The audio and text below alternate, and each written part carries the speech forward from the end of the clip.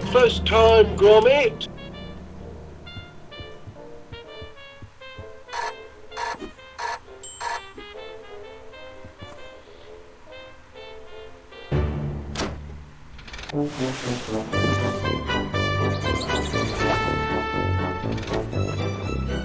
Another perfect landing. Your turn to make breakfast, Gromit. Eggs, I think. And toast with honey today. Step to it, lad. I'm famished.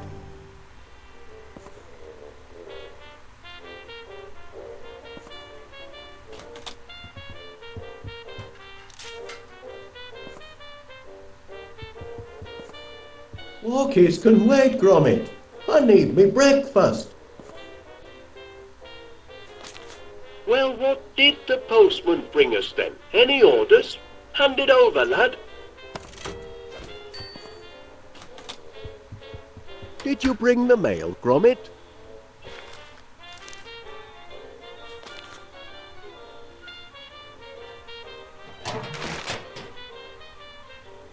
Oh, no. Final demand? I don't know. There's payment due now.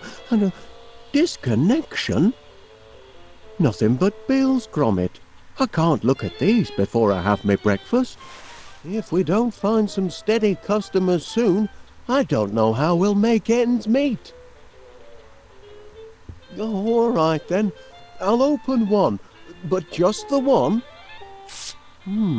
Seems your subscription to Marrow Growers Monthly is up for renewal.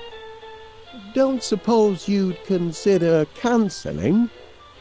Thought not. Oh, better pay up then. Now, where did I put me pen? Ah, yes.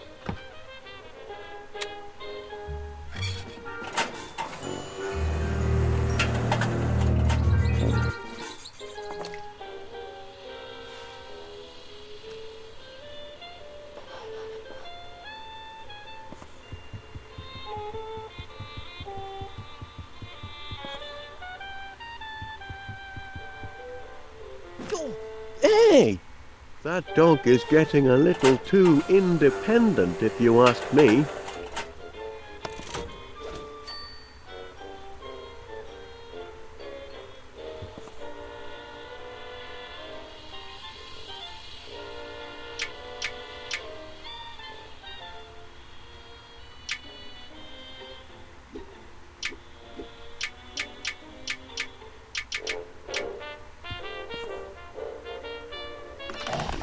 Honey piped directly from the source. Everyone in town will want their own honey tap when word gets out.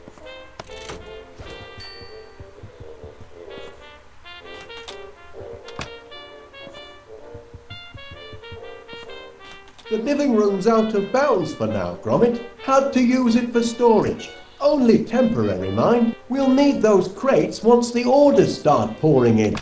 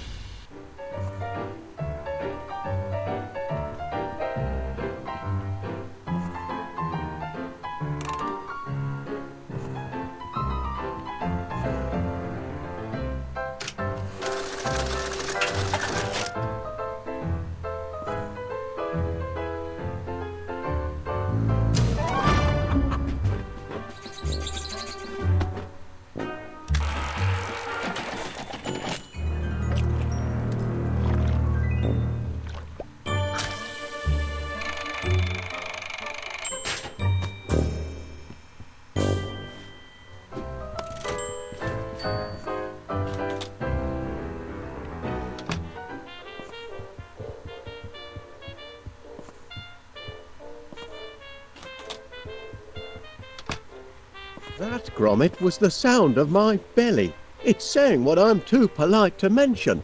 Breakfast is late.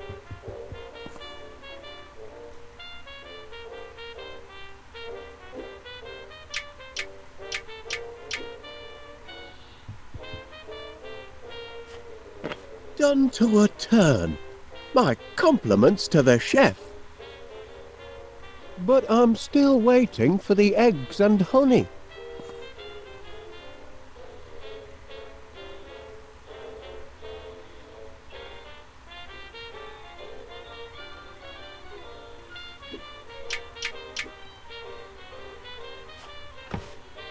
Cracking eggs, Chuck. But I can't break my fast without honey.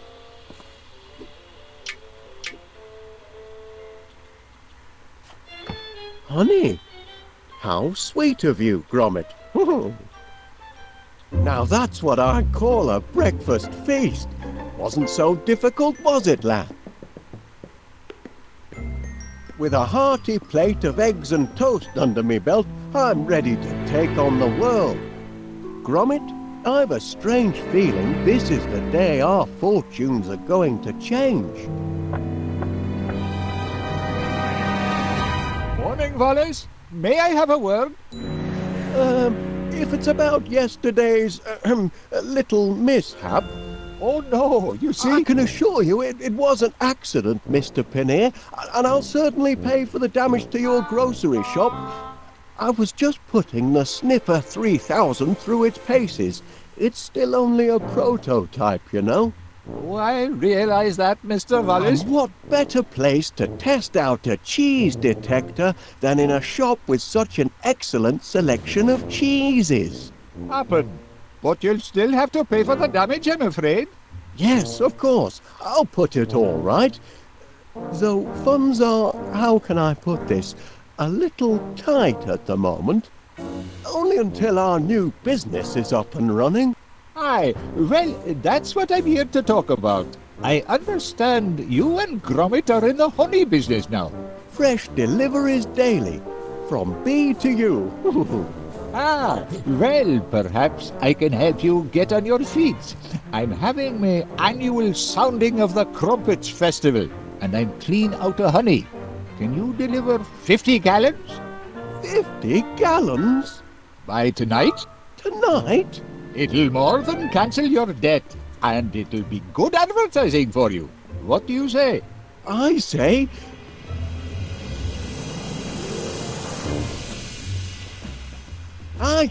yes! We're in business, lad! Heads up, no time for slacking. From B to U has landed its first major order. 50 gallons of honey by tomorrow. I want this place to be a hive of activity. It's your chance to show the world what sort of workers you are. They're certainly buzzing with excitement. Or maybe they're hungry. Did you remember to feed them this morning, Gromit? Never mind, lad. I'll do it.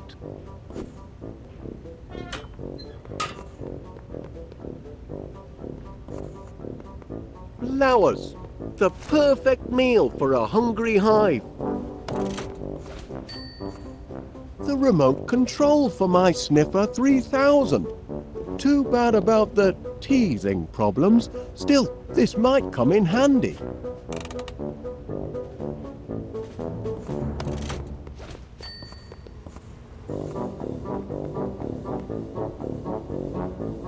The magnetronic pollinator is the linchpin of the operation. My workers get their rations mechanically. No foraging in flower beds for them.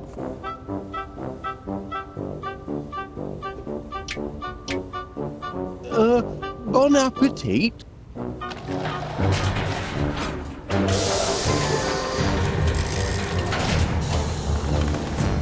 Oh!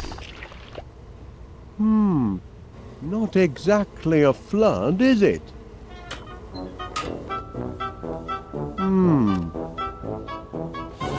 Flowers, Gromit. That's the weak link in our production chain. We need more flowers.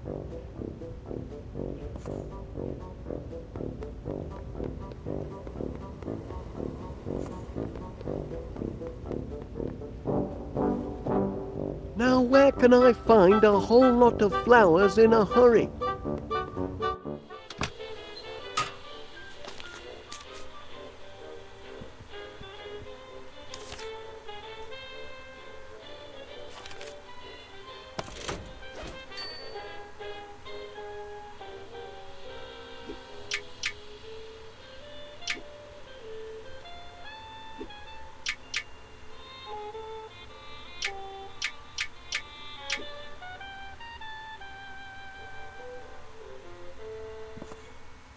So that's where the dog tags went.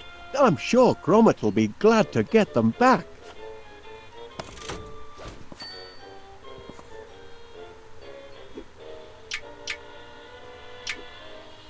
An important message from Rex Armstrong, bodybuilder extraordinaire. I'd better hang on to it if it's so important.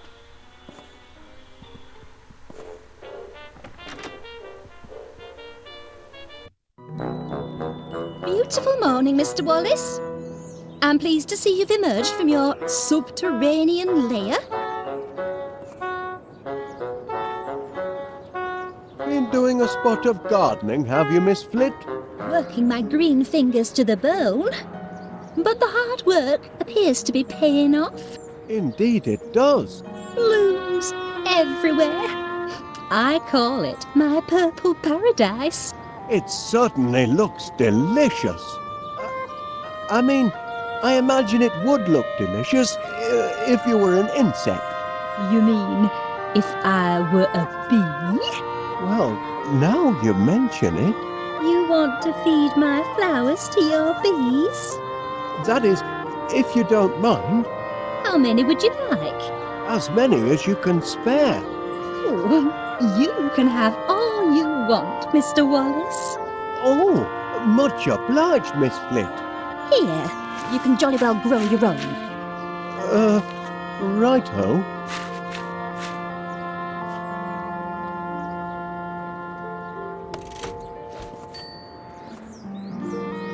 That flower hasn't bloomed yet.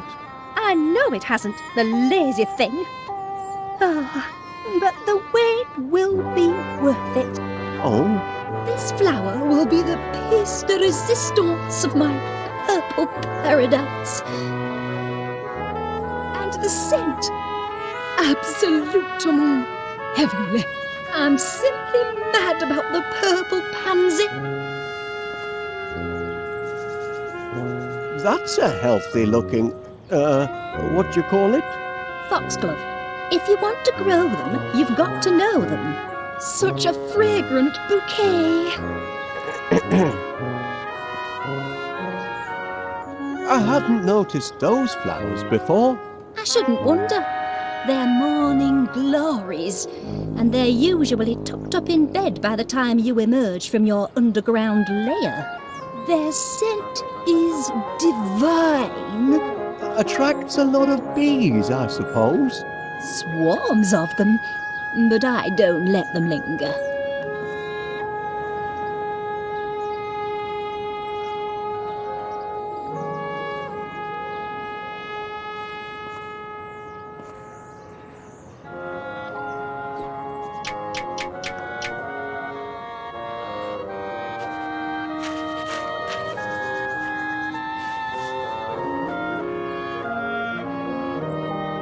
There now, with hard work and a little luck, you should have a nice bed of flowers in 2 or 3 months. I can't wait 2 or 3 months. I've got a deadline. This evening. Oh, you poor simple man. Nothing grows that quickly.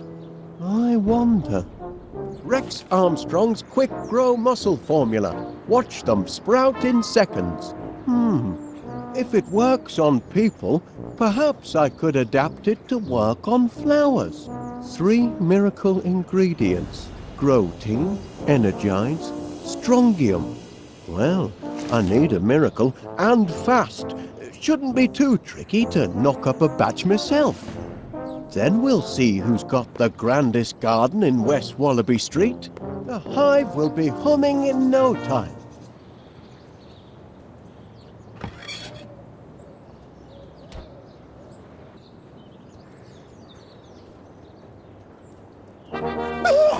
Caught you! Can't take an old soldier by surprise. Morning, Major Crumb. It is, if you don't mind enemy invasions. I beg your pardon. Didn't you get my message? Received intelligence of a major air assault. Expect the sirens to sound any minute. Hope you know where your nearest air raid shelter is. I do recall something about that, but Major Crumb, are you sure you're not mistaken? I know, I've made predictions before, but I'm not crying wolf. This time, I've got proof. A jar? It's what's inside the jar that counts. Incontrovertible evidence that the enemy is on the move. Does it? I can only see a snail. Of course it's a snail. But what's she trying to tell us? That's the important thing. What is she trying to tell us? Look at her, man. She's retreated into her shell in the middle of the day. And that means only one thing. It means she knows trouble is about to strike from the heavens. Law of nature, Wallace. Learned it in France during the war. Never wrong yet. Good man, Wallace. I see you at least appreciate the seriousness of the situation. Now, spread the word. If people don't believe what an old soldier has to say, perhaps they'll listen to the snail. You're looking at my case, aren't you, Wallace? Well, I suppose I was, Major. Bet you'd like to know what's inside. I am curious, yes. Ha! This case is packed full of government-issue protein bars. Protein? Rations, Wallace. Emergency rations for... emergencies, obviously. Been stockpiling them since the war. Enough nutrition in them to feed a man under fire for a whole day. And very tasty they look, too. Tasty? They're foul, but packed with high-strength protein. I'd love to try one. Out of the question, I'm afraid. You don't have clearance. And besides, protein bars are only issued in the event of civil emergencies. Orders are orders, Wallace.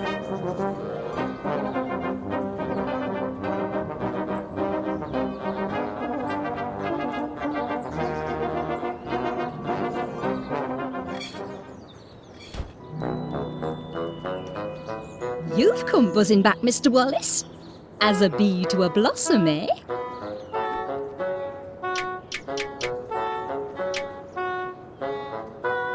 I realise this may seem a trifle irregular, but Major Crumb insisted I show you this. It's... A snail? In my garden?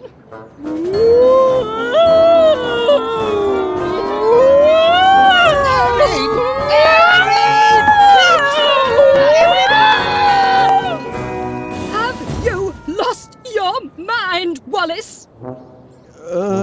I'm not sure, to be honest.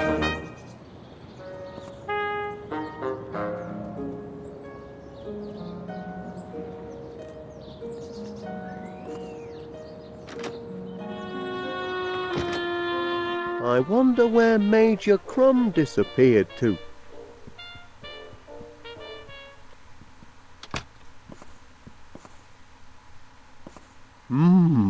Last night's bedtime snack. Gorgonzola makes a nice change from Wensleydale.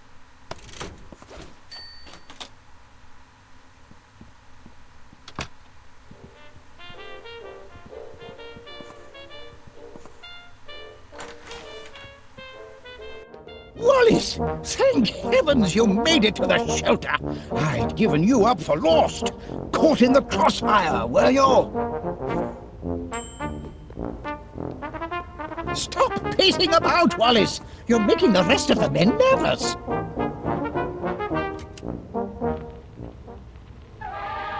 My workers are very devoted to their queen.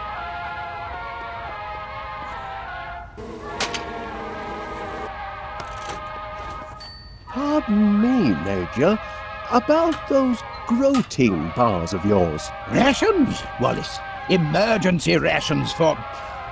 emergencies, obviously. Been stockpiling them since the war. Enough nutrition in them to feed a man under fire for a whole day. And very tasty they look, too. Tasty? They're foul, but packed with high-strength protein. I'd love to try one. Out of the question, I'm afraid. You don't have clearance. And besides, protein bars are only issued in the event of civil emergencies. Orders are orders, Wallace. By George, this is an emergency. Private Gromit! I hereby issue you one protein bar. Guard it well, and see that it lasts you all day. Wallace, here's one for you as well. Much obliged.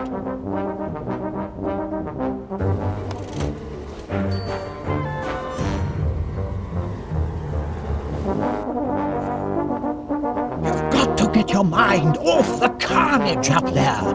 Would you like to hear one of my old war stories? Might help pass the time. Well, I hate to... Of course you would.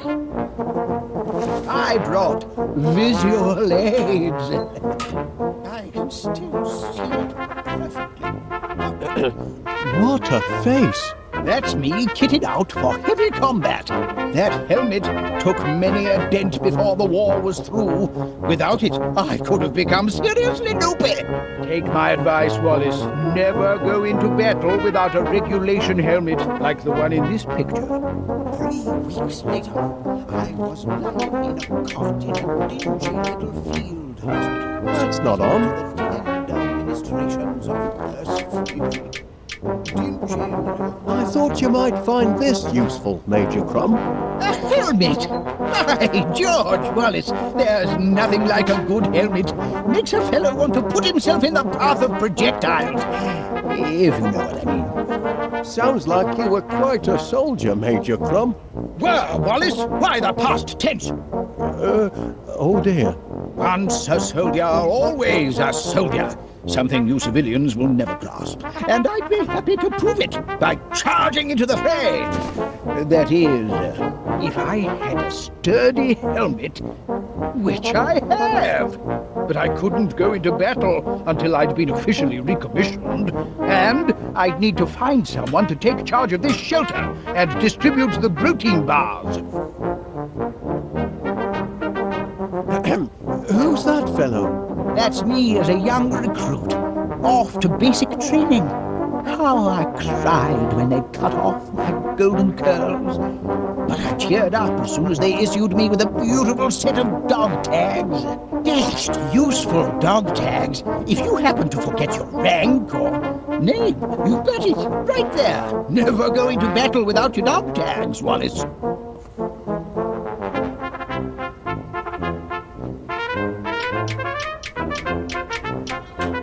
I found these in the hall, Major Crumb. Dog tags! I've been recommissioned! Bound to happen, of course. Can't leave good military material sitting on the shelf. My place is in the trenches. By thunder, I'm a soldier again. Sir George is ready for his dragon. And yet, duty compels me to remain here. No one else to guard the protein bars. Confounded sense of duty. Gromit could do the job. Private Gromit? Can I entrust my precious cache of protein bars to a Pongo? Perhaps so. He's proven himself a trusty foot soldier. Yes. If I am called away to the front, I'd feel comfortable leaving Private Gromit in charge. Good heavens! I shouldn't be skulking around in a cellar like a frightened rat. I'm a soldier, by thunder! Private Gromit, I hereby appoint you officer commanding this air raid shelter. Here, you pass out the rations. I've got a war to win. Charge!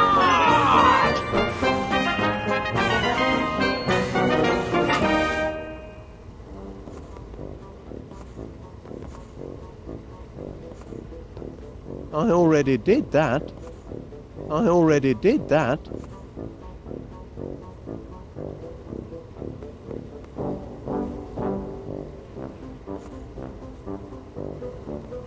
I already did that.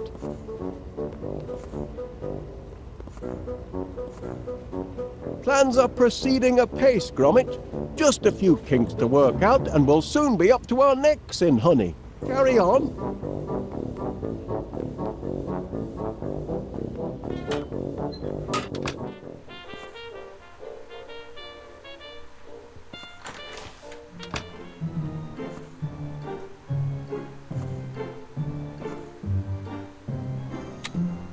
Hello, Wallace. Banir here again. Just checking on that honey order. Almost ready, I hope. This year's Festival of Crumpets could be the best yet if your honey's as sweet as you say. So sorry I had to ban you and your inventions from the actual premises.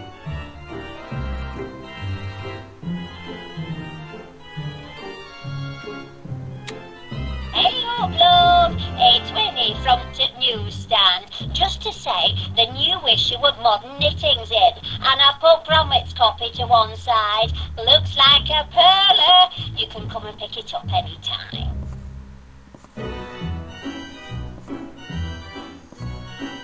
Cold toast. Shame to let it go to waste. A nice cup of strontium tea ought to spark up the old grey matter. Hey, bring that back, you thieving rascal. Hold on a minute. Strontium. That's one of the ingredients in Rex Armstrong's Quick Grow Muscle formula. I need that tea bag.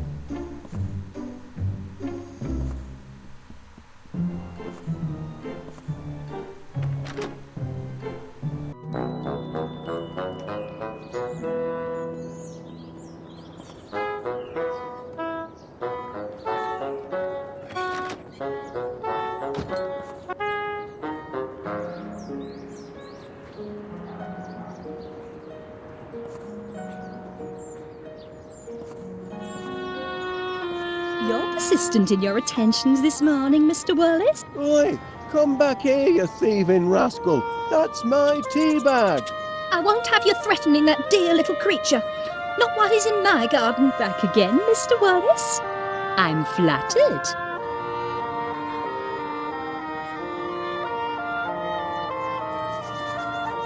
You've come buzzing back, Mr. Wallace.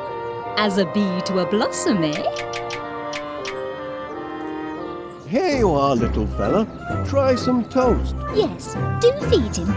I'm sure the little mite's hungry.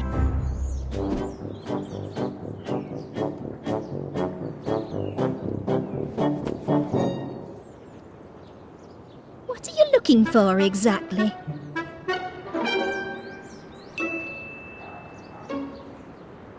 You're persistent in your attentions this morning, Mr. Wallace.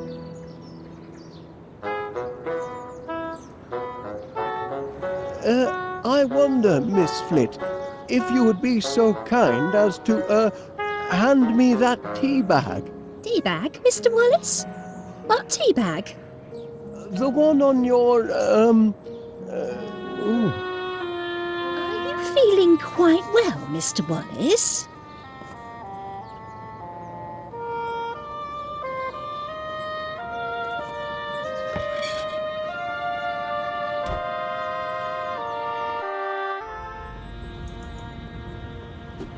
Ah, Mr. Wallace.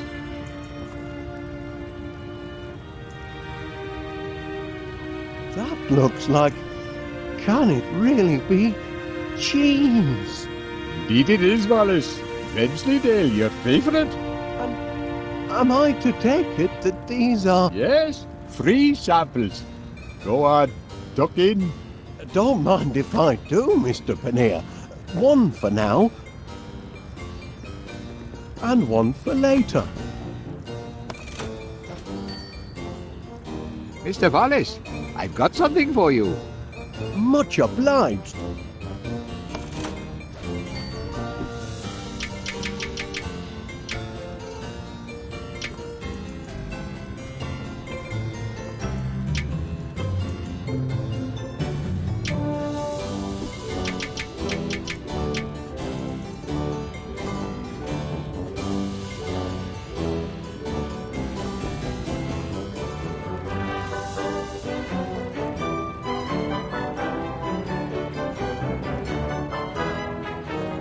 Hey up, Wallace, love. How's business? Could those be?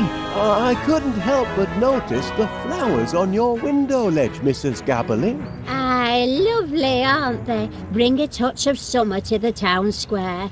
Especially the purple pansies. Always been partial to pansies, me. You should see the flat. It's full of them. They're blinking weeds, if you ask me. Can't abide them. Oh, go and suck a lemon, you moaning ninny. Oh, now look what you've done, you clumsy oaf. And open up that window when I'm yelling at you. All right. But only to prove your insults don't get to me anymore. I can deflect them all. Is that so?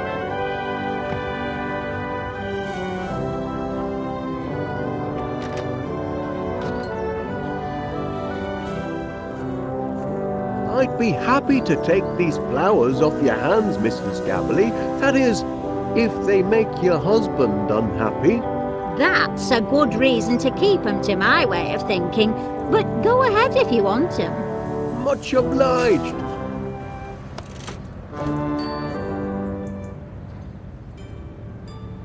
Pardon me, Mrs. Gabberly. I wonder, that is, could you spare a... Verb. Sorry? Give me a verb, Wallace.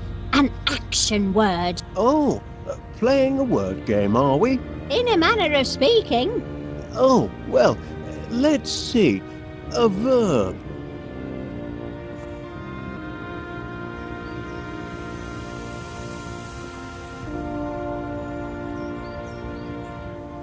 How about the verb to stew? Ooh, I like that. That's a good one. Now I need a thing. A thing? Aye, you know, something physical you could touch. Something I can touch.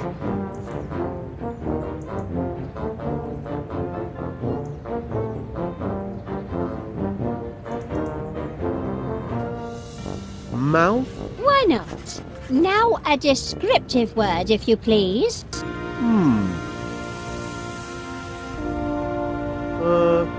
Mild?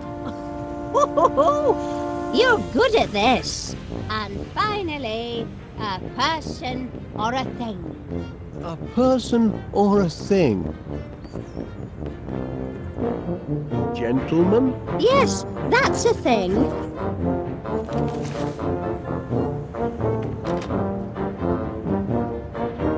Hey! What is it now? Oh, stew! Your mouth, you mild gentleman! Hey! You do know how to wound a bloke, Winnie.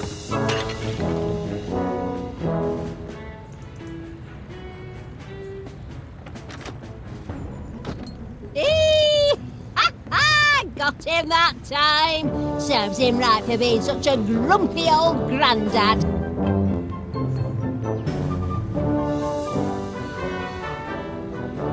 Would you mind, if I, that is, could you see your way fit to lending me that pot of pansies, Mrs. Gabberly, for business purposes?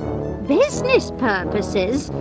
Well, be my guest. I've got bunches of them.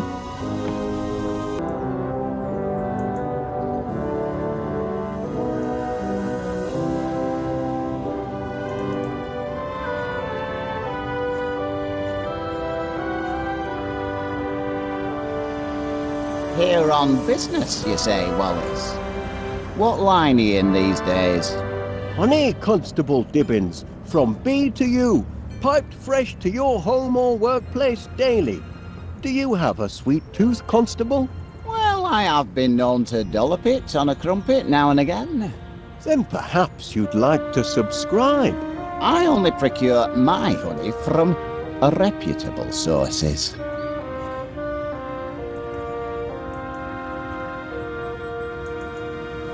Must be awfully hot under that helmet, I reckon. A sunny day like today. It's a trifle sweltering, yes. But danger and discomfort are all in the line of duty for an officer of the law, though most folk don't appreciate it.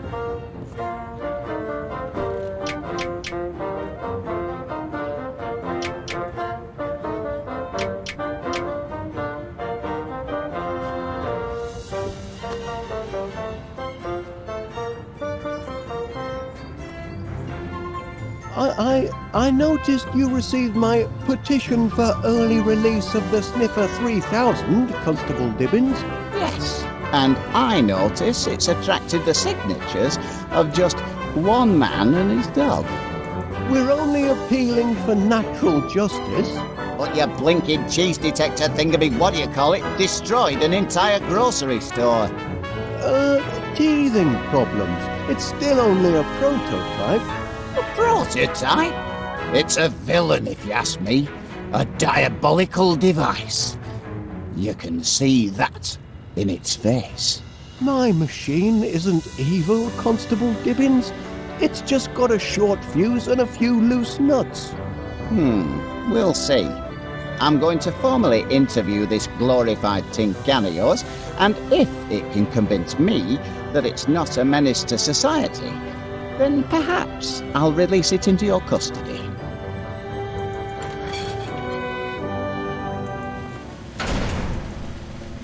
You there, prisoner. Kindly look at me when I'm talking to you.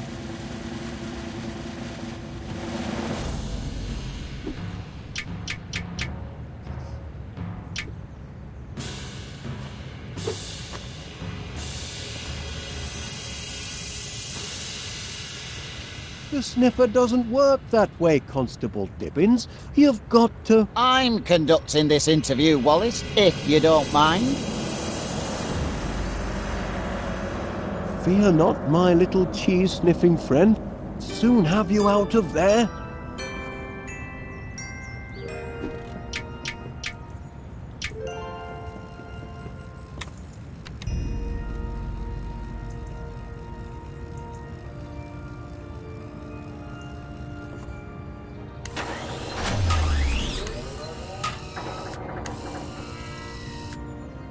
That's more like it. Now you've had time to think, what can you tell me about what happened yesterday? Feel bad about what you did, do you?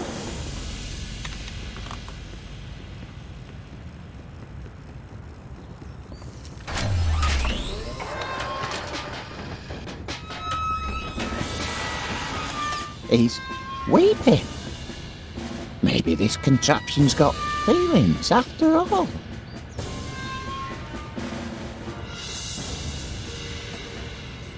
Now, I want a truthful answer. If I release you from custody, will you do it again?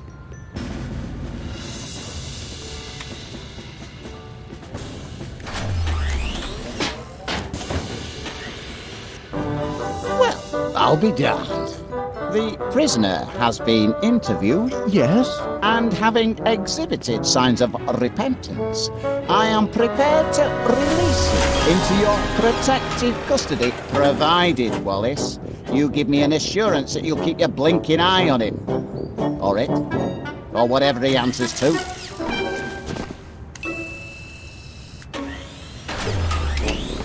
Oh, I'll keep an eye on him, Constable Dibbins. You have my word on that.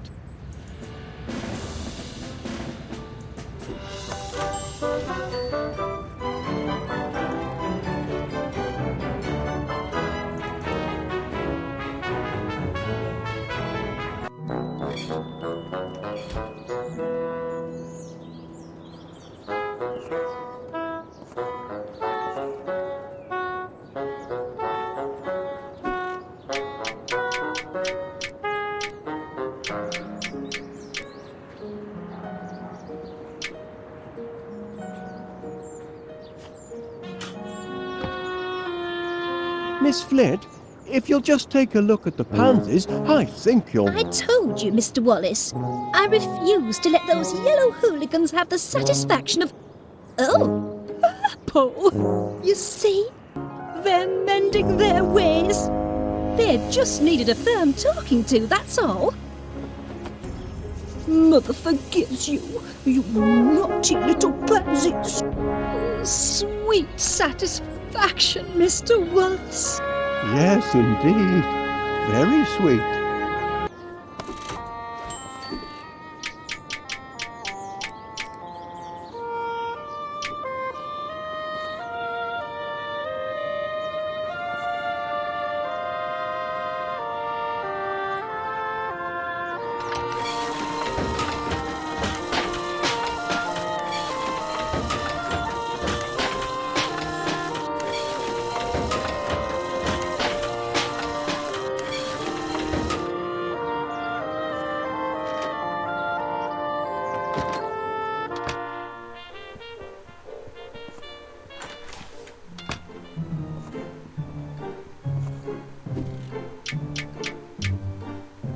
One generous chunk of protein to give it texture.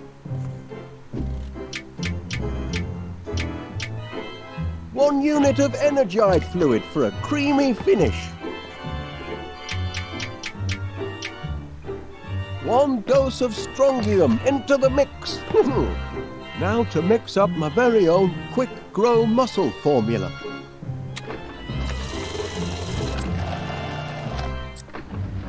That ought to do it. No, the Mixomatic's all mixed up. Stop! Stop! Help! Gromit! Oh, thanks, lad. Checking to see if anything's sprouted yet, Mr. Wallace. Well, as a matter of fact, Miss Flit. Really? I don't see what you're hoping to...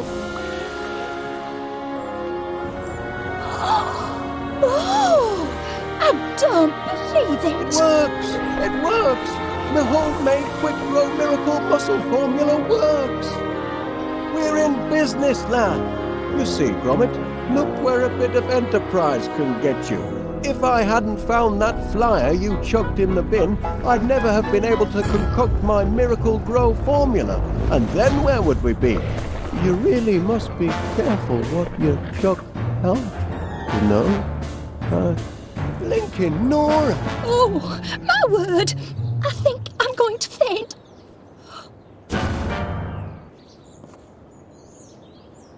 This ought to be plenty of fuel for the old pollinator.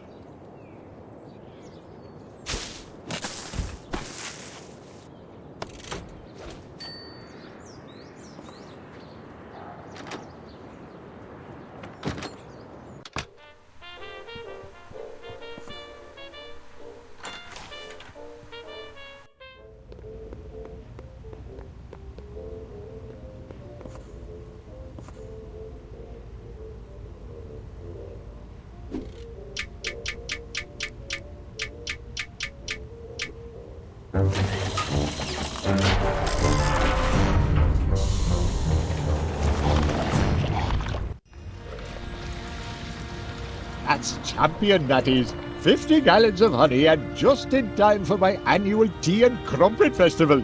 Pleasure doing business with you, Wallace. Always aim to please, our bees. That's the last of our bills, Gromit, and we've got just about enough left over for that little holiday we've been planning. This year, I fancy Blackpool. Oh, yes, lad. I think our money troubles are over at last. Air raid! Air raid! Petrol stations everywhere! Not this again. Excellent vantage point. Prepare for a crash landing, you devils! Sorry, Wallace, but I'm going to have to commandeer your dining room. Now, just a minute, Major Crumb. No time to argue, old man. The whole throne's under bombardment. But here they come!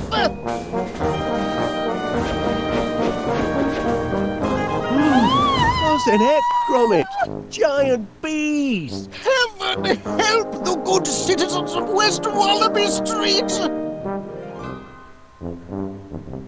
Civilians out! But That's an order, Wallace. Private Gromit, kindly escort this civilian from the battle zone. Keep the faith, soldier. West Wallaby Street needs you. good heavens, Gromit, you don't suppose those monsters have anything to do with our honey-making operation, do you? Bumbling heck! My quick grow formula, it didn't just affect the flowers. Just hope it's a wrong number and not more bad news.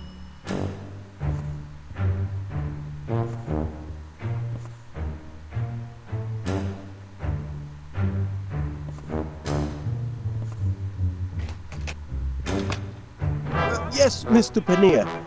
Well, of course you're upset. Being dive-bombed by giant bees isn't good for any business. We're doing all we can to get the situation under control. Normal honey service will be resumed as soon as possible. With normal-sized bees. That's a promise. There's a giant fly in the soup, lad. And it's shaped like a bee. They're taking over the town. Time to read the Riot Act. I am their employer, after all.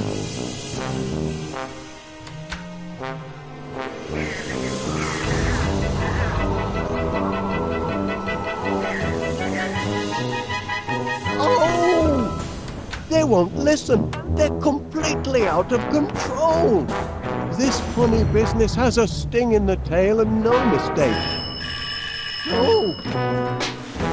Do something, Gromit! Hello, from B to...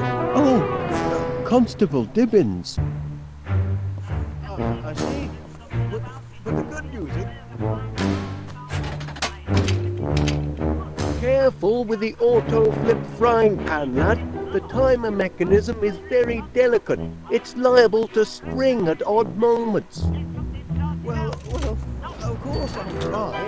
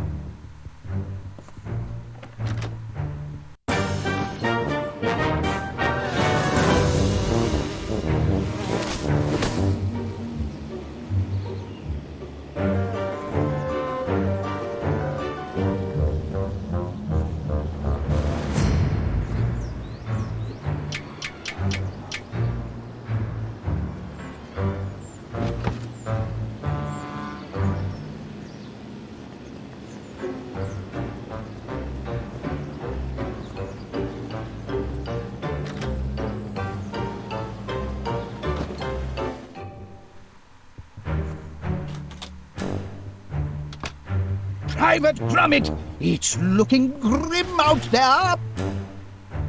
That's right, soldier. Help steady my aim.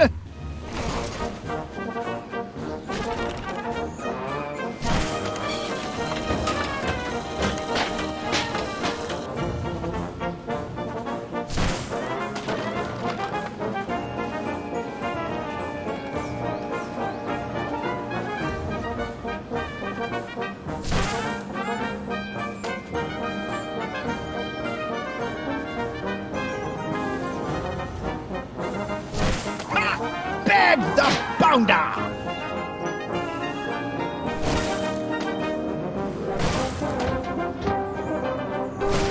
Try getting out of that one, fly boy! Into the dustbin of history for you, my friend!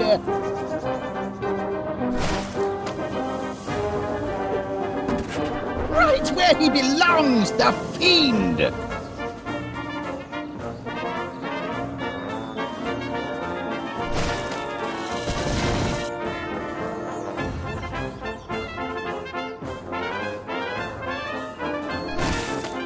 Bullseye!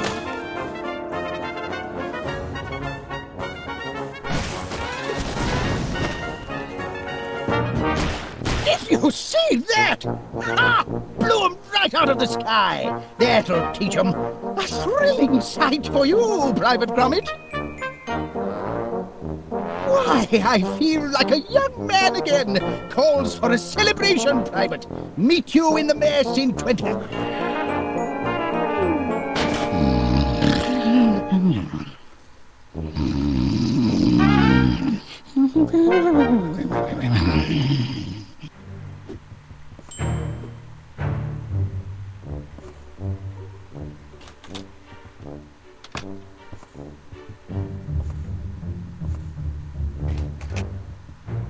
Well, of course I'll try. Mr. Gabble here. I ain't much good at eating humble pie, but I spoke out of turn yesterday. You're not a daft apers after all. What I said to you, I take it all back. You're a credit to the town. Just a minute. What's this? Ah! Giant bigot bees! Oh, my kitty yard! There's only one nincompoop round here what could have caused this! Well, after all, it was an innocent mistake. The ingredient. Well...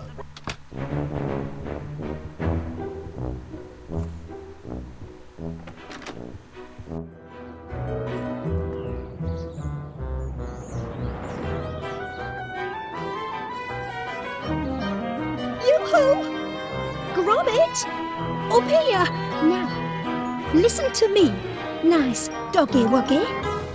I'm trapped in this tree by giant bees. Do you understand? You must take a message to your master. I need him to get me down from here. Can you tell him that? Oh, wait a minute. Give him this. It's a note. Oh, tell him to hurry. I can't hold on much longer.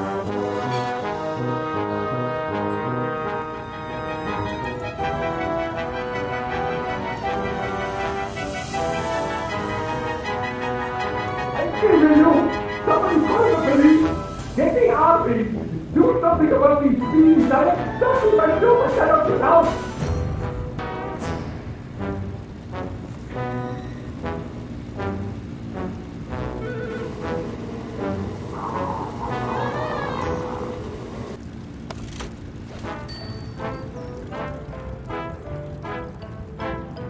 Hello, Chuck. You're not about to let a few hooligan bees keep you from your business.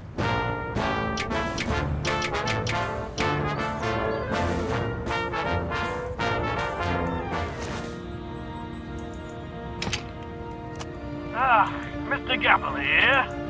I ain't much good at eating humble pie, but I spoke out of turn yesterday. You're not a daft apers after all. What I said to you, I take it all back. You're a credit to the town. Well, fighting dogs come limping home. There now, weren't so hard, were it? Is that you, Winnie? Breaking code of silence, are you?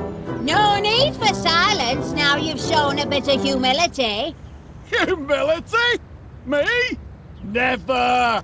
Oh, you don't fool me. You're just a big old softy, and I know it. Hey, I need me head examined, keeping shop open when town's crawling with giant bees. What's got into you, Winnie? Stay back, I say! Oh, Any gabble!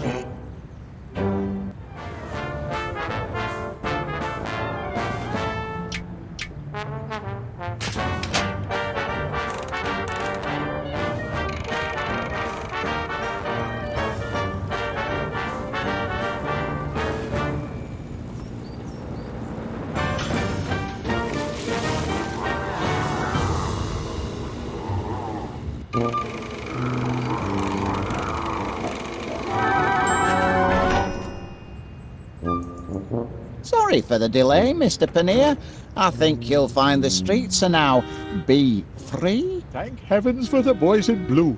Now, I'll have to ask you to accompany me to the station. There's some paperwork we need to fill out. Nothing too bothersome. Happy to do my part. It's citizens like you what make my job a pleasure, Mr. Paneer.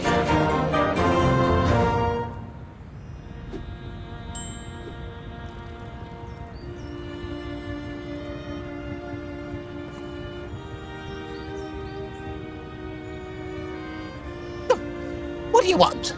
Off with you now. Very busy at the moment. Haven't time for inquisitive dogs. Oh. And tell that master of yours he left summat behind.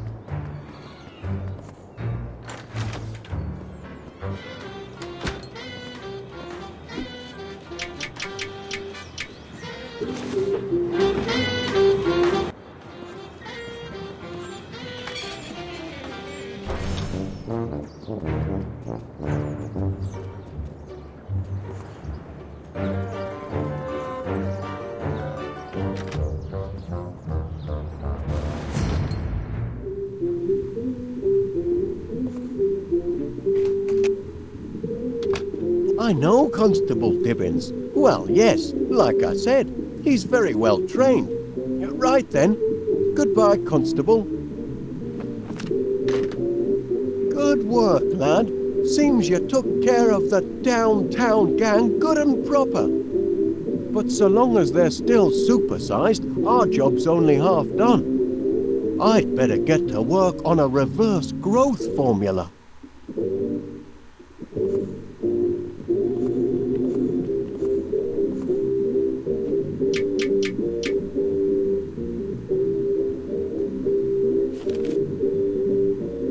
What's this, lad? An SOS note? From Miss Flit. Why didn't you show it me earlier? Hang on, Miss Flit. Help is on the way. Ow! It's no use, lad. The bees outside may be neutralized, but the ones inside are still buzzing mad, and they won't let me leave. It's up to you, Gromit.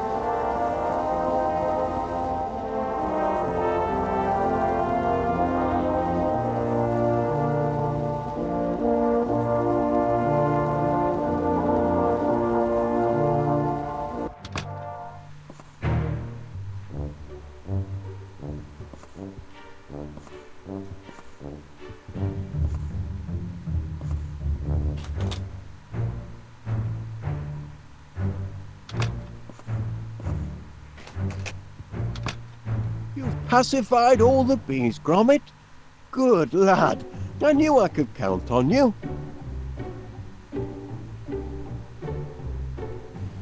That's right. Poor Miss Flit is still trapped in that tree, isn't she?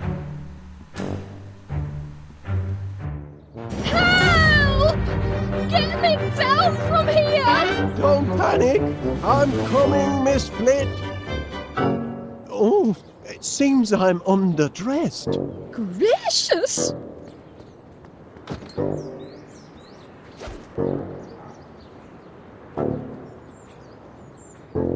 Hang on, Miss Flit.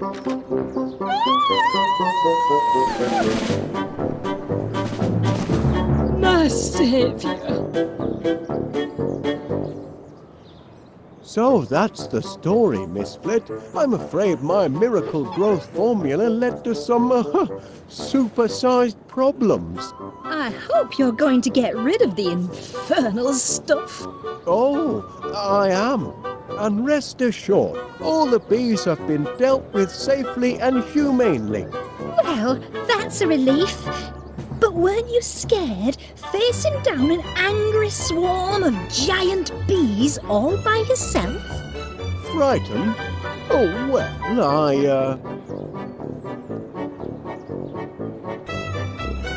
I was heavily outnumbered, of course, but they soon saw who was boss and that the sting was on the other foot. I was terrified. That's only natural, Miss Flit. Well, I had a twinge or two myself at times, you know, but keep a cool head. That's my motto. Look your adversary square in the eye and never let yourself get carried away!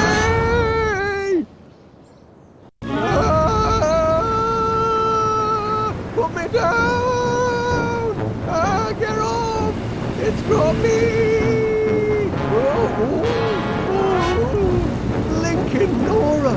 The Queen's trying to turn me into royal jelly! The ingratitude! After I've built her a hive in solid brass and a magnetronic pollinator thingamajig to take all the hard work out of honey making.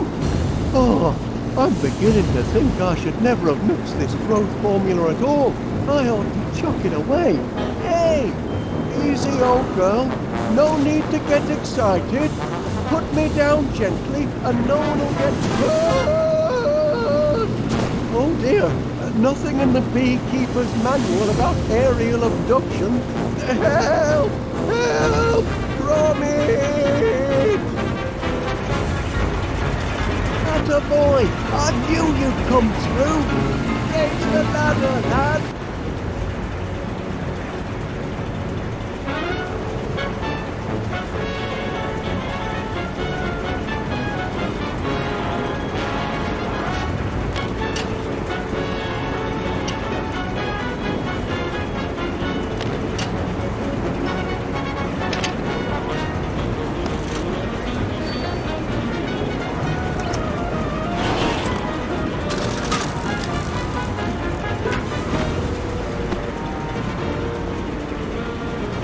What are you waiting for, Gromit? Raise the ladder!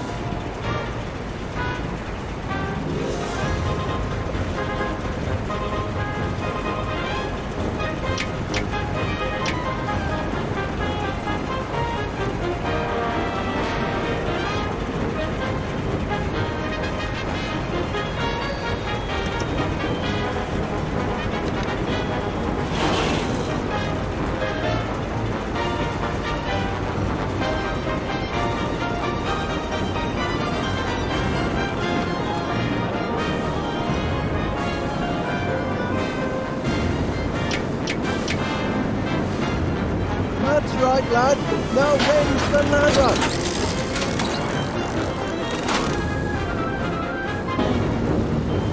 Oh!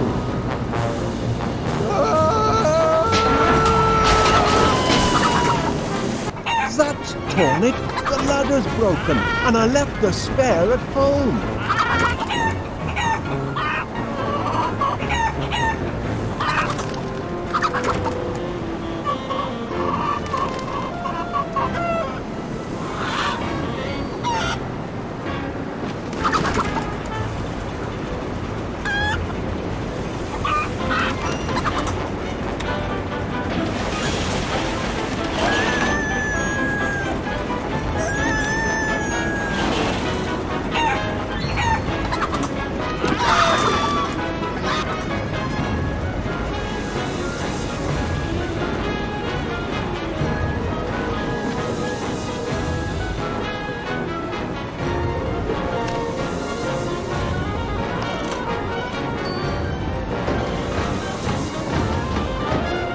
a hand, Gromit.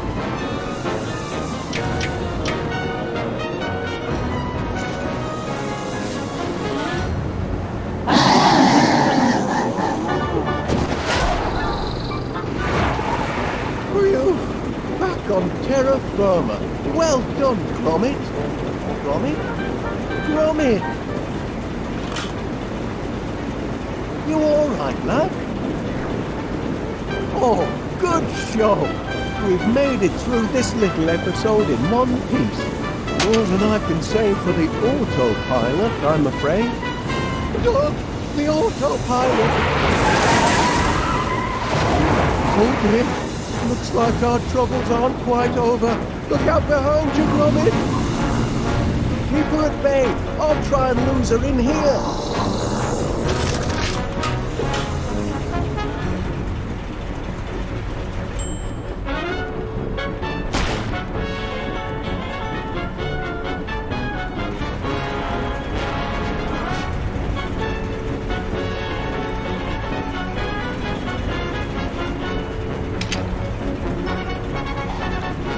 Still plenty of honey in the old tank.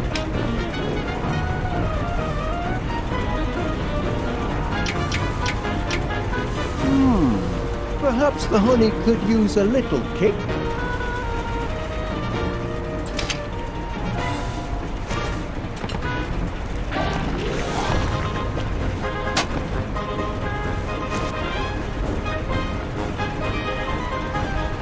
If I leave, who'll drive the truck? Give her the what for, Gromit?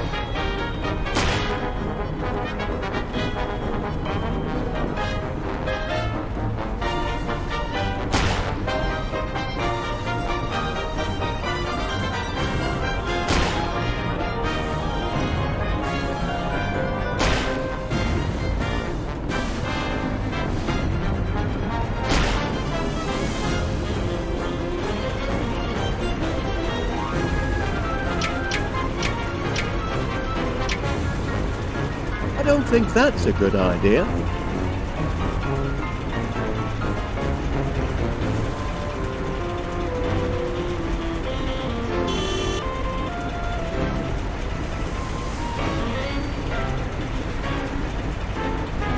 Allowed a place to curl up at his master's feet. But if he's ever separated from the master, then the dog becomes inconsolable. He would brave any elements, cross deserts and mountains. Give her a dose of her own medicine, lad. Reunited with his master, the wellspring of his happiness. A dog who willingly sacrificed his very life to save his master from danger. He'll fight wild cats, dodge bullets. He'll even drag his master's comatose body across the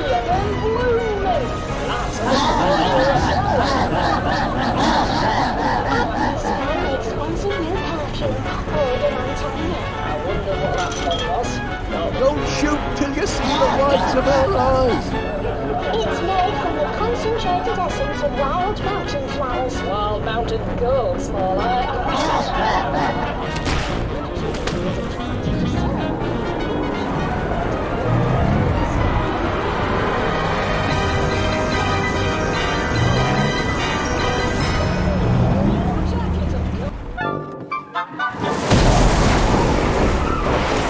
Bagged her, Gromit.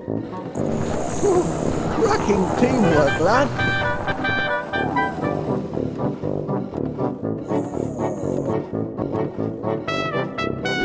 Ooh, cracking teamwork, lad.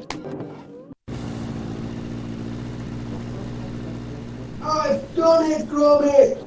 I found the antidote to that pesky growth formula. Now we can finally cut our bee problem down to size. Though there is one small complication.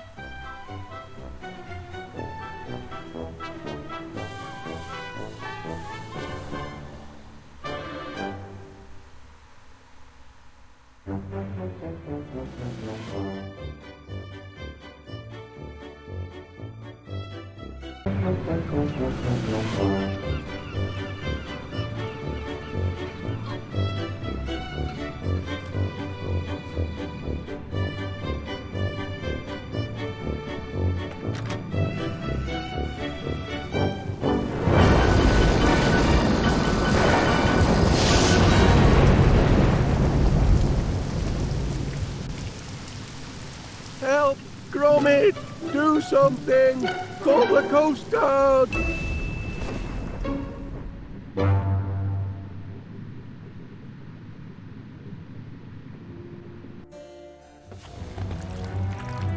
Talk about raining cats and dogs, our plumbing's in a right pickle. Fetch me my spanner, lad, while I stick me finger in the dike.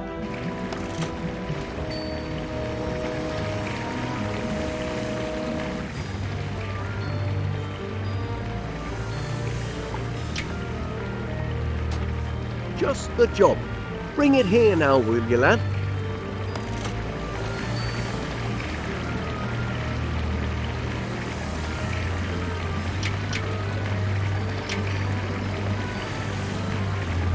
Well done. Our troubles are over. Whoops.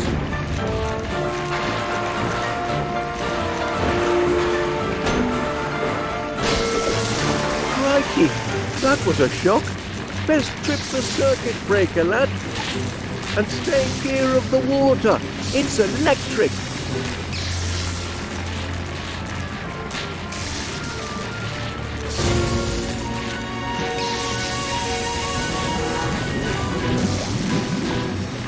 Look out, lad. The tide's coming in.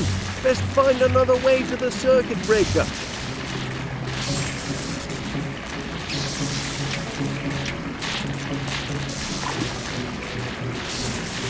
Gromit, have you gone crackers?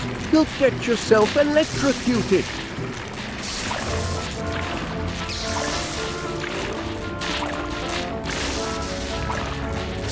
Careful, lad. That's extremely volatile compressed rocket gas. Ex-NASA.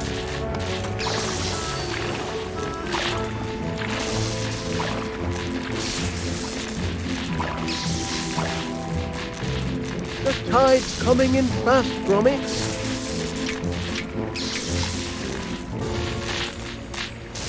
Don't do it, lad. You'll blow yourself to smithereens. Blinking Nora. Well done, Gromit. All be fixed in a jiffy. Just a moment. Turn to the right. And now it's safe to hit the lights. That's better. Oh, there you are. Well, we'd best clean up. Crack on, lad. There's a lot to do. Sorry about the unseasonal weather. I'm afraid it means we'll have to put off our little trip to the seaside. Unless we bring the seaside to us.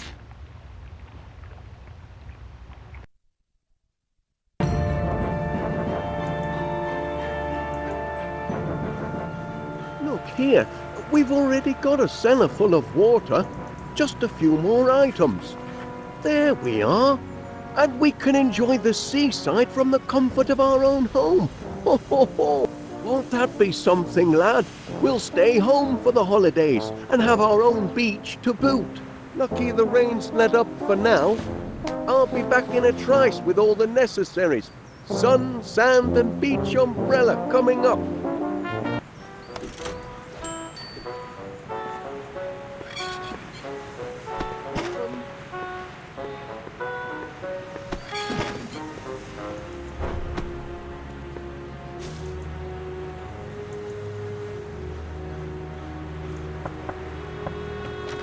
Duncan, what are you doing here? Picking you up, lassie. With a date. Surely you're not still thinking of the beach. It's freezing cold and might rain any moment. Ach, a little wet never dampened the spirits of McBiscuit. Grab your wellies and we'll be off. Duncan, I really don't think so. You must admit, it's hardly beach weather, is it? Don't be ridiculous. Oh, hello there, Wallace. Come and meet Duncan McBiscuit. He's an old friend. course you know my two precious darlings, WiiU and Tinky Wee. Say hello to Mr. Wallace, angels. Yes. Look, Gromit, it's your friends from next door. Cute little fellows. Oh, yes. They're show dogs, you know. Prize winners. They're my pride and joy. Well, I won't keep you. No. Duncan was just leaving. Leaving with you, lassie, for a day on the beach. But what if there's a cloudburst? I don't consider thunder and lightning very pleasant beach companions. But there's nae thunder and nae lightning. Can you hear any thundering? Any cracking or booming? Well, can you? Maybe I can. Just hush your tongue a moment, will you? You canna hear no thunder, can you? Not even a wee tinkle. I suppose not. Rather stay warm and dry. Cute little fellas. Oh, they're more than cute, Mr. Wallace. They're show dogs. And they're far too delicate for wintry weather. Why, my precious poppets would turn to popsicles. Oh, come on, Felicity. Mind your own beeswax, you big boffin bunce. Duncan, don't be so rude. I'll be sweet as honey when I'm buzzing round the beach with my best lassie. I won't be buzzing anywhere in this bitter weather. Wait, Felicity, don't make me beg you. I say, that's a handsome beach brolly. Perhaps you'd like to borrow it. You're most welcome. We won't be needing it as we're not going anywhere. Oh, yes, we are, lassie. Oh, no, we aren't, Duncan. You can borrow the brolly once Duncan and I have finished our little discussion. Duncan, we'll catch our death of cold.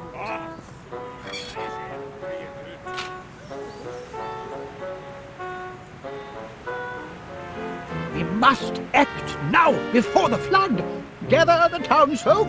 We'll stack the sandbags to the north, south, and east. Still time if we hurry. Look lively now, soldier. No, you can't dump these sandbags here. Just wait a moment, Major, please. Stop dithering, you dunderhead. The town's being swept under. It's now being swept under, Major, and you're beginning to be a public nuisance. Unseasonal weather, that's all. Yes, soldier, out with it. If you'd like to unload these sandbags, I know just the spot. Just as I told you, the people are pleading for sand, and we've got to give it to them.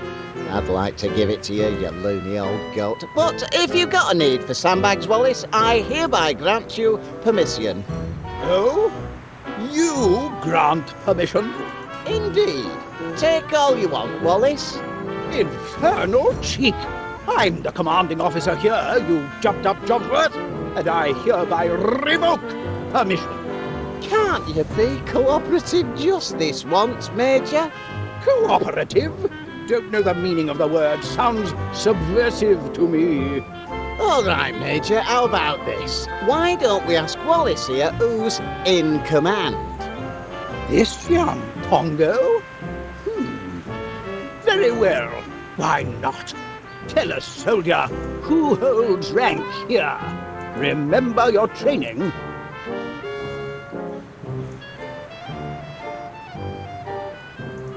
Two fine flavors that work well together. We are talking about who's in charge, not flavors. Just a moment. Are you saying that instead of bickering over who's in charge, we should be working together as a team, like steak and kidney? Are you saying that in a crisis like this, we must act as one, like a well-trained commando unit? Actually, it's a sign. Exactly, a sign that we can rise above our squabbles. Very well then. Here's what we'll do. We'll send these sandbags off with you. Thank goodness. Well, I'll be off then. I can hear a hot meat pie calling me name, yes I can. Ernest Dibbins, it's saying. It's tea time. fetch the blinking ketchup, Ernest? Now then, soldier, all I need is your requisition form. Requisition form? That's right. Got to play by the book. Can't let the spies sabotage operations, can we? Spies? Surely you've heard about the spies from abroad. They're everywhere. Don't look so rattled, man. Just bring me your requisition form, and you'll soon be neck-deep in splendid sandbags. Oh, right then.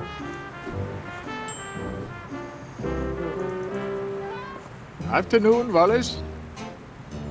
What's the latest cheese of the week, I wonder? Stilton. And that reminds me, I just sent the truck out with your delivery. When you return home, you'll find it waiting patiently on your doorstep. Ah, just like Gromit. You know, Mr. Wallace, there's nothing like coming home to a faithful, loyal Cheese, I quite agree. That's quite a light, Mr. Panea. It's a searchlight. I say, no shortage of candle power there. Bright as the sun, don't you think? Wonderful for bringing in the big spenders. When the weather's fair, that is. I wonder, Mr. Panea, where might a person acquire such a light? I'd be happy to lend you this one, but if the weather warms up tonight, I'll need it to advertise my super soaraway sizzling summer sale. Oh. Oh, heck, it's a stack of Stilton.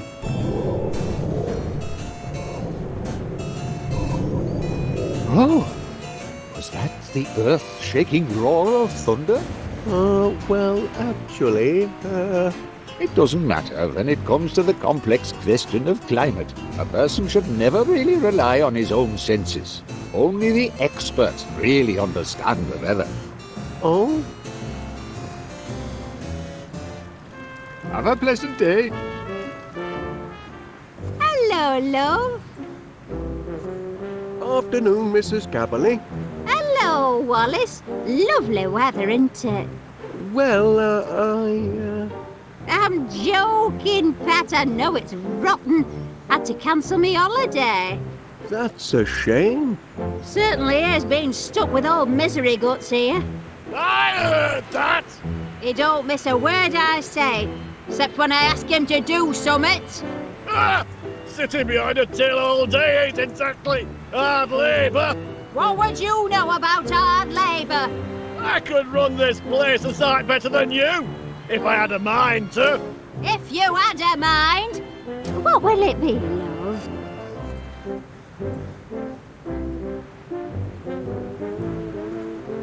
Looking for something to read? Take your pick. I'll put it on your slate.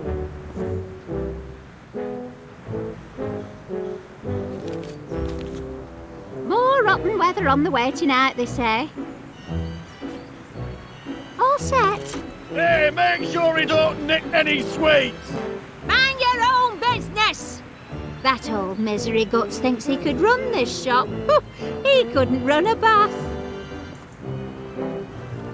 Ta-ra, Chuck.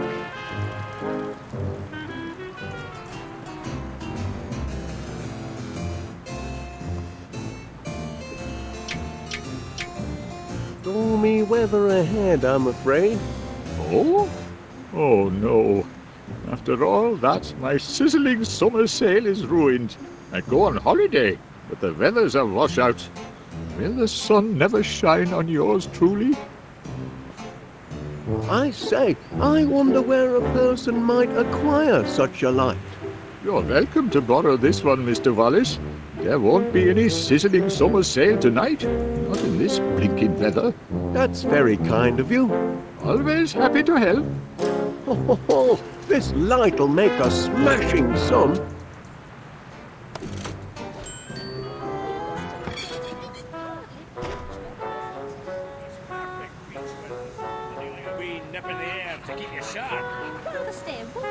Ho, ho. A special order for 62 West Wallaby Street. Stilton. One of my favourites. Oh, yeah, it's mouth-watering. There's no need for that. It's just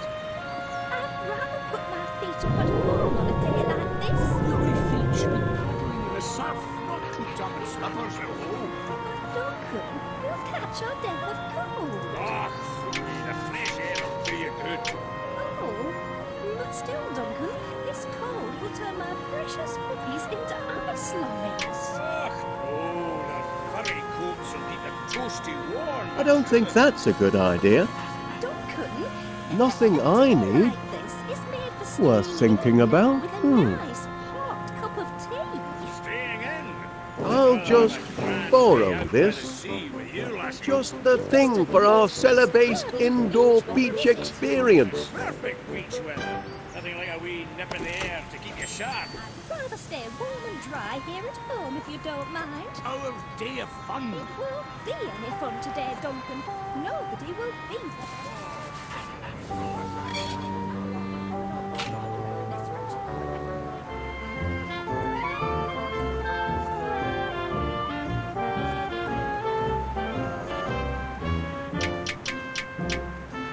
It's only for cheese, but Give that here. Good heavens. Special orders? Deliver to 62 West Wallaby Street. You've done the service proud, soldier. Now stand clear.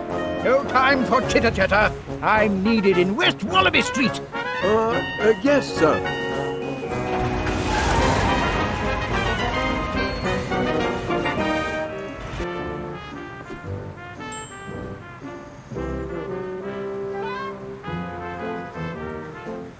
Nice to see you, Wallace.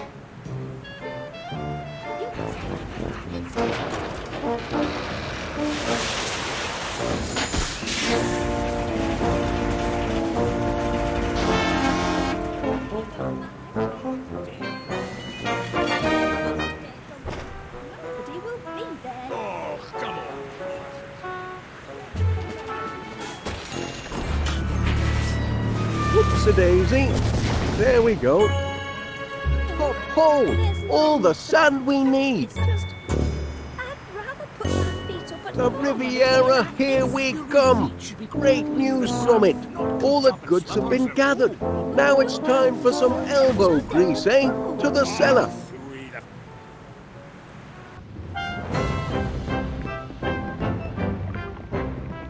Job done, Gromit.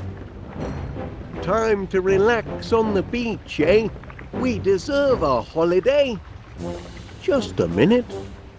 Such a lovely beach. It's a shame to keep it to ourselves when we could share it with paying customers. Just imagine, West Wallaby Street Water World. A genuine beach house, complete with its own all-weather seaside in the cellar basement beach attraction. Oh, we'll be surrounded by happy holiday makers. It'll be grand, Gromit.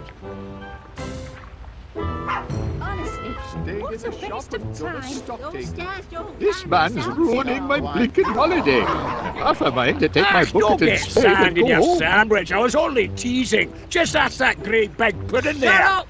I ain't no pudding, you These dogs are talking disturbing the child. peace. Bylaws state that all livestock must be kept Because under proper control in My darlings public wouldn't disturb a places. fly, and they're not livestock. I want a refund. I want a refund and all. Refunds would indeed appear to be in order, Mr. Wallace. What do you say? Well, here at West Wallaby Street Water World, customer satisfaction is our top priority. If you'll just be patient, I promise we'll have everything under control by supper time. You've got till supper time, no later. Not much of an holiday so far, I'm sorry to say. Those mutts are a threat to public Staying in me safety. shop and dusted me tin and fruit display. Calling my dears livestock. We can't afford to give refunds, Gromit. We've spent all our money doing the house up. This could be a financial disaster. What are we gonna do, lad? I never thought we'd have a house full of unhappy holiday makers. Bunch of moaning minis, if you ask me. I'm having a grand old time.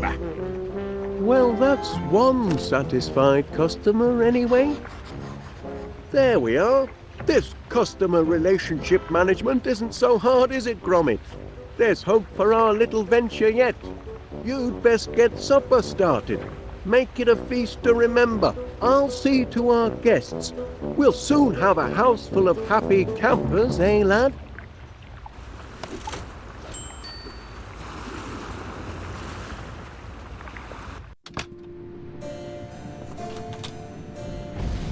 Hard at work, eh, Gromit?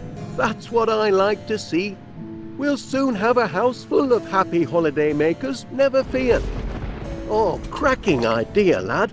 Everyone loves a cuppa. You'd best attend to your pots and pans, eh?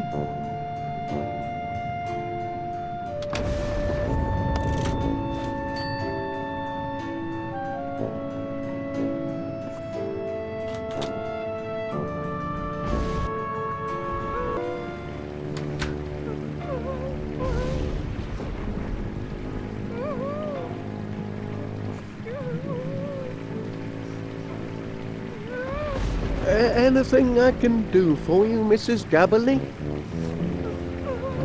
Oh, dear. Oh, what a mess I am! But it's me own fault for letting that mangy McBiscuit get under me skin. Why should I care what he says? As me mum taught me, sticks and stones'll break your bones, but silly names can never hurt you. Hey, here comes trouble! You big fat pudding! Big fat pudding? Oh, it's true enough, I know it. I'm out of shape for a beach holiday. Perhaps I should just get me refund and go home. Oh, no. That's kind of you, but it's no good. I can't be talked out of a mood like this, can I? Oh, well, I'd go home to Mr. Gabberly, but there's no point. Won't get no sympathy from him indoors, will I? There's nothing like a cup of tea. I can't say as I understand you, Wallace.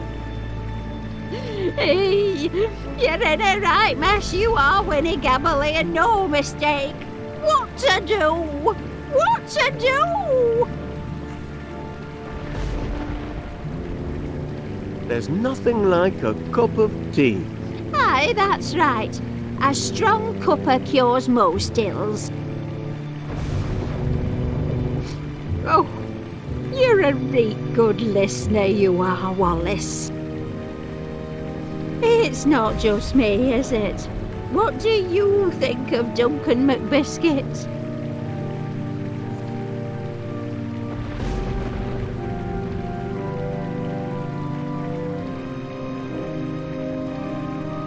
A sad thing. Do you reckon? I suppose he does look a bit sad if you squint at him, Reeds. Glad you're here, Wallace. Oh, what do I know? I'm going soft in the head, aren't I?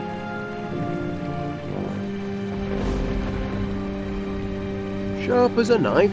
Well, now, that's kind of you to say so, Wallace. You know what? Winnie Gabberly's had enough of feeling sorry for herself. So what if I'm a bit like a pudding? I've tangled with giant bees, I have. I can take care of a bullying McBiscuit any day. Thank you, Wallace. You've a right kindly way with words, you have. Glad to be of service. I'll be fine now, Pat. Reckon I'll finish my story. Hey! Hey there, you big fat... Shut your trap, you tartan tearaway, or I'll box your ears! I do like a good book. No need for a refund, then? Oh, no. I'm as happy as Larry, me. Oh, another happy camper?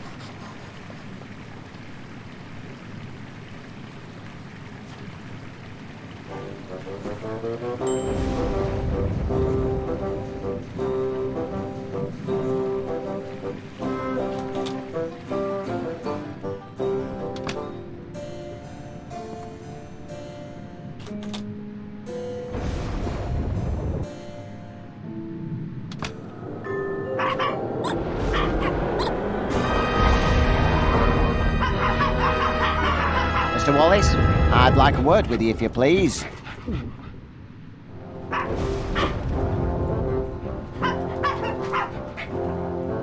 Enjoying your stay at West Wallaby Street Waterworld, Constable? I'm this close to having your establishment shut down. Shut down? You heard me. These dogs are a public nuisance and an health hazard and all. Oh dear. Went bonkers, they did. And all because I tried to clear away that horrible little toy of theirs. I don't approve of litter, you know. I believe Miss Flit... I warned Felicity Flit and all, and now she must face the full force of the law. I'm issuing a formal caution for the disruption of lawful quietude. It's the third I've had to write today. The third? Aye, the first two got eaten. Give this one to Miss Flit and tell her to remove her animals or I'll be forced to shut the place down.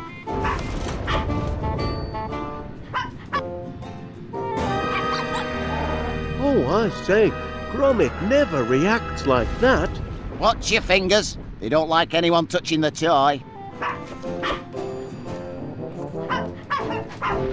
Gromit won't mind if I borrow this.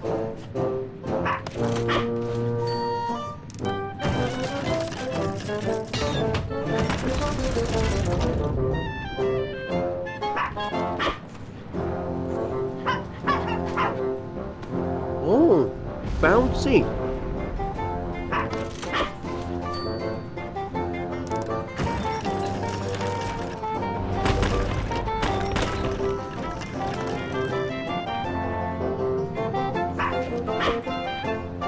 This needs ironing, it does.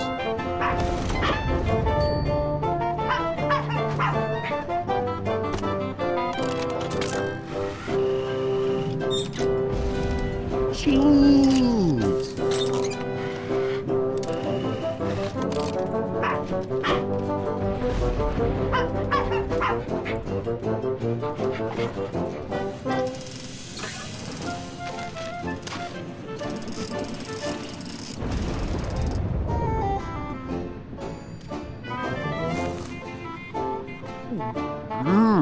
Well, that seems to be in working order.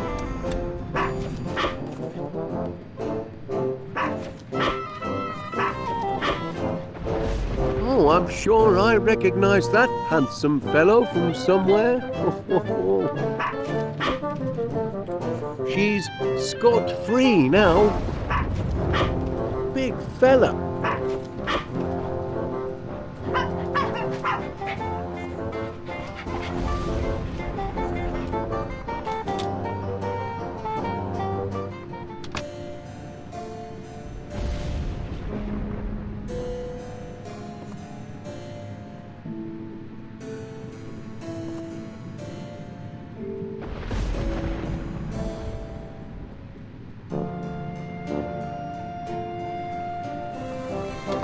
Gangway! Cannonball coming through! Ah, Mr. McBiscuit, may I, have a word?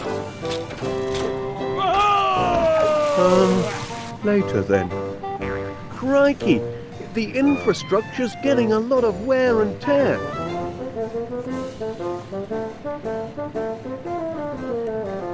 Very fashionable.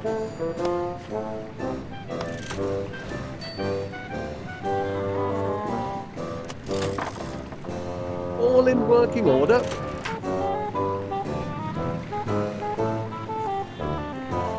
Trouble springs eternal, it seems.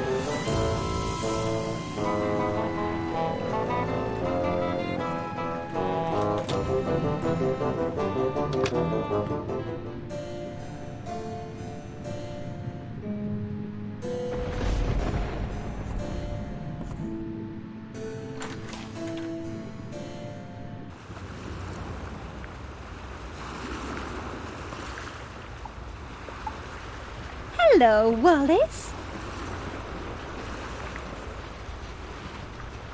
Oh, you like this, Wallace? I've been longing for a new look, and I quite fancy this one.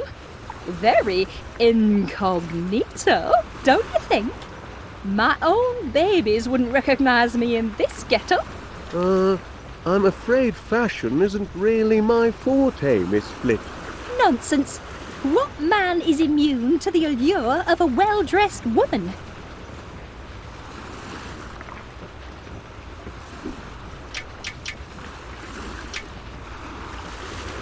Constable Dibbins has requested... Constable Dibbins is mistaken. Bogey Woo and Tinky Wee would never misbehave. They did seem a touch rambunctious. Oh, very well. Let's get this over with. Behave, or I'll have you banged up in the kennels. Ah, that's more like it. What's this nonsense about my doggies? Ah, there you are, Miss Flit. Your doggies are causing a breach of the peace. They're behaving like, like animals. How could you say such a thing? Only telling it like it is. Disturbing the peace, are they? Well, they were until you came in. Constable, if I ever see my doggies behaving badly, I shall reprimand them myself, believe me. But just look at them. They're as sweet and innocent as pink icing sugar. Why don't you find some other tiny, defenceless creatures to harass and leave my babies alone?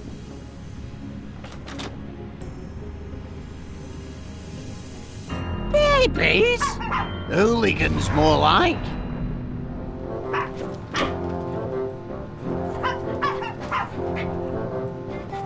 Actually, I'd rather not.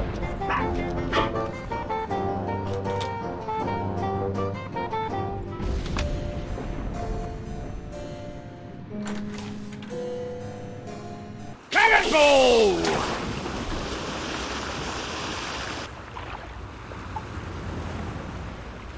Hello there.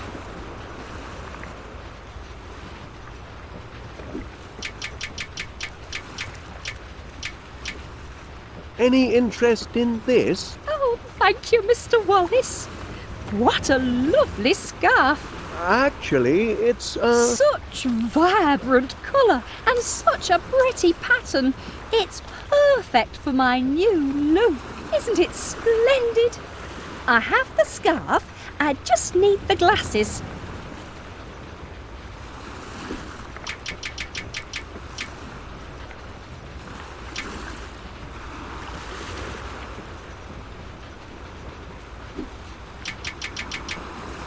Would you like these sunglasses? Oh, wonderful, Mr. Wallace.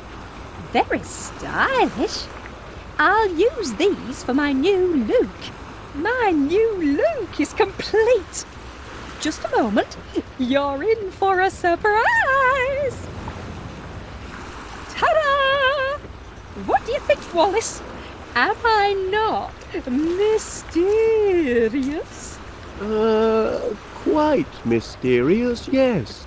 Oh, where's Felicity? Where did Miss Flit go? Here I am! We do have fun, Wallace, don't we?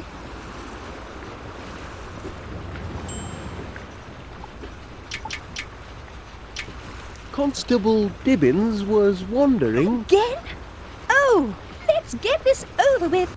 Threatening behaviour towards an officer of the law, that's a serious offence, that is. Don't think I won't lock you up, because I will. This is your final warning.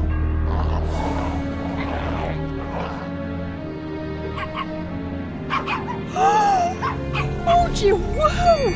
Take it away! How could you behave like this? Mummy is very disappointed. Very, very disappointed. And what did you do to upset my precious cupcakes like that? Cupcakes? My darlings, did the bad man upset you? Don't be scared. Mummy's here now. How about a little dressing up game to make it all better? Do you want to play dress up? Oh, yes you do. Yes you do. Oh, come along, my sweets. She's lucky I didn't throw those mutts in the kennels. Hour this close hour, you can only push PC Ernest Dibbins so far. I hope your holiday is proceeding in a satisfactory manner, Constable. Satisfactory? Yes. Yes, indeed. Everything appears to be quite satisfactory, peaceful, and in order. Thank you, Wallace. Champion, we're getting there.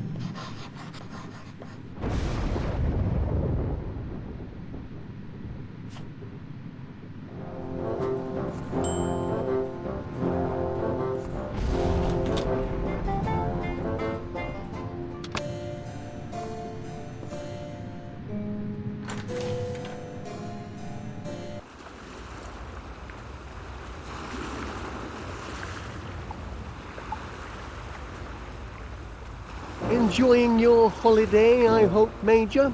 Oh, yes, absolutely. Dashed comfortable billet you have here. Oh, thank you.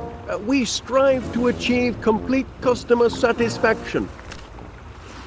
That wasn't so hard. Put that thing down and pay attention. Oh.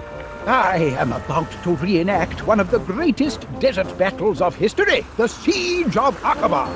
Not many know the tale. It was late 1914, or was it 1916? It was an even year, of that I'm sure. On the one side was a single British soldier, T.E. Lawrence, better known to you civvies as Sir Lawrence of Olivier. On the other, the invading army of the Ottoman Empire, thousands strong. You know the story. Lawrence single-handedly defended a desert fortress from a massive attack. He had only one rifle and no ammunition. He was all alone, just like this. Lawrence watched the enemy from a secret vantage point sheltered by enormous red boulders. Anyway, as the enemy massed, vultures began to circle overhead, crying out in their desperate thirst for blood. Anyway, now at this point your average Joe would have thrown in the towel and anything else he had to hand. But what do you think our Lawrence did? He took tea. Anyway, Lawrence was about to dunk his digestive when suddenly... Oh, blast and bother. This isn't right. Not quite historically accurate, I'm afraid. I'll have to start again. Just a moment.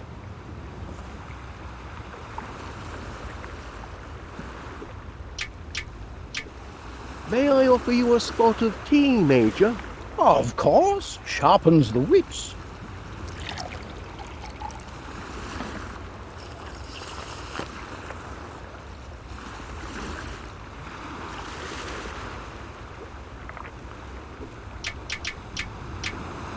Any interest in this? Perfect! Just like the great boulders of the Aqaba Desert.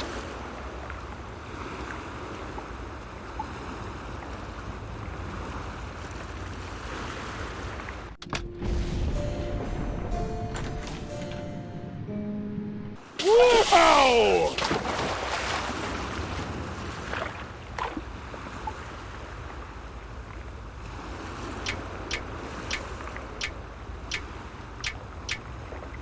Perhaps not.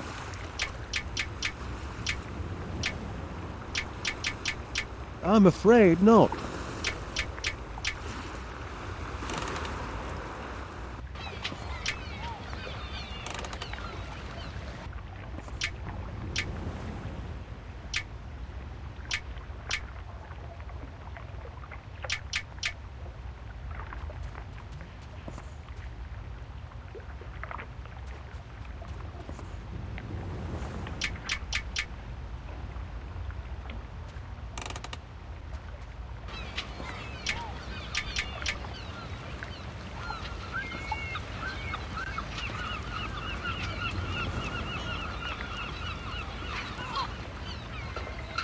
You're in luck, my boy. I was just about to reenact the Siege of Aqaba. Do you know the story? Sir Lawrence took cover under massive red boulders.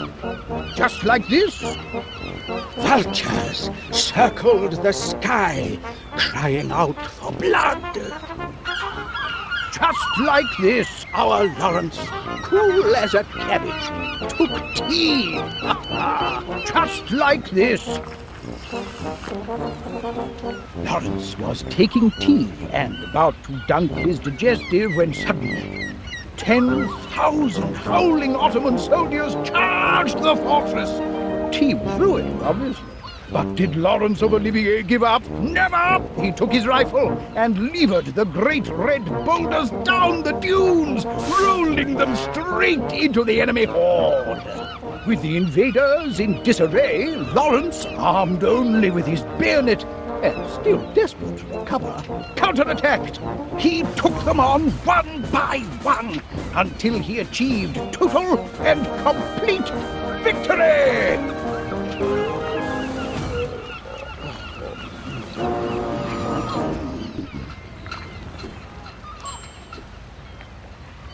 I'll just tidy this up.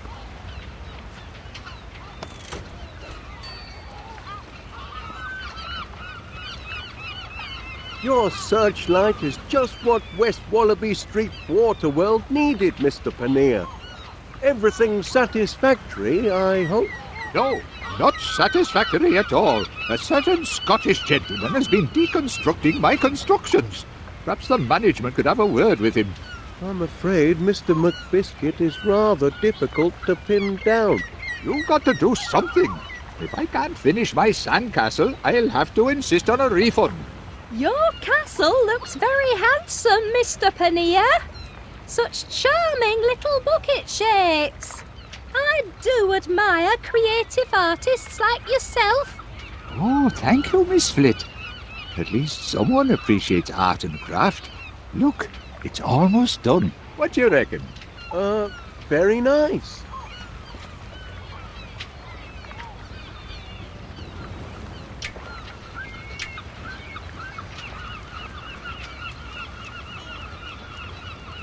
That's the enchanted tower, where the beautiful princess sleeps, dreaming of a successful marriage to a financially secure prince.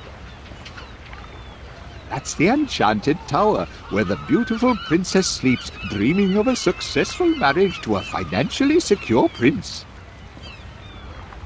That's the tower of groceries, where the heroic young shopkeeper sells top-quality produce. Impressive architecture, don't you think? Oh, yes.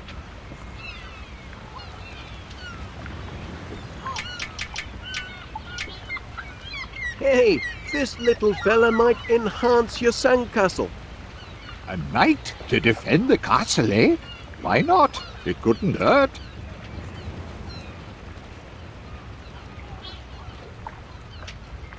That's the horrible dungeon where the mean, bullying knight is kept locked in chains.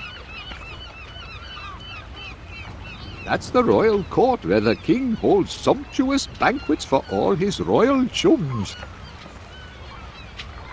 I should look in on our other guests. But I'm nearly done. Just one last touch. There. The perfect finishing touch. The mark of finest quality produce. Miss Flit's going to be impressed. Oh, aye, she'll be ever so impressed, I'm sure. Oh, no. Whoops, my foot slipped, silly me. My castle, stomped on by a tartan heel. See what I have to put up with? A holiday's not a blinking holiday if I can't finish my sandcastle. Now I have to start all over.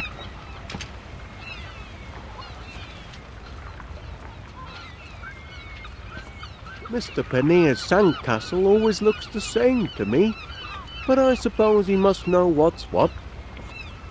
Enjoying your stay? Not until my castle is complete. Have a look. It's almost done. As you can see, I've rearranged everything. It's even better than before. I see.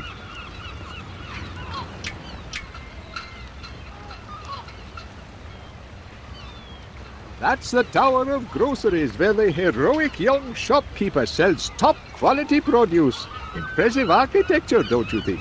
Oh, yes.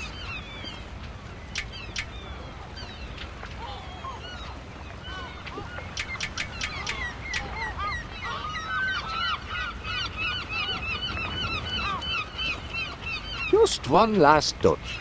There. The mark of finest quality produce. Miss Flit's going to be impressed. Oh, aye, she'll be ever so impressed, I'm sure. Oh, no. Oh, my foot! My poor tender foot! It was a blasted sand trap! Oh, ow! Ow! Ow! Ow! Well then, should be able to work in peace now, I reckon. Oh, well, jolly good.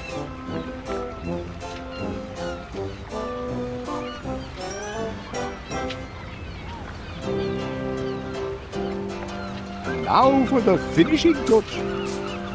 The defender of the kingdom. However do you manage such lovely creations, Mr. Paneer? It's a knack, Miss Flit. If I hadn't made it into grocer school, I might have been an engineer. But of course, groceries are my first love. Anything else I can assist with? No, thank you, Mr. Wallace. You may consider me a happy camper and most satisfied customer. We do aim to please.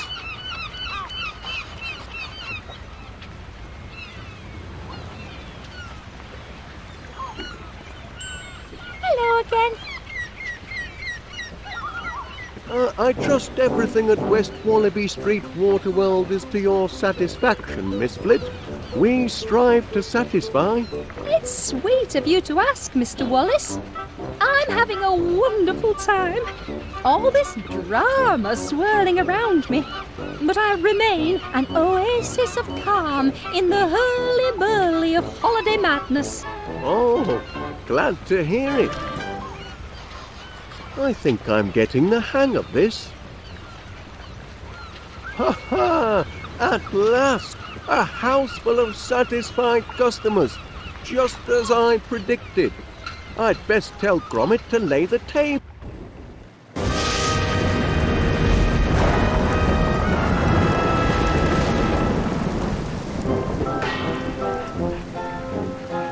I must compliment our host. I've had a cracking holiday. Oh, thank goodness for that. It was a near thing though, wasn't it?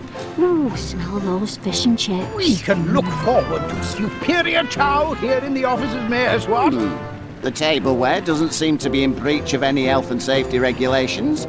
Enforcement's the key, of course.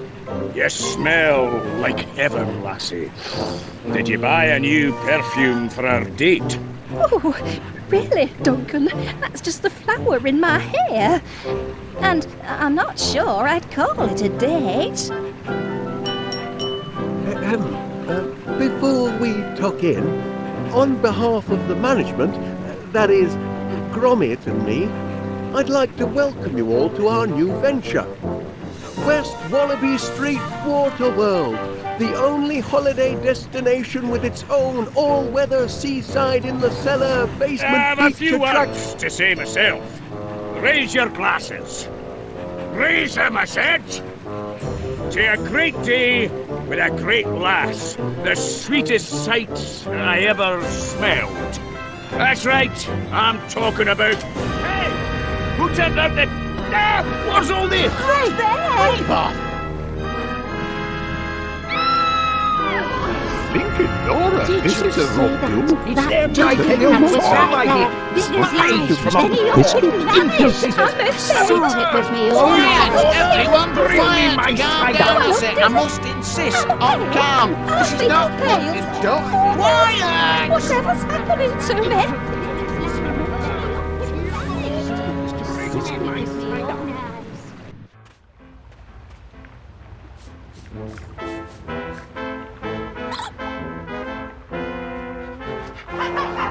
Help me! Help me, somebody!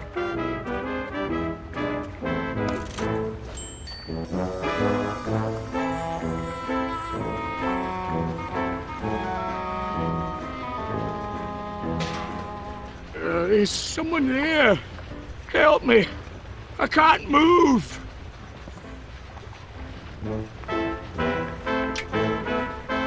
Thank you, whoever you are. I was this close to take my last breath. You found me just in time. I've located the victim. Mr. McBiscuit has sustained a nasty knock to the noggin and don't remember naught about it. Happily, he will recover. However, aggravated thumping is a serious offence, and I've no choice but to treat every one of you as suspects. Outrageous! But I never Suspects? Until our thumper is caught, nobody leaves this house, nobody comes in, and nobody goes out. Not till I know the person who done it. I know who did it. Spies from abroad. Saboteurs from the South Seas. Thank you, Major. That's enough of your doolally chatter for now. Only cold, hard facts can solve this mystery. Solve this mystery? That's right. By the book. You know, burden of innocence and proof of purchase and all that. That's our real investigations. Now, what's that contraption? My latest prototype, Constable. The Deductomatic Mystery Solver. Deductomatic? Is that what's been taking money out of my savings account? Oh no, Mrs. Gabberly. The Deductomatic harnesses unused brain power to solve mysteries. If you're pointing the finger, Wallace, any accusation must be backed up by hard fact and proven according to the law. Well, that is, it should be working.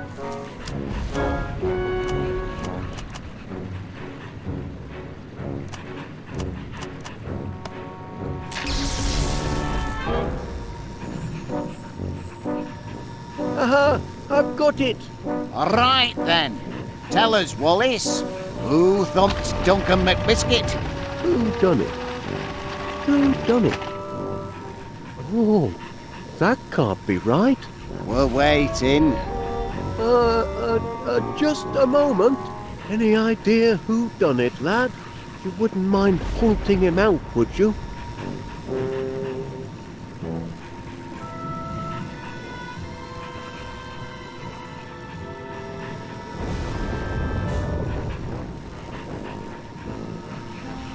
It was Poogie Woo and Tinky Wee.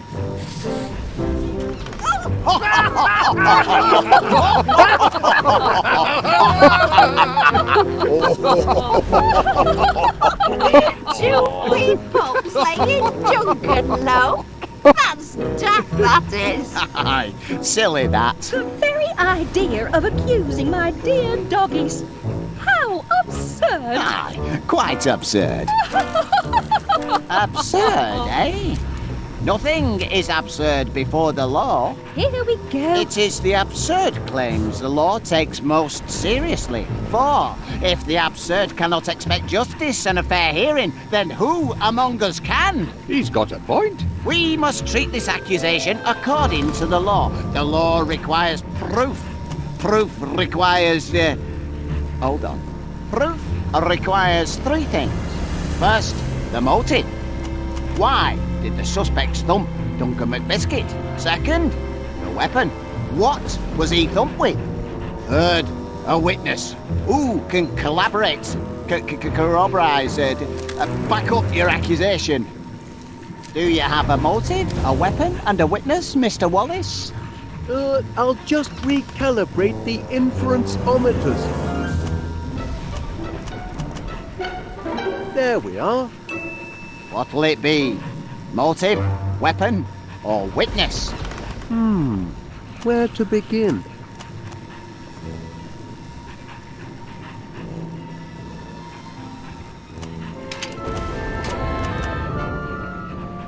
Oh, still a few bugs in the system to winkle out. All right, that's enough of that. Everyone can go about their normal business, but remember, nobody leaves the house until the mystery is solved. Those stairs don't climb themselves, you know. Once I have the Deductomatic properly calibrated, this case will be elementary, dear Gromit, elementary. In the meantime, why don't you, sniff up some clues for the Deductomatic to process, eh, lad? You might start with the constable there. I expect he's got some juicy leads. I've got the suspects right where I want them, written down on me official constabulary notepad. I'll crack the case with this, I will. It's got to be one of these three, but which one?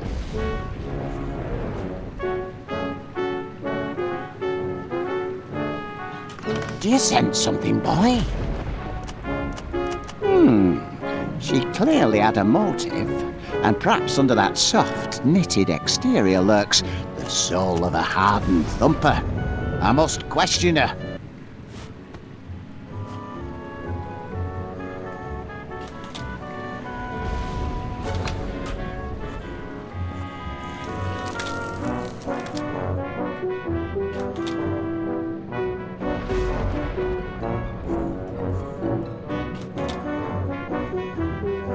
But you do admit you had a motive. He happened I did, and I could have thumped him, buried him, and drowned him twice over since I've been down here. None of you lot seems worried about that, though. That can't be everywhere, Miss Gabberly. Not with so many suspects to interview. More important than tending the victim of the crime, is it? Look here, I can't stand around chatting all day. I've a thumper to catch. See that you don't leave the house.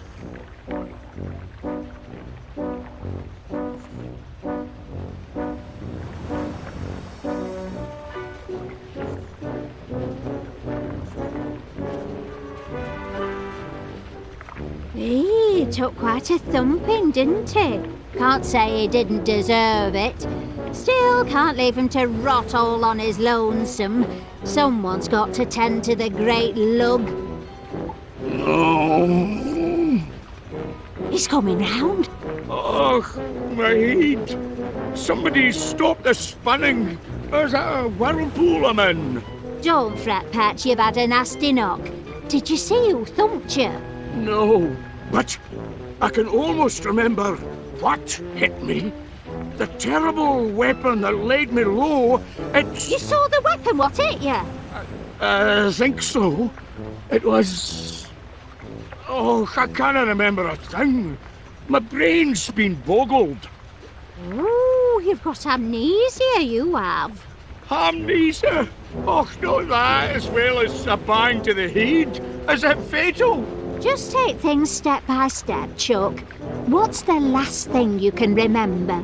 Well, I was upstairs, getting set for a jump down yon slide, but something wasn't right. Them little dogs of Felicity's were underfoot, and they wouldn't shut their yaps. Duncan McBiscuit doesn't take guff from yapping wee dugs, so I grabbed that bone toy of theirs and took it away. They didn't like it one bit. Oh, no! Best part was, when I squeezed the wee toy, it drove them crazy, because it made this noise. This noise. Och, what was that noise? I can't recall. My brain's turned to haggis. Don't fret, Pat. Just rest. It'll come back to you.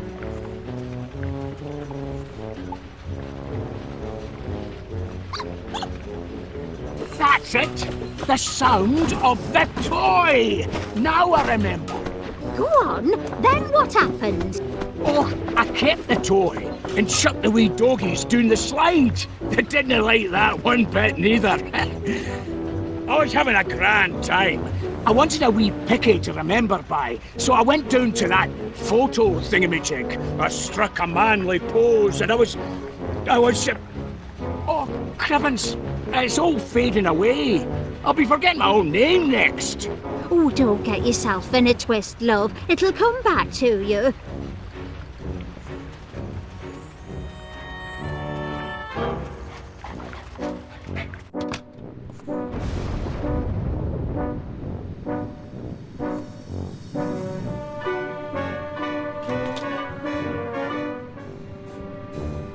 You shouldn't eat candy floss, Mr. Panea. Bad for your teeth. Oh, I'm not eating it. I just like having something to hold. You must try to stop worrying so. The thumper. Who knows where he'll strike next? I don't think there is a thumper. I think Duncan just fell over and wandered off by himself. He's a clumsy oaf, you know. Aye, he is heavy on his feet, that's for sure. He'll bounce back. He always does. It's Hoogie Woo and Tinky Wee I'm worried about. Those silly accusations hurt their feelings. I just hope playing dress-up will lift their spirits. A new look is a tonic for the soul, don't you find? Afraid I don't know how to play dressing-up games as it happens. Doggy dress-up, silly. I just need to pick the right outfits. So many to choose from. Ah! Oh, it's only you, Gromit. For a moment I thought... well, never mind. I'm sorry, lad, but if you want some candy floss, you'll have to get your own. I'm rather... attached to mine.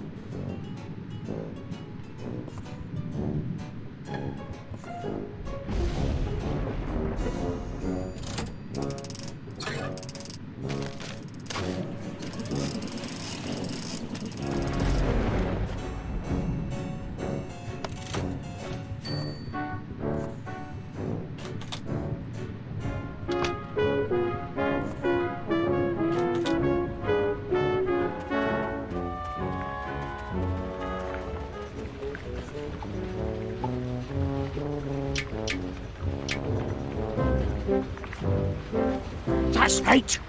I remember. Go on.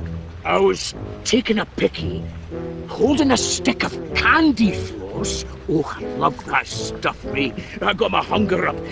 Just then, like an answer to my prayers, the gong sounded for supper. I came to table, and there I found Heaven, my lovely lass, Felicity. I remember the fine, sweet smell of her, like... she smelled like... oh, blast it all. My nose is a blank. I can't recall. Give it time, love. You'll remember.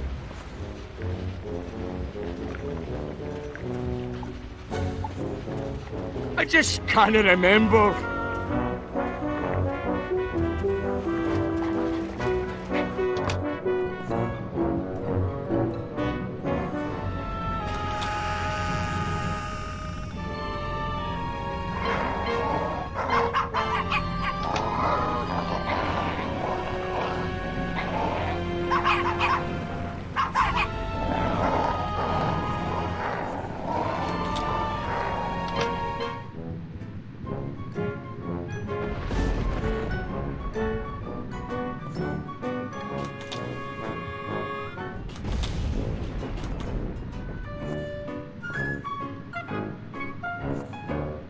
Ah, Gromit, you must know what the debonair dog likes. Why don't you help me pick an outfit for my precious darlings? Use your doggy fashion sense and choose your favourite hat, glasses and colour. Dressy. Sparkling. I do like those glasses, but I'm not sure they're still in style. And we wouldn't want my darlings walking around in last season's fashions, would we? It isn't fair. While I'm stuck in here, fashion is marching on without me.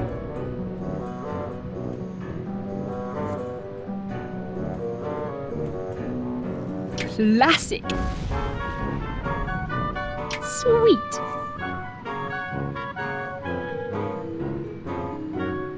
Sparkling. Dressy. They're show dogs, you know. Prize winners.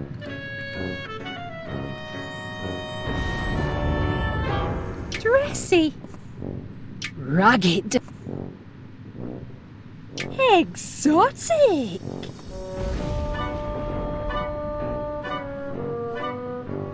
Posh. Rugged. Dressy. Jaunty. Posh. Rugged. Famous. Sparkling. Posh. Topping. Exotic. Sweet. Topping. Rugged.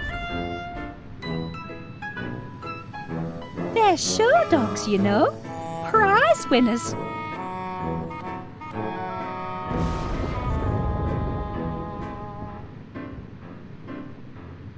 Exotic.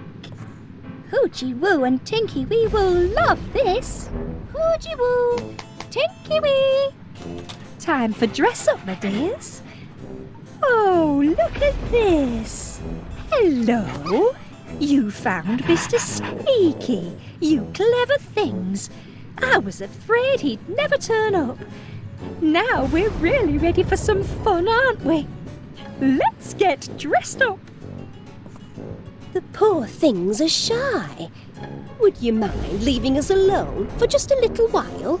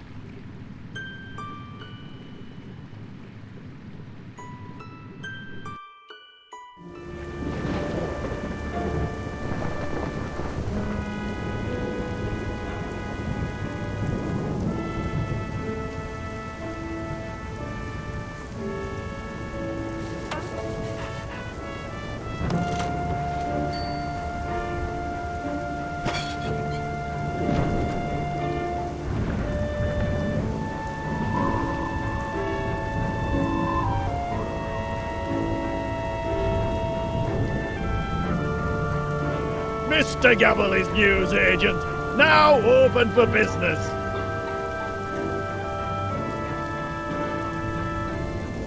Is that a customer I hear? Oi, you want to shop here? You gotta follow my rules. Do you hear? Take what you like and I'll put it on slate. Business will sort out payment later. Got that? Oi, and don't nick nothing while you're about it. Blimey, that were easy. I don't know why Winnie makes so much fuss.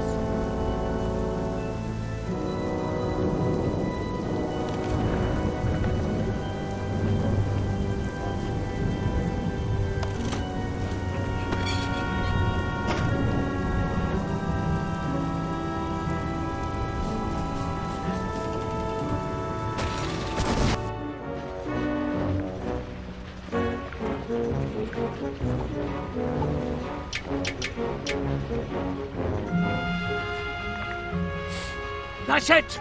The sweet scent of felicity! How could I forget? I remember everything now! I'm cured! You've cured my ham knees! You cured me, and I were a right numpty with you, weren't I? Still are, I reckon, but don't go weepy on me now. Tell me what happened after you sat down at supper. I was making a toast when the lights went out. My eyes were adjusting to the dark when... thump! Who thumped you? Och, I never saw who, but I saw what. The supper gong mallet! That's what hit me! The supper gong mallet? You sure, Chuck? Sure? Oh, aye! Look what it did to me! Ooh! That's a crime, that is. No wonder your mind's been a blank. What kind of person would do that? They should be locked up. You go back to sleep now, love. Get some rest.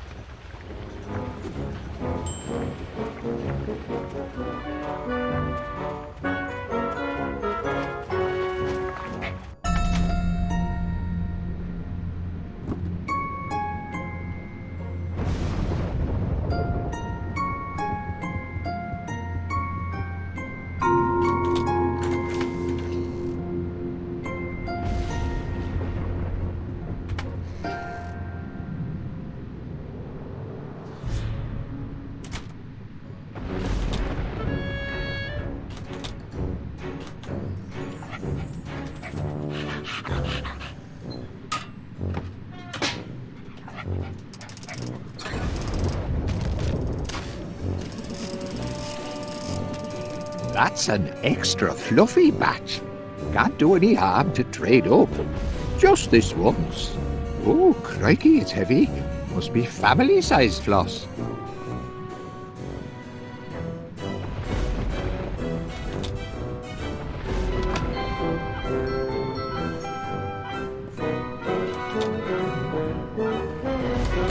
One of these suspects knows summit, but who to question first?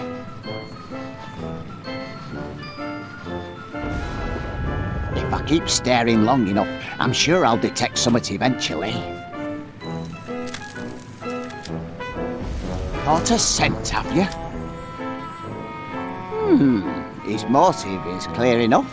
But could this apparently gentle purveyor of fine groceries be a Jekyll and Hyde character, perhaps? A vicious thumper in disguise? I must interrogate him.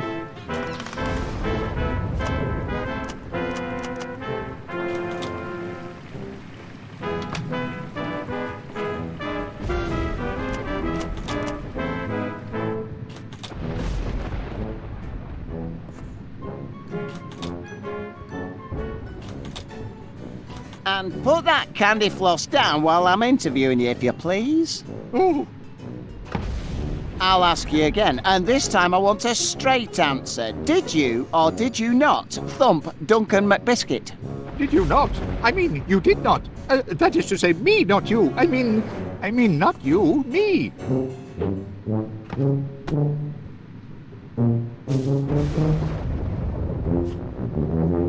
All right, that's enough. Just you watch yourself, Mr. Paneer, or I'll be watching you. Got it? Not another word. Phew. What happened to my little friend and protector? I'll have to spin up another.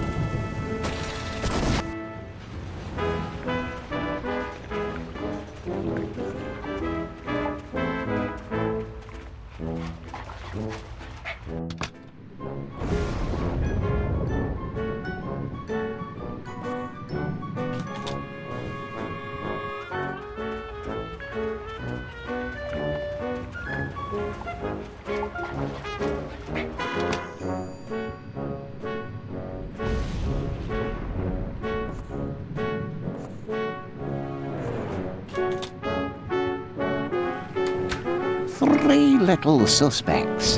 One of them's got to be the thumper. You can do this, Ernest Dibbins. What is it, boy? Yes, I'll have a little chat with the Major. Perhaps he knows something he doesn't know he knows.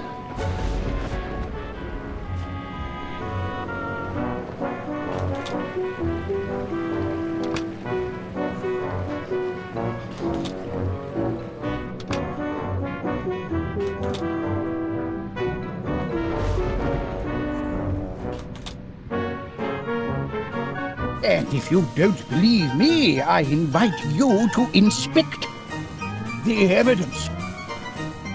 Are you having a laugh? Enough questions. We're wasting time. The spies could be signaling their ship. If they give away our position, we're done for.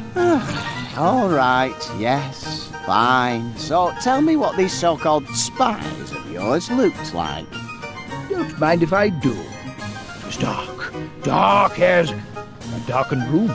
Then the door cracked open, and I saw them. Swarthy little men with sunken eyes and primitive tattoos, dragging Duncan's limp body. Sailors, judging by their uniforms. Natives of the South Seas, I'd say. Stake my reputation on it. Did they look like this? No. Eyes more sunken, with heavy brows. That's better. add nautical tattoos round their necks, and don't forget the uniform. There we are. A hint more menace. Just a hint now. Yes, now you've got it. Those are the villains I saw. Right, so this is what they look like, eh? Post that picture to every jack-tar in the Navy. We've got to stop them before they make landfall. That's just what I'll do.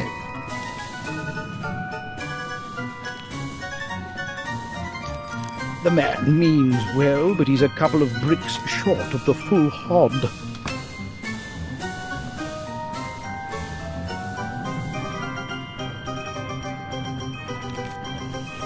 Good to see you, Private.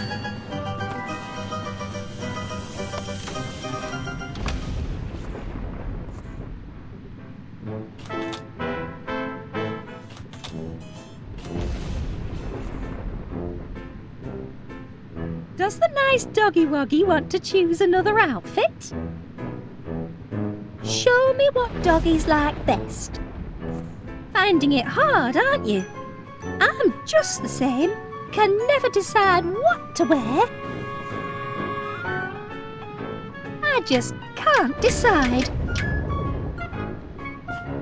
Oh, you found it. Good boy. Now Poochie Woo and Tinky Wee can play sailor again.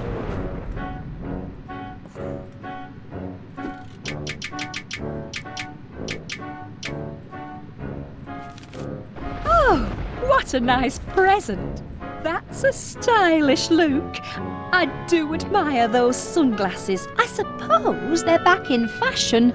Seems I'm something of a trendsetter. Help me pick another outfit, Gromit. Aye, aye, Captain. For very latest, jaunty. Good dog. Nice choice. Poochie Woo, Tinky Wee. It's dress-up time, my darlings. Don't fuss, sweeties. You can go back upstairs in a minute. Right now, I need you to sit still.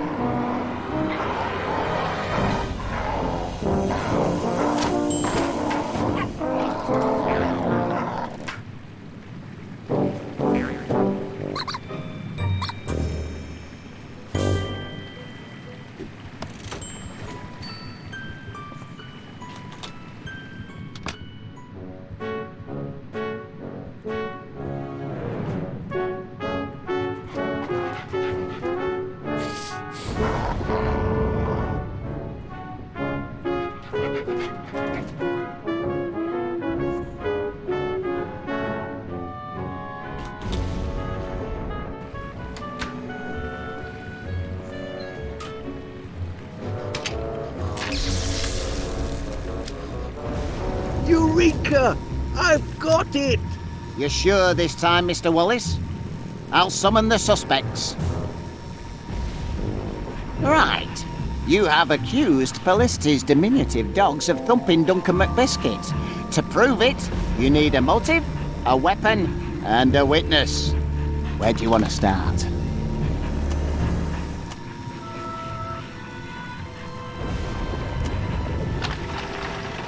Right, that's the one. What's the one? Motive. I've solved the motive. Excellent! Tell us why Wadgy Podge and Tinky Pink thumped Duncan McBiscuit.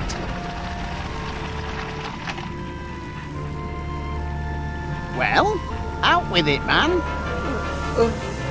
Just a moment. Can you spare a motive, lad? If you've got one, give it here.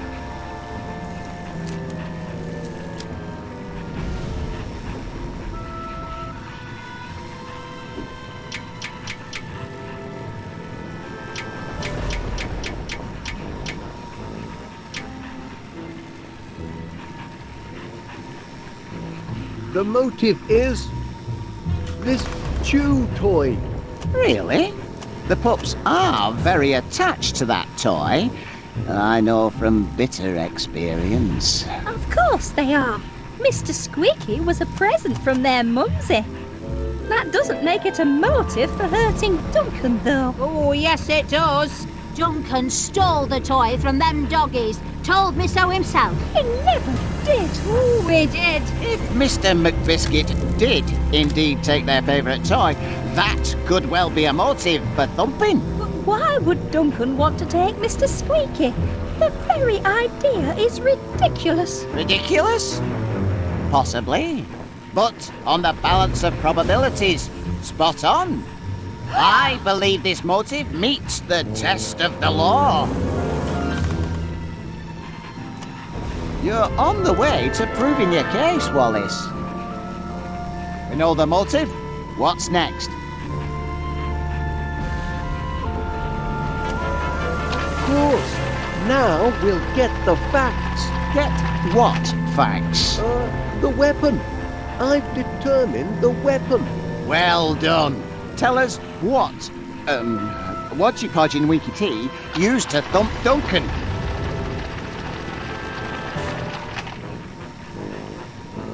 Well, out with it, man. Just a moment. Do you have anything resembling a weapon, lad? I could use one sharpish.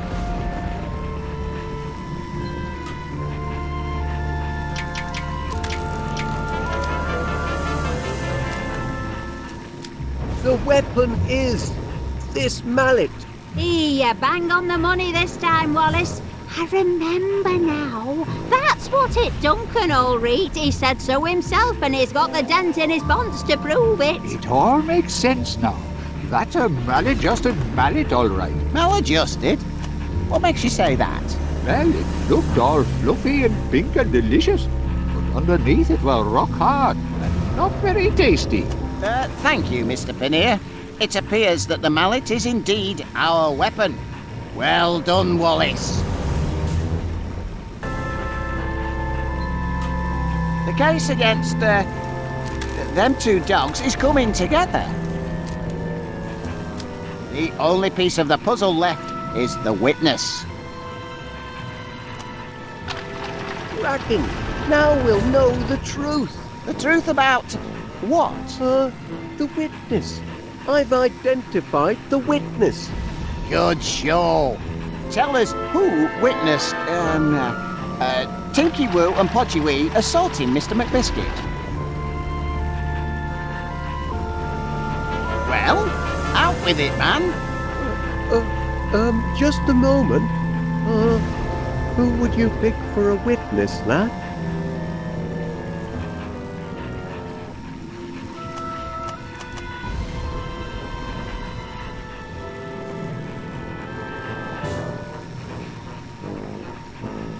My witness is Major Crumb. Right. I saw him. It was black as pitch. The door cracked open, and I saw him dragging away the body. Short, hairy fellows with sunken eyes and tattooed necks. Sailors from the South Seas. Spies from abroad. Not this again. I think we've heard enough. Wait, Major. Did your spies look like them two? Good heavens! That's them, all right. I'd recognize them anywhere. Put those spies in irons. Don't be silly. They're puppies. Dogs of war, more like. What war? Oh, there is no war. What? All right, let's let sleeping dogs lie, shall we? The main point is, the Major saw these two dragging away Mr. McBiscuit. Isn't that right, Major? It most certainly is. In that case, according to the law, he is a legitimate witness. Wallace, you've shown us motive, weapon, and witness. And according to the powers vested in me as an officer of the law, I now pronounce the case solved. Duncan McBiscuit was thumped by a mallet because of a stolen chew toy, the crime being witnessed by Major Crumb. The perpetrators of this evil deed were none other than the canine criminals, Poogie Woo and Tinky Wee. No, it can't be. My darlings are precious, kind, insy-wincy doggies, not hooligan hounds. I knew it. Wallace knew it. Put them in chains. Throw away the key. Batten down the hatches. Cabin doors to manual. All in a day's detective work. Oh, I really do feel fit. Ooh. Oh dear. Unshackle those miscreants.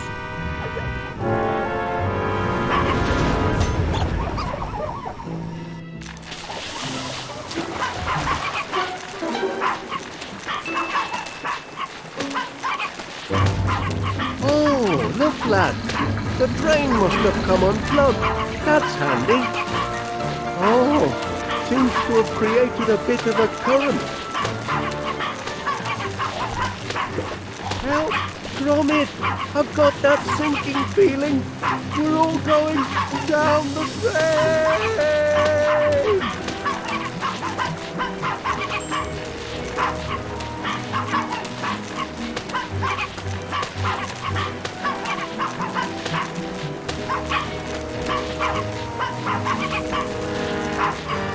Do something, Gromit!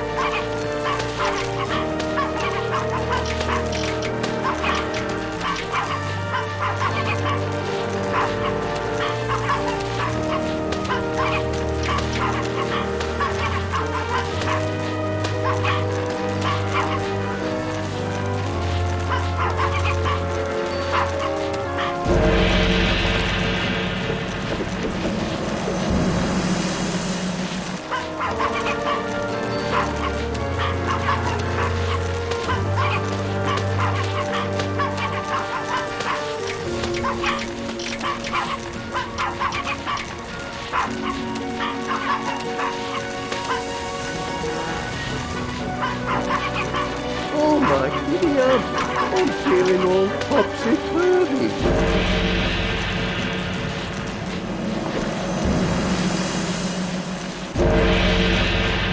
They're too fast for you, lad.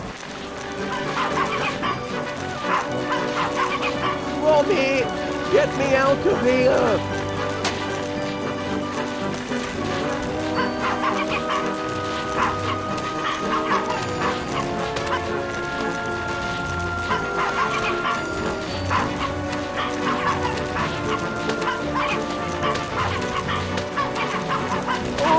Get off! Go and play somewhere else, you tykes!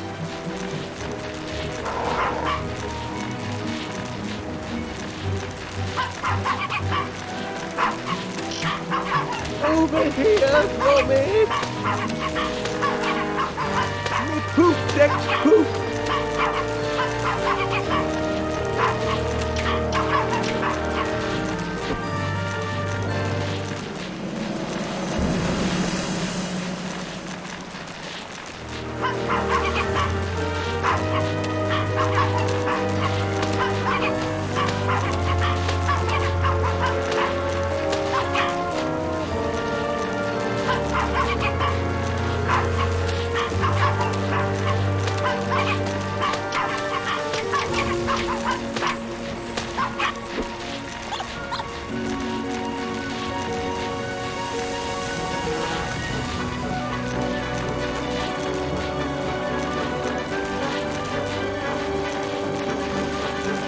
To me, lad!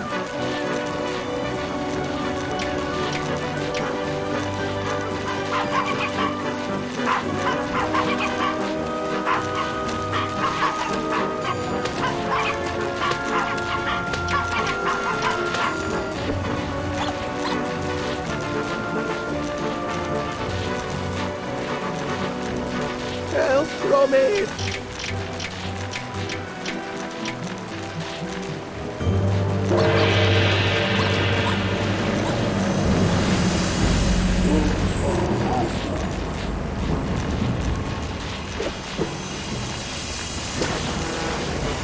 Heavens above! They followed their toy down the drain. Well, I'll give them one thing. They're dogged to the end. Welcome aboard, lad. Just a short jump to dry land, eh? Oh no, Gromit! I'm about to be flushed! Do something!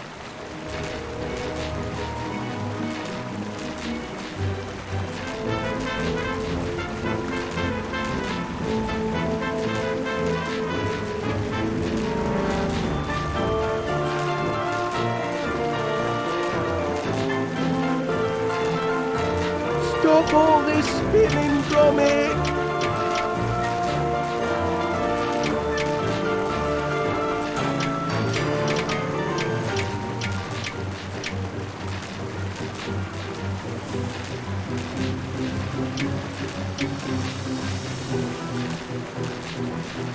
I'm beginning to feel seasick.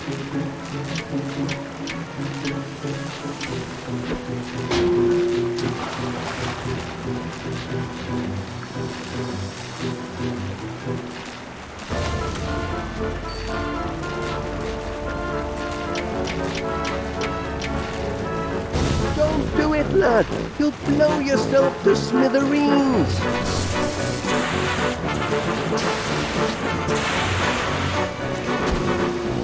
Gotcha! Thank heavens, we've made it, Gromit. We're back on dry land. That's one you owe me, pal. I do hope everyone's had an unforgettable holiday, and that you'll consider visiting West Wallaby Street Waterworld again next year.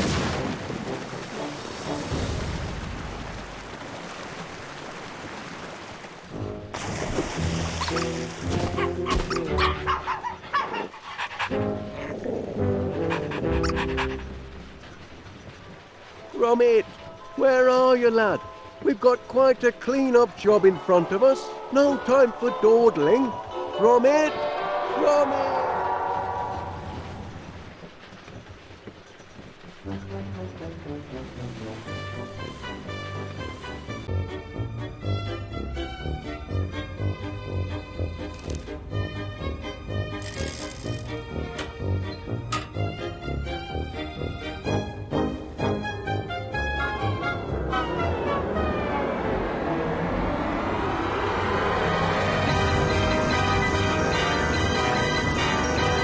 That should do it, lad. Our brand new Infini-flavour ice cream maker's ready for business. Patent pending, of course.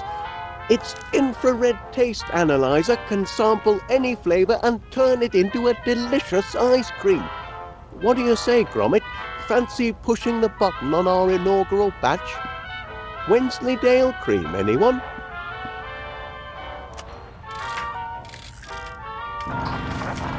Look at it churn, lad. Just in time to be road tested in front of paying customers at the fair this weekend. And all in a good cause, Miss Flit says it's to raise money to rebuild the dog shelter. The poor pups have been homeless for too long. Imagine if you had no place to call home, sweet kennel, Gromit. Must be the breeze. Miss Flit says the strays have been making mischief all over town. On Tuesday, Mrs. Gabberly's shop was terrorised by a gang of terriers. No doubt they'll come to heel once they've a proper roof over their heads. I'm sure everyone will give generously at the fair to build them a new home. I can't be the only dog lover in town. Frankie Laura, Gromit, wild dogs, stray scoundrels, mangy good-for-nothing mongrels mangling me machine. They must be some of the escapees. Oh no! Me crank! Me lever! The flavour engraver, the brains of our custom flavour scanner, lad. It's been scrambled. The four-legged fiends. I'm sorry, lad, but this is some serious damage. I suppose it's nothing that can't be fixed. I'll tinker with the flavour engraver if you track down our filched crank and our lifted lever. And this cute one's going to need to be calmed down as well. Mind you, it'll take a month of ice cream sundaes to put things right if I can't patch things up. You've got to get them in order if we're going to have the Infiniflavor ready for the fair this weekend. Come on, lad, you're a dog. You can reason with them. All that hard work fouled up by a few rogue whippets.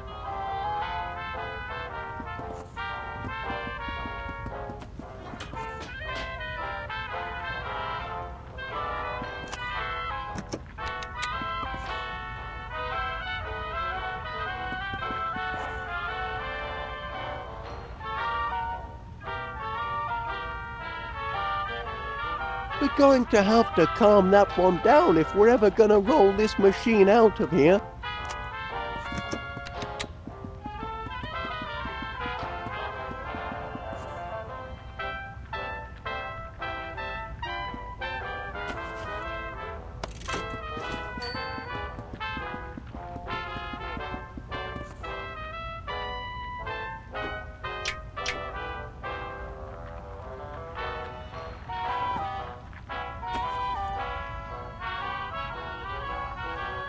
Your old toy certainly did the trick, didn't it, lad?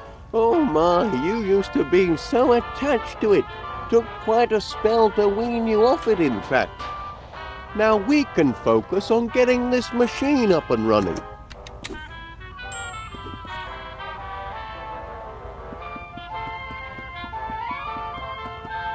Careful, Gromit. The Infiniflavor motor is volatile without its crank.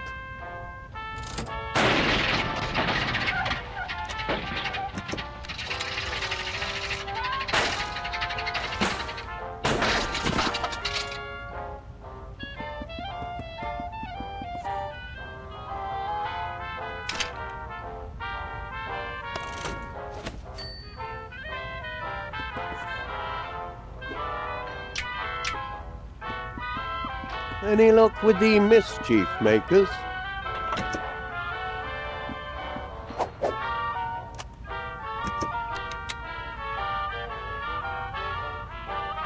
He swiped it again.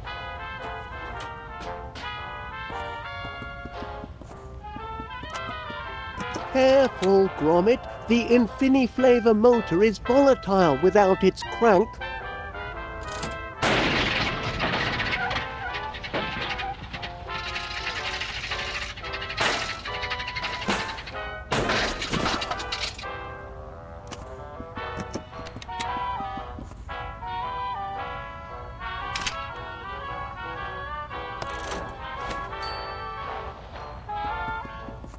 Not quite done painting the sign yet, Gromit. That's a nice shade of blue, though, wouldn't you say?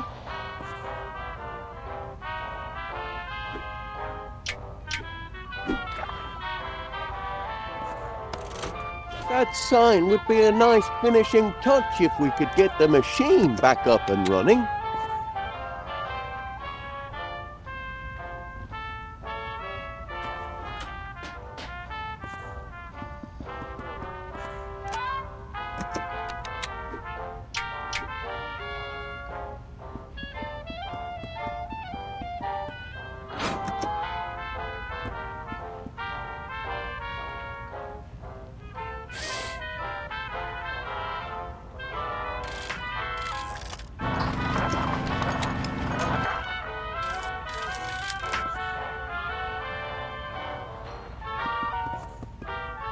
We didn't even get to try our first batch.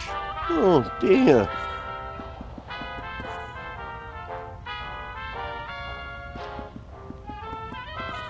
With a combination of infrared scanning and molecular chemistry, the flavor engraver can imbue our ice cream with any flavor imaginable.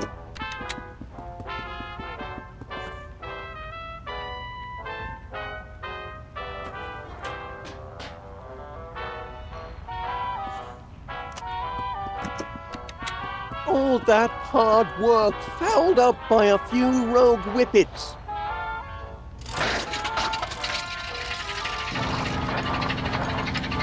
Well, we've got a batch made, lad, but we've no way to serve our ice cream without the lever.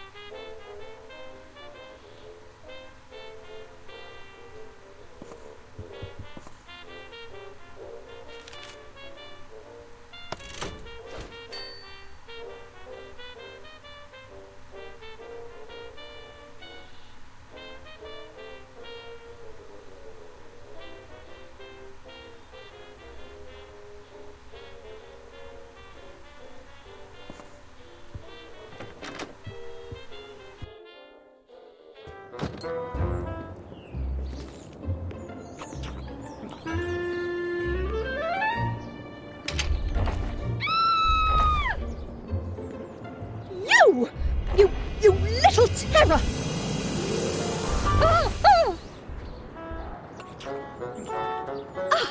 Did you let the dogs out? This mangy whippet is ravaging my roses. Came hurtling out of your master's house with some sort of bone in its mouth. Feeding the strays really is the last straw. Now he's gone underground and Lord knows what he's doing to my roots. And where's Wallace when I need him? Are there no real men left in this world to protect a woman's property? Don't just stand there. Do something. You're a dog. Can't you reason with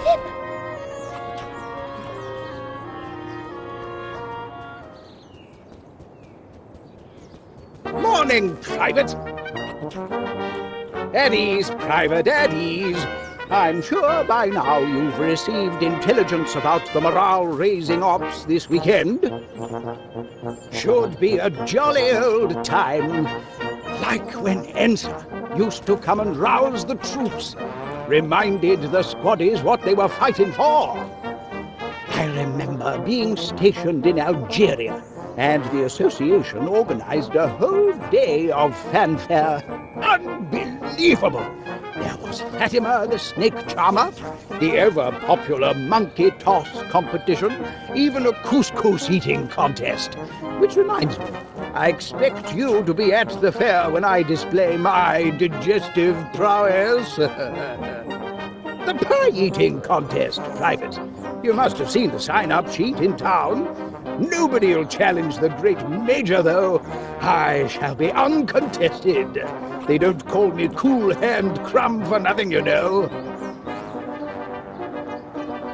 Those are my biscuits, Private, and very delicious they are, too. Can't share them with you, though. For optimal nutritional efficiency, today's soldiers must stick to their rations. So, no Bicky Wickies for you, I'm afraid. Oh, tremendous flavor.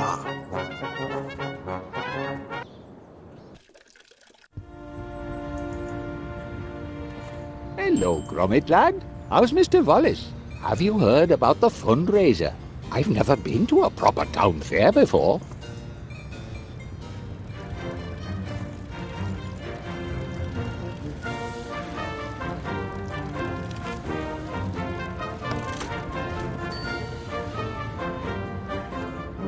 Oh, morning, pet. Out for walkies. Certainly a grand day for it. Anything I can do for you? Town's abuzz with the fundraiser this weekend, isn't it? About time somebody did something to build a new dog shelter. Ooh, I've had run-ins with all sorts of strays of late. Terriers, spaniels, mutts, even an Irish wolfhound. Should have seen the size of him when he went for me pork scratchings on top shelf. Sent me tumbling backwards and brought me awning crashing down. Ooh, I gave him what for, and no mistake. You mean you opened your gob and poor brute took fright? Ooh, mind your business and quit interrupting. This is why you haven't got any friends and spend all day talking to the birds. I'm just in need of some intelligent company. Anyway, it's high time town got together to put the shelter back up. Wouldn't you say, Chuck?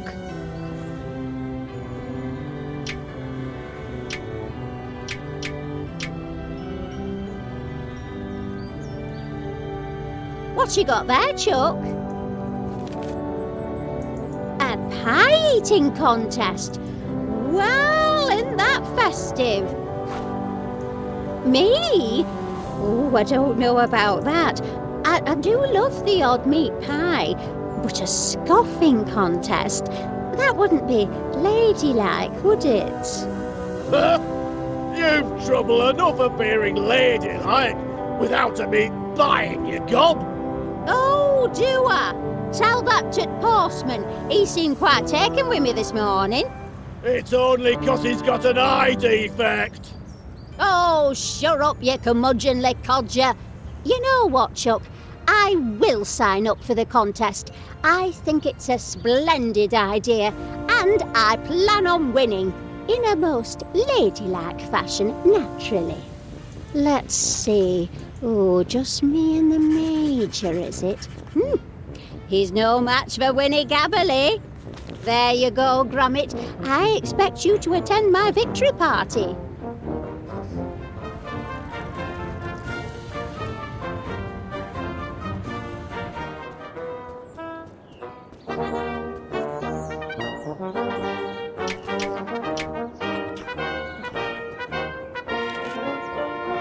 Ah, yes, the pie-eating contest. Nobody's signed up yet to take on the mighty Major Crumb. Pity. I'd love to meet another man. Toe to toe on the field of battle, mano a mano, feasting to the death until the best man wins. Edwina? She thinks she can out-eat the likes of me? Oh, that's a good one, Private. I'd love to see her staring down the barrel of a ketchup bottle. There's just no way she can win. Impossible. She could never. These blinking biscuits, I've been munching on them all day. They're going to fill me up. Private, attention! Get rid of these vile things. I've got to prepare for battle. My guts must be ready for all the pie I can throw at them if I'm going to crush that woman. She's challenged the wrong man. Battle stations!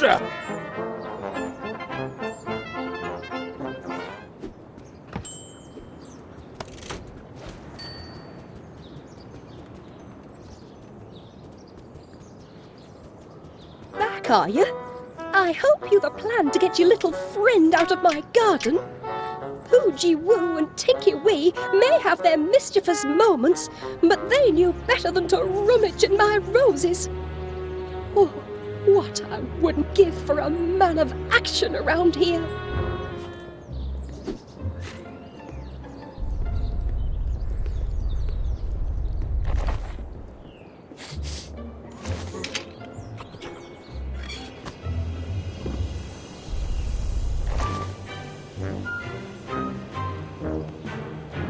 You did it! Thank goodness! You've rid my garden of the nasty little rascal, and with little damage. Now be sure it never happens again. I don't want to see any more of your canine companions on my property. Do you understand?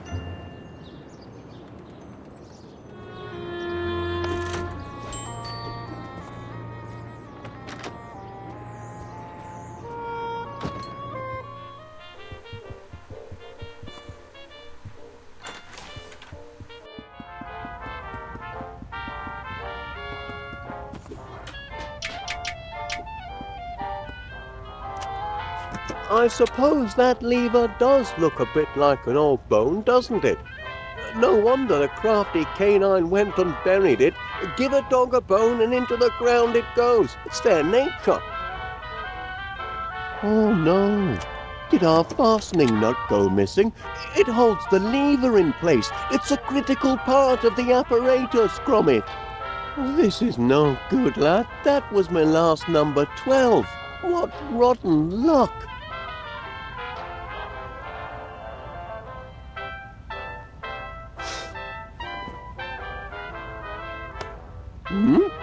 Look at that! He found our nut! Fantastic, Gromit! Perhaps I was a bit hard on him before. I didn't know the little one had a penchant for tinkering. Oh, he's just afraid. Heavens above, he's a positively petrified pooch. Poor little lad. We ought to call him Twitch.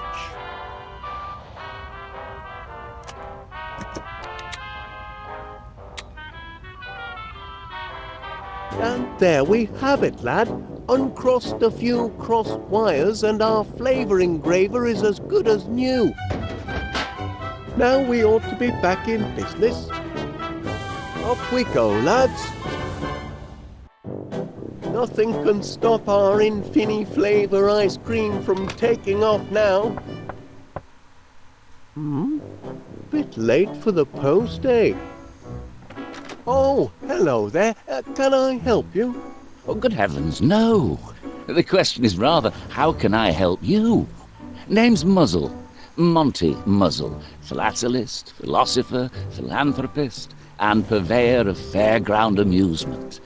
I hope by now you've heard about Monty Muzzle's Save the Dogs fundraiser fair to be held this weekend. Oh, yes, we have. Gromit and I were just... Oh, glad to hear it. I was deeply saddened to hear of your recent tragedy, and I'm making it my duty, as a dedicated and devoted dog lover, to help you all raise the necessary funds to repair your canine shelter. Imagine, all those precious animals out on the streets. A tragedy. What a shame for all those dogs. But Gromit and I might have the perfect contribution for the fair. We were just putting the finishing touches on our patent-pending Infini flavour ice cream machine. Ice cream, you say? Ooh, who doesn't love ice cream? The creamy coldness, the satisfying sweetness, the profit margins. And our machine has custom flavour technology.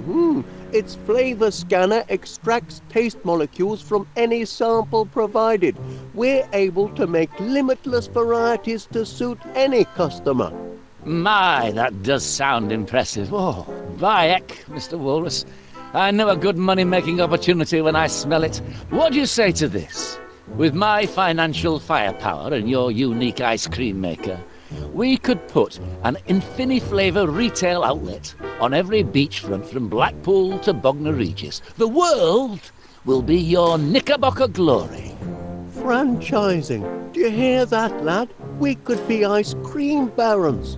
If you bring your invention to the fair and manage to make a hefty contribution for this most needed, dog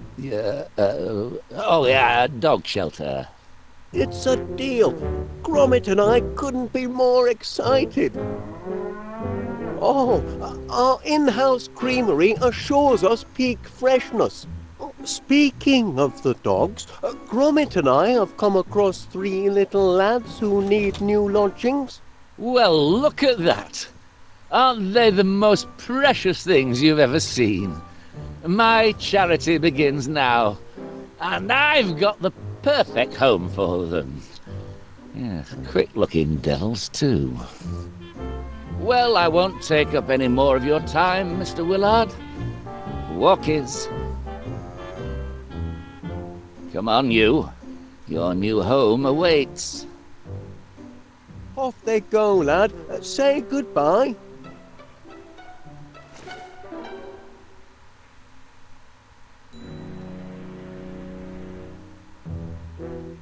Be seeing you and your contraption at the fair, Mr. Wallace, and be sure to bring your wallet.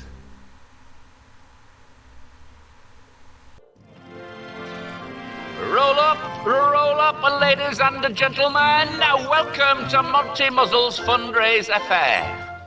It fair warms my heart to see so many charitable souls here today.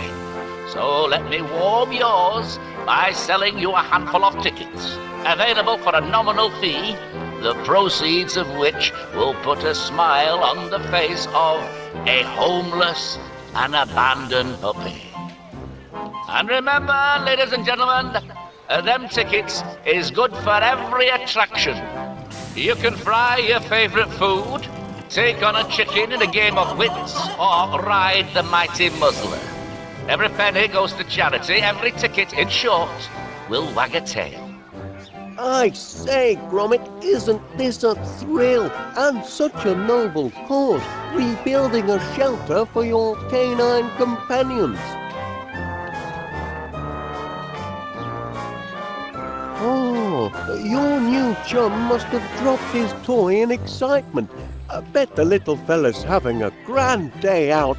Probably never been to a fair before.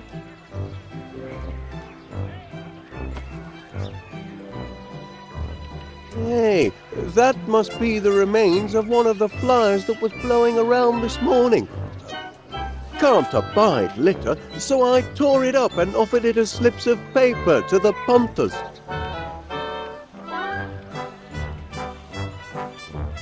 Here are some tickets, lad. Go and find your friends and have some fun. Ho, ho, ho.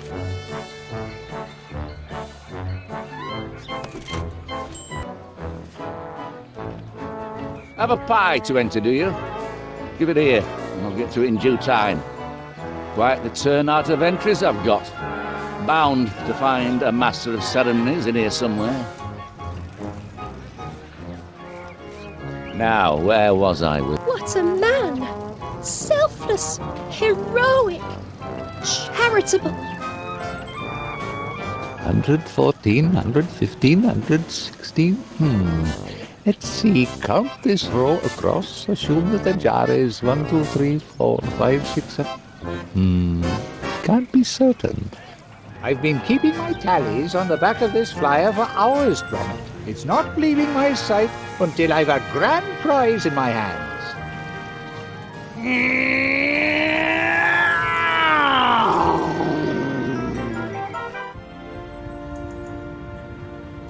There you are, you coochie coos, you!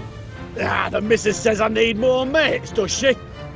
Well, I've got the birds in the sky and bugs on sill to keep me company. You won't find me making up numbers at some flipping fair. Good, because you're not invited. Here, birdie, come to Papa Gabberley.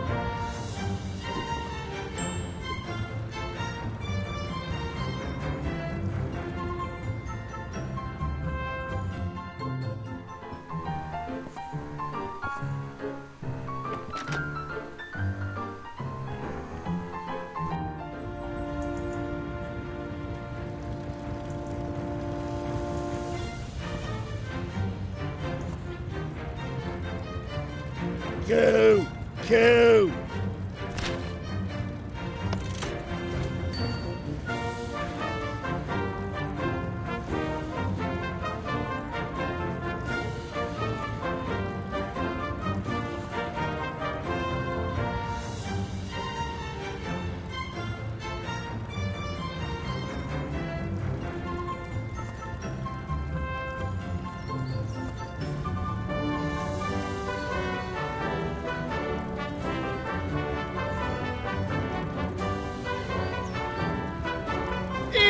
Pigeon! Over here! Hello.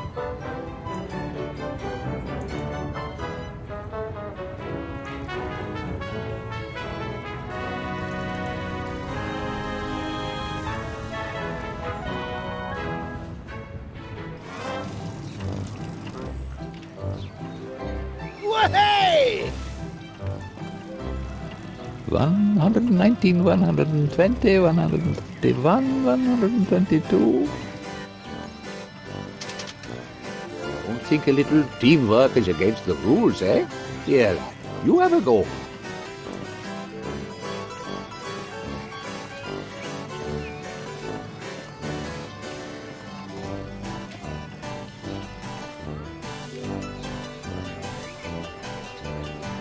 All right, Gromit. Seems as good a guess as any.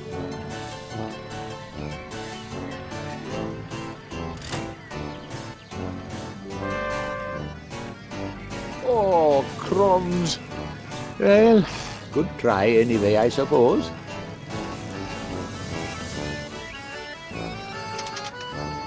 Don't think a little teamwork is against the rules, eh?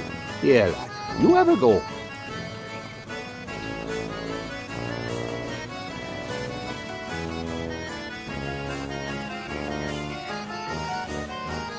That seemed like it could almost be right, Gromit. Cross your toes, lad. These are the last of the tickets. Congratulations! You are the winner of a grand and fantabulous prize. My heck, we did it. Fantastic. We won, Gromit. Congratulations, sir. Very well done. Thank you, Mr. Muzzle. Quite a bit of brain power it did. So, what's the grand and fantabulous prize then, Mr. Muzzle? I must say I can't wait to see what I've won. Yes, well, just as it's always better to give than receive, I say the satisfaction of your triumph, plus our undying gratitude for the charitable donation you've made towards our noble cause, are prizes in and of and by themselves, wouldn't you say, Mr. Paneer? Chuck. Well, they're all very well, but I thought... Prizes that last a lifetime. Up here and in here. But the sign says... Oh, quit bellyaching your big girl's blouse. It's hardly fitting for a gentleman such as yourself. Here, have a blinking bubblegum ball. But... Oh, all right. And one for the mutt as well.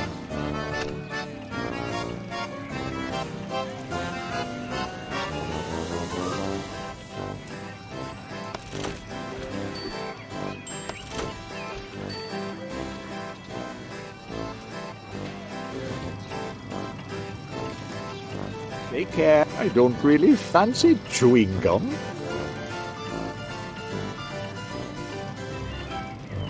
Take care. Now, do you fancy a cone, Gromit?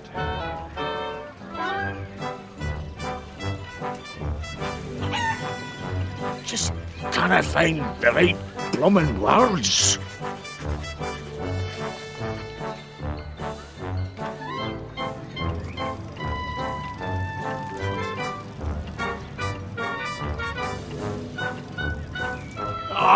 Just look at her, loitering round that manky Muzzle's booth of accomplishments.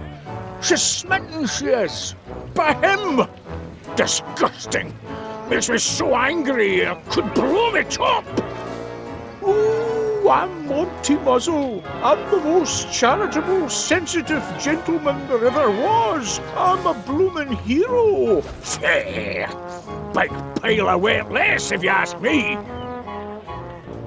And what do you want, mutt? Can't you see I'm working here? She wants a sensitive man, does she? Well, that's what Miss Flit will be getting. I'm composing her a poem.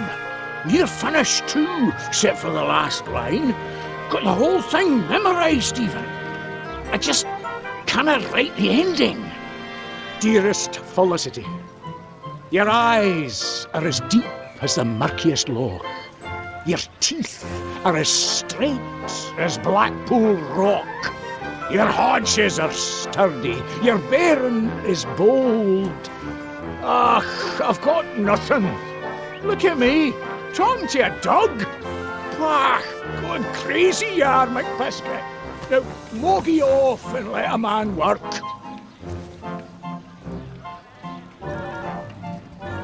Wisdom from the other side.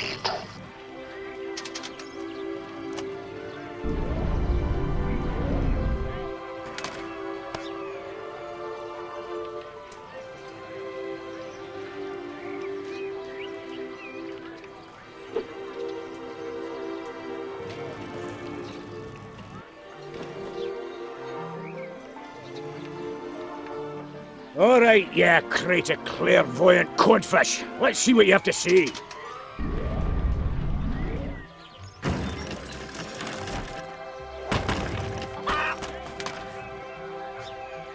heavens, what a bunch of rubbish!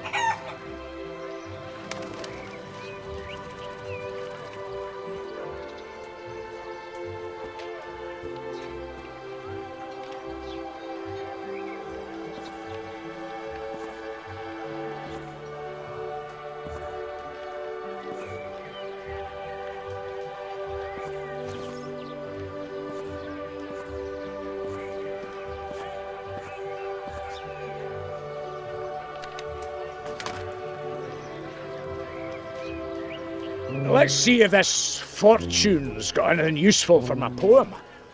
Your hair could be mistaken for pirate's gold.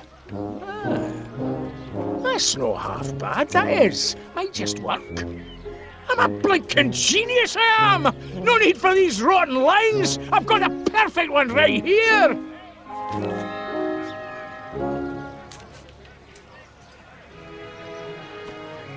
Hello there, Felicity! Oh, hello, Duncan. You look ravishing today. Why, thank you, Duncan. In fact, I've written you a poem in honour of your astounding beauty. What? You've written a poem? Every last word. Really? Well, let's hear it then. Dearest Felicity, your eyes are as deep as the murkiest loch. Your teeth are as straight as Blackpool rock. Your haunches are sturdy, your bearing is bold, and your hair could be mistaken for pirate's gold. I don't know what to say. Brilliant, eh? You noticed my hair! I did. Oh, Duncan! Who could have guessed you're so sensitive and attentive to detail? Aye. My rugged Highland handsomeness may fool some, but inside I'm nothing more than a caring and loving lamb. Come here, my little sugar plum fairy. A caring and loving lamb that's been rolling around in the barnyard too long, if my nose isn't mistaken. Oh, that's just my unique musk. Let's go down and stare longingly into each other's eyes.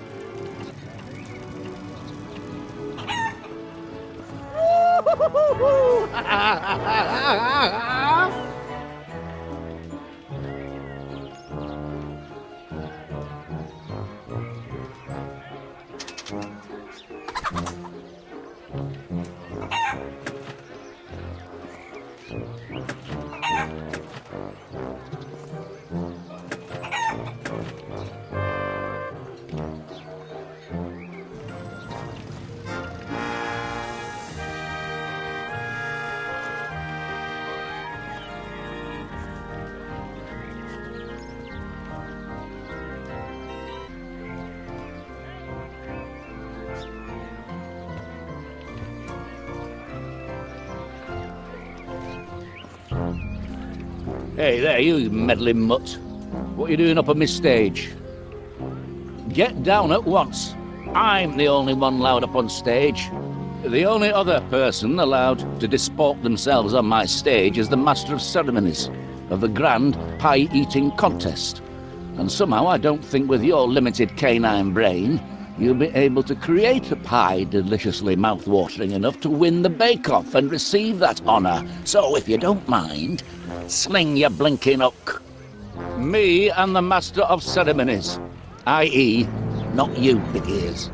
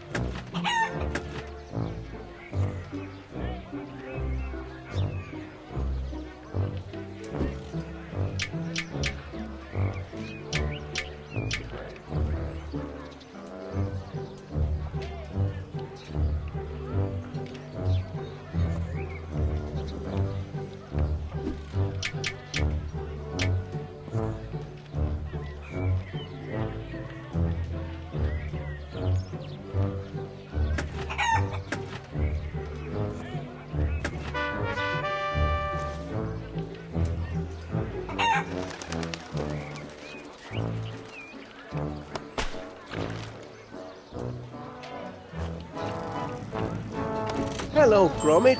Having a grand day out?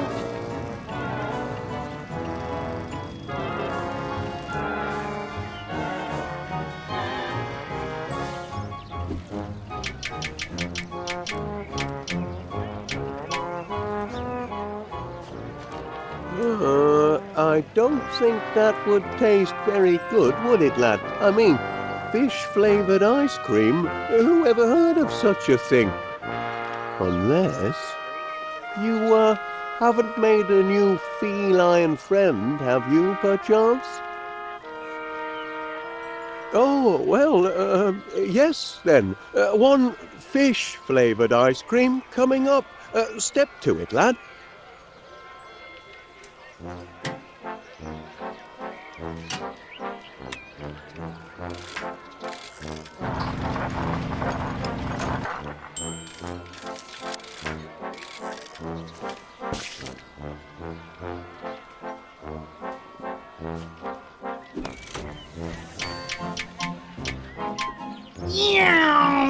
Ugh, disgusting.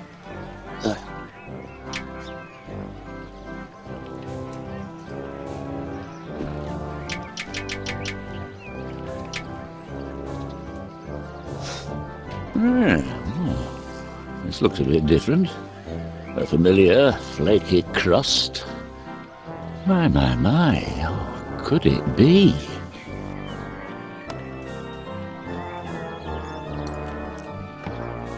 Oh, oh yes, this is more like it. What a belter this one is. Oh, a crisp outside with a warm potatoey inside. Oh, this takes me back to my days as a boy. But it's still missing something. Some key flavour from it past. Now, still, I'll hold on to your entry as provisional for now. If you think of something to give it that definitive je ne sais what, come back and I'll consider it. Till then, the competition's still open.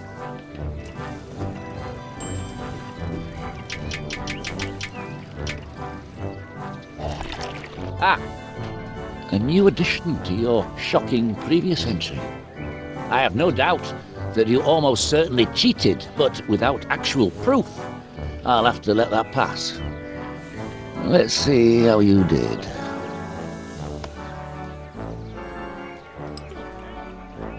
Why, this is, yes,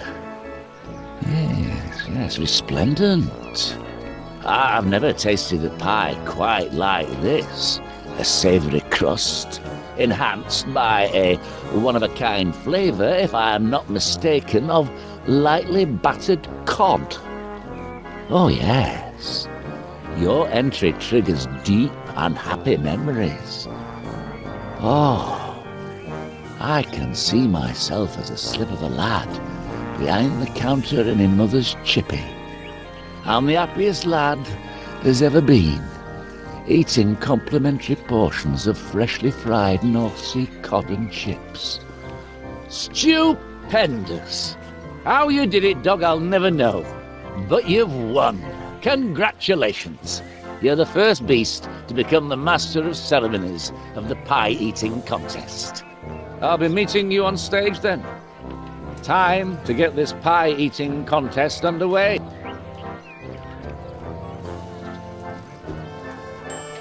Be seeing you on stage in 2 shakes of a dog's tail.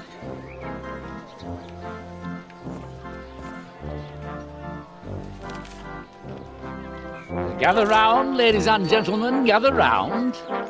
Our first order of business is to celebrate this fine figure of a dog as winner of the pie baking contest.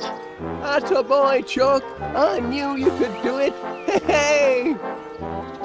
And to honour this achievement, Fido here will preside as Master of Ceremonies of the pie-eating contest to commence shortly. I'm here. The Major doesn't stand a chance. Ha! I once ate a kidney pie the size of a Shetland pony, and I had room for dessert and coffee. Your starter's pistol, doggo.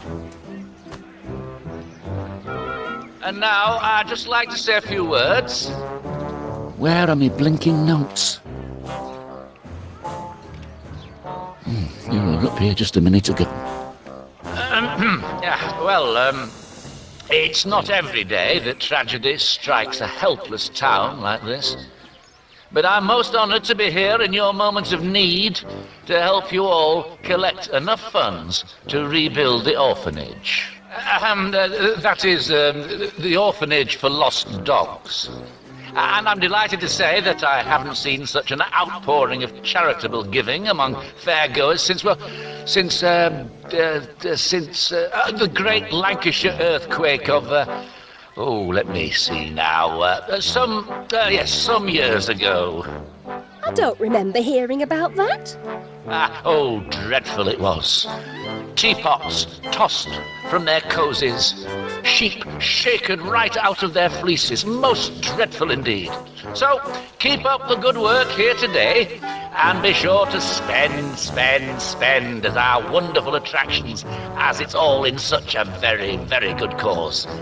Now, without further ado, Colonel Crumbs and Mrs. Gobbledygook will go head-to-head in the pie-eating contest.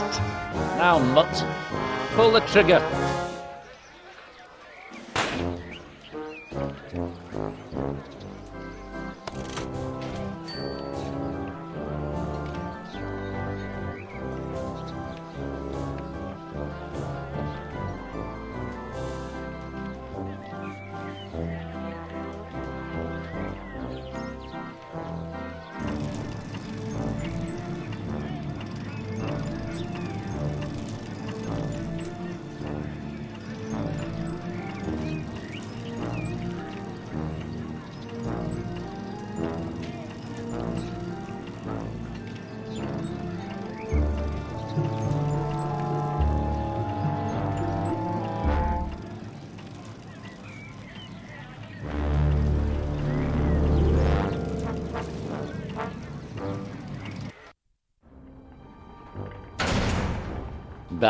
It's been a busy week.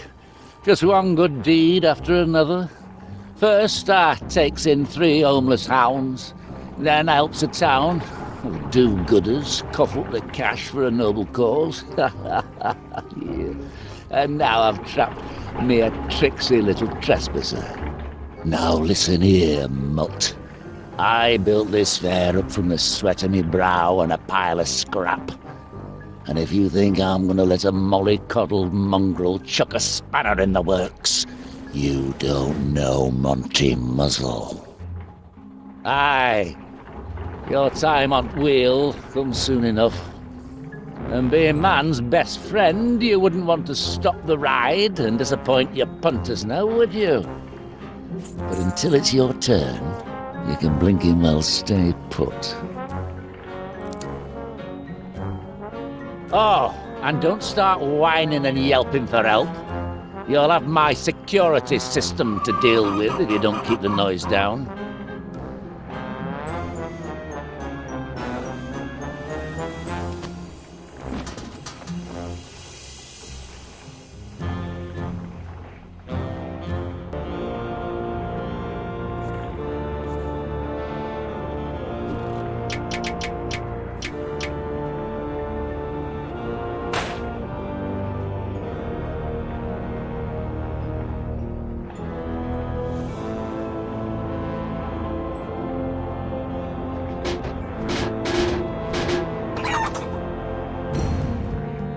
What's going on here?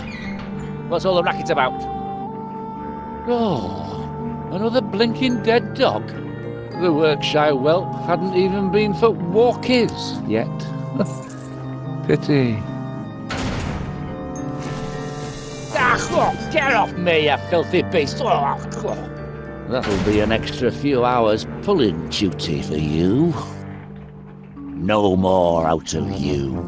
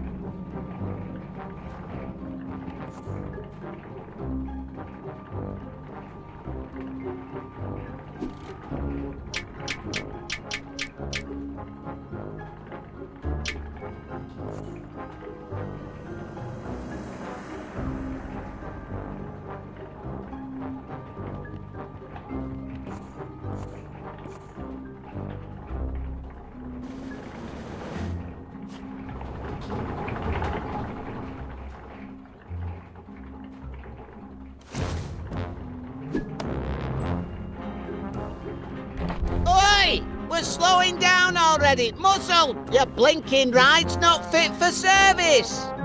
Blinking engine must have, died again.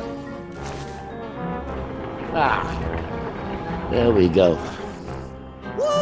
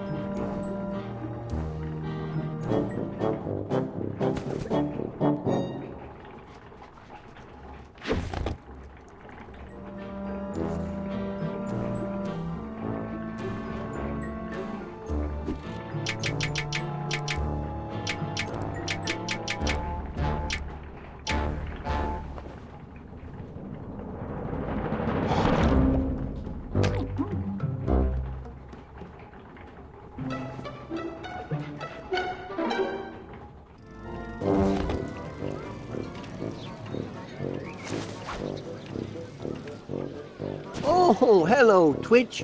Gromit was looking for you. Enjoying the fair? Oh, I see.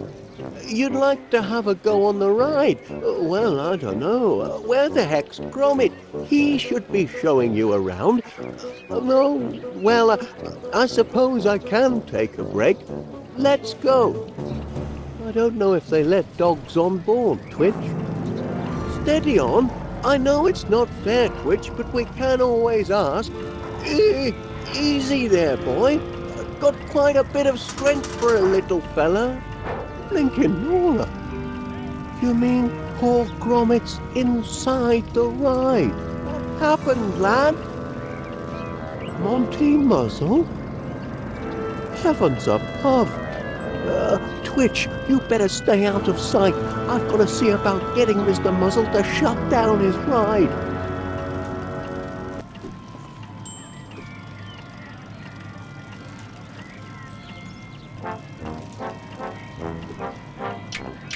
One last bite and another pie.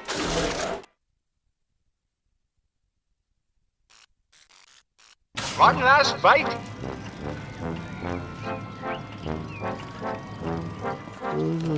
Your duty is as neglected as an abandoned puppy. Oh, I've never abandoned Gromit. Your hair could be mistaken for pirate's gold.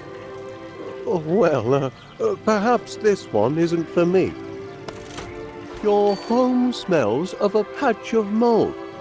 Oh, we've the odd bit, I know, but it's not that bad.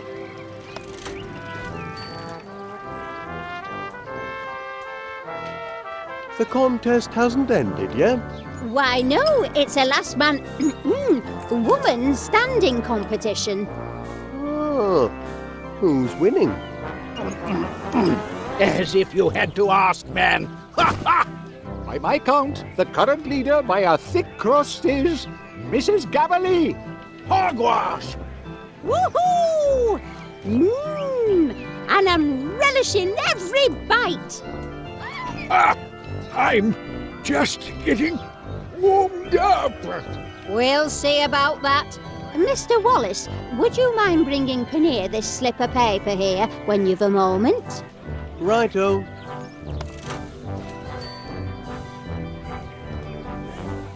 The would-be chomping champion continues to shovel.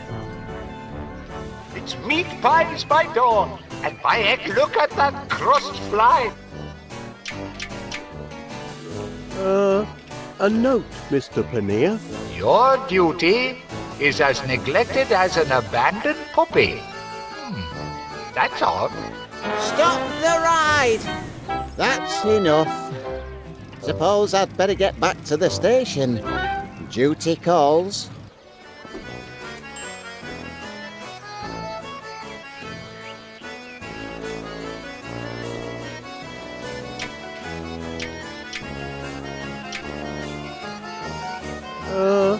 A note, Mr. Paneer.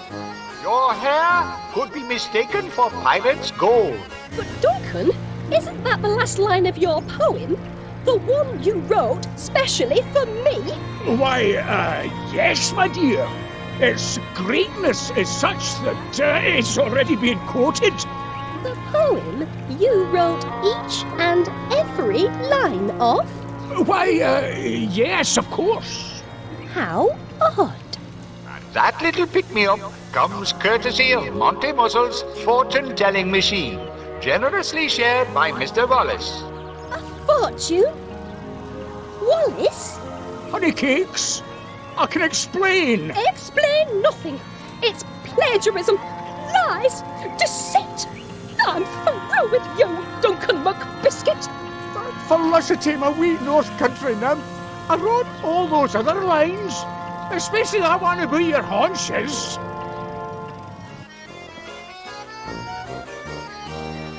The would-be chomping champion continues to shovel pie down his gullet. But the Major seems to have met his match in Vinny, the Wonder Nosher. A note, Mr. Paneer. Your home smells of a patch of mold? Hey, Mr. Paneer! You've clearly never been to the House of Gabberley, and now you never will!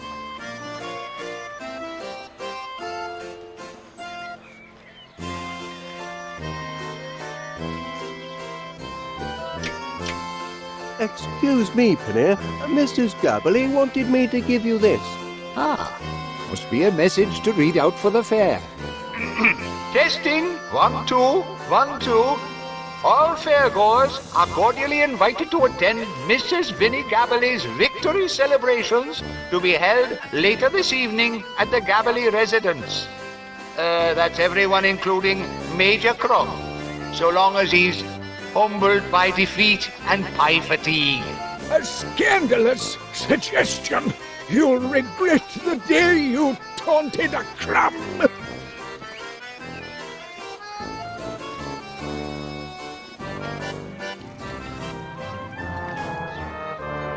And the munching.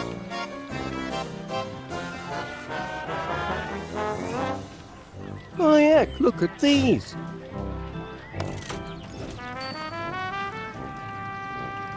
Crumb and Gabberley now, putting away pies as if they haven't eaten for a week. You've fallen a bit behind, eh, Major? Nonsense! Enemy propaganda!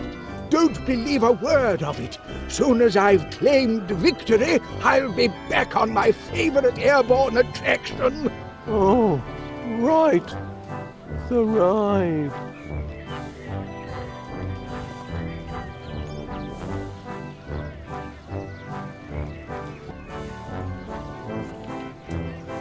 Enjoying a bit of a lead, eh, Mrs. Gabberley? Ooh, I think I am, but I'm enjoying myself so much, I've lost count. I can't believe you're in the lead. Look at the munching Major.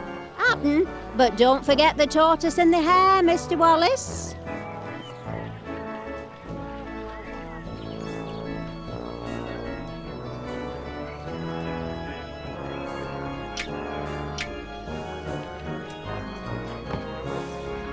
Oh, the rest of me finished pies. The rest? Oh, my stomach told me I'd got through more than just these appetizers here. And Major Crumb has just learned that Mrs. Gabberley is in the lead by a most devastating pie margin. Oh, not feeling too tickety-boo right now. I think I might have been out-pied by the enemy. And it seems the Major might be giving up, though he's only 9 pies behind. 9? That's it. I capitulate. I surrender. Hoist the white napkin of chronic pie fatigue. Yippee! And down goes the Major, out for the count. Attaboy, Mrs. Gabberley. Congratulations! Woohoo! Remember, ladies and gentlemen, if you like pies, Paneer's Purveyors of Peculiar Produce is open daily for all of your baking and pie-eating needs. I can't believe she beat me. I'll never be able to show my face in the officer's mess again. Never mind, Major Crumb. You guzzled gamely. Perhaps you just bit off a bit more than you could chew. Perhaps. A man must know his limits. The only thing that can lift my spirits now is a spin on that RAF ride, if you'll excuse me.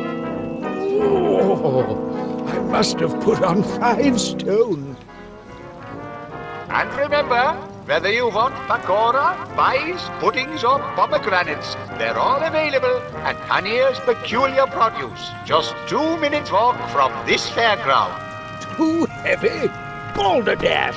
I was only on her this morning. Oh, just over our limit, I'm afraid, Corporal Crumb. You must have piled on pounds since then. That blinking contest! And I'm a major, don't you know? Aye, a major liability. So you're banned, for safety's sake. Perhaps go for a jog or something, and work off some of that extra weight.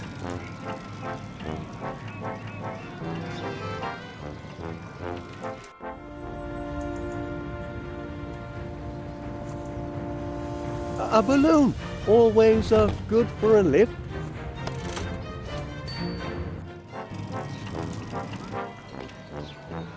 the tiniest little lift, I'd be cleared for takeoff. A balloon, Major Crumb? Who doesn't love a festive balloon? Used to tie the old balloon to our knapsacks when we were in the long grass to distinguish ourselves from the enemy. Perhaps you're ready for the ride now? You might be right. I'm feeling lighter on the feet already. Oh. Weight limit passed. All aboard. Wahoo! Tucked away! Cabin doors to manual. Ready for takeoff. Blam!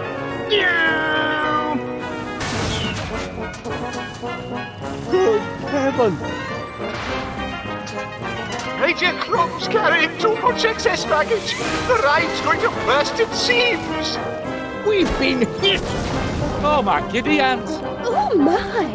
Those poor dogs were trapped inside of that dreadful machine the entire time. Gromit! Are you all right, lad? Where is that monster, Monty Muzzle? He was just here a moment ago. Up and away? Oi, what are you doing?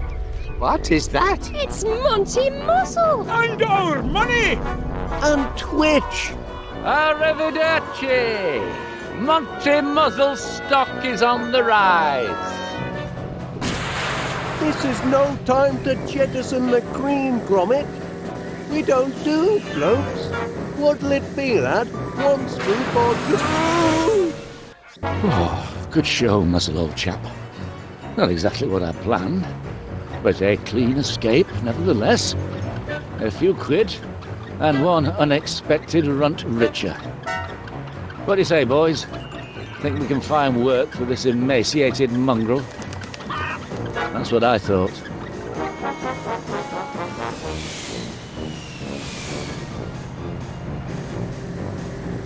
Oh, Knickerbocker glory! He's got a head start, lad. We've got to find a way to close the gap.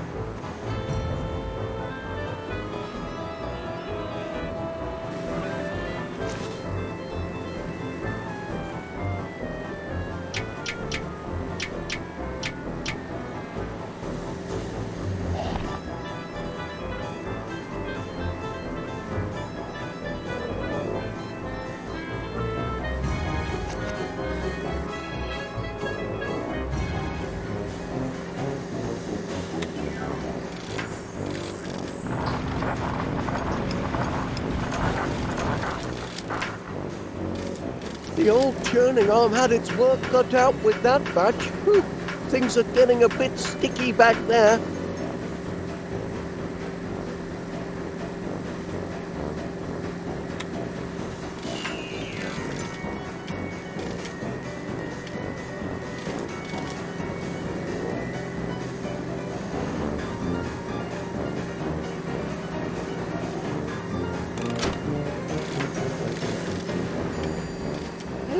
Looks like we've sold out of all our cones.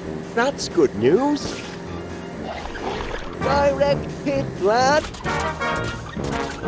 Hey! Now he's up a gum tree. We'll catch him now.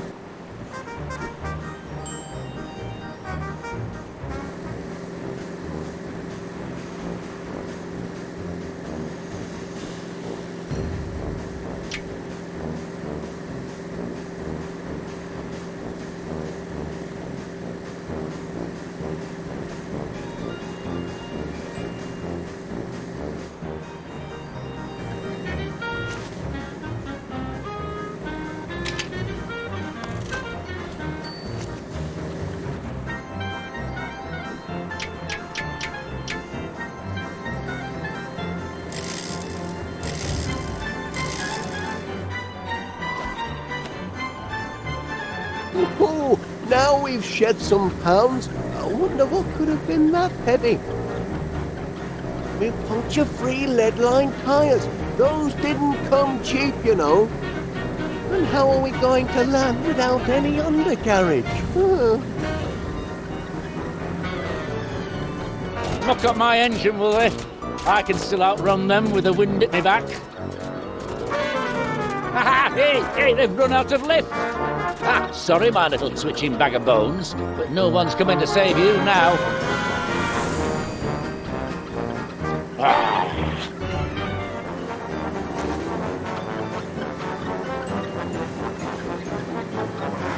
Where do you think you're going with that? Fine then. Let go. Escape me, a flea-ridden friend.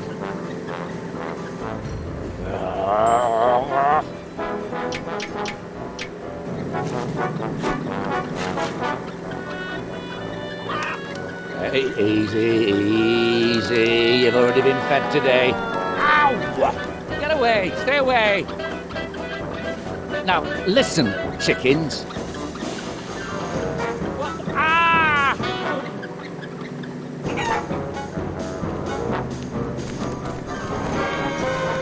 Let's go, Twitch.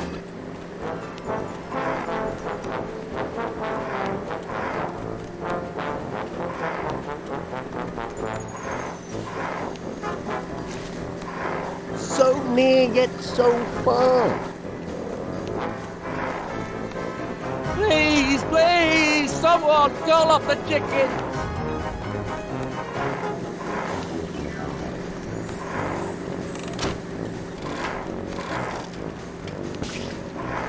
We've served our last scoop of useful ice cream, lad.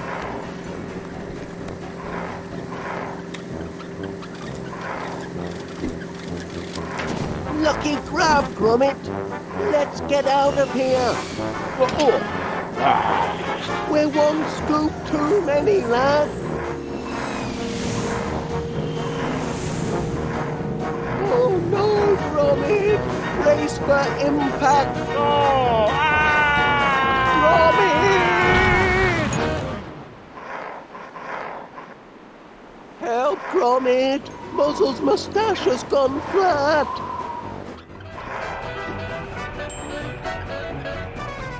This is all your fault, dog.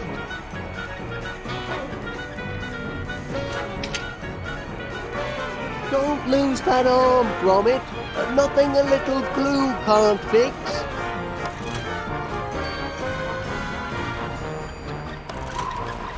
Steal from me? Monty Muzzle? That's not how it works, sunshine. I've got to save what I can.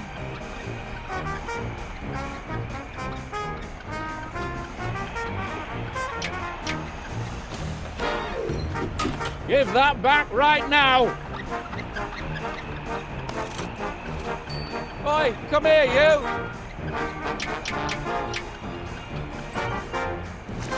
If you want your master to take you for walkies ever again, you'll be very careful with that. Careful, I said! No! My money! Oh, my beautiful money! Help! We're still falling, lad!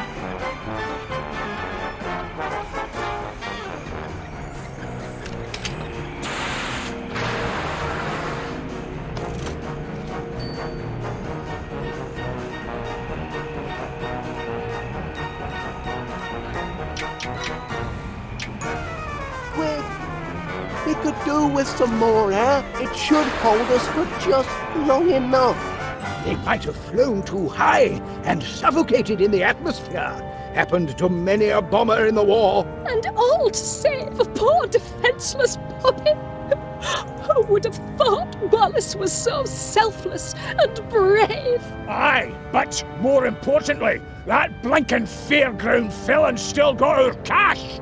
He's due a soak in the mouth and a kick in the head. Honestly, Duncan, the last thing we need is more violence. We need heroes. Look! He's used his beard. What on earth is that? It's a giant mustache. I've seen bigger. You're alive! Yes, and saved by a whisker.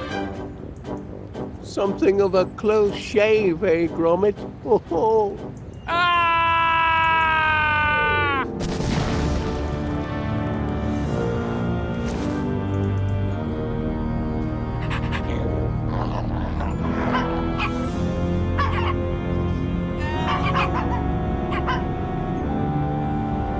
These poor pups won't go homeless after all, Gromit. Me and Mr. Gabbly would be thrilled to take them in. No, we wouldn't. Pipe down, you misery guts. Great.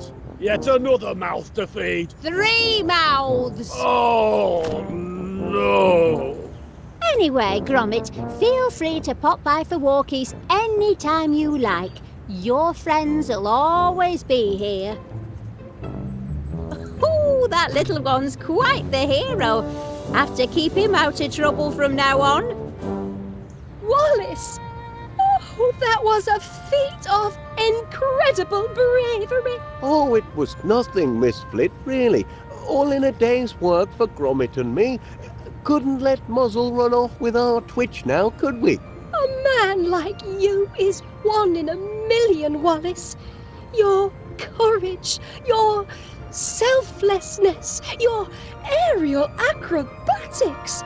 You could have been killed, yet you saved the poor whippets, apprehended the monstrous Monty Muzzle, and saved everyone's fortunes. You're a true hero to the town. Oh, thank you very much, Miss Flit. Now, if only I could find the piece that... I feel a little awkward asking you this, Wallace, but I was wondering... With a bit of elbow grease, I'm sure Gromit and I can have this up and running again by Christmas. Wallace, I have a proposal for you. I wonder where this goes. Oh, Wallace! Yes? A proposal and a ring! How shocking! I beg your pardon, Miss Flit. Oh, and so polite. Now, calm yourself, Felicity. Will I, Felicity Flit, marry you, Wallace? What? Now, pull yourself together, Felicity, my girl. You mustn't rush into this. I'm honoured that you would have me as your bride, Wallace. But I must think it over. I shall give you my answer within the week.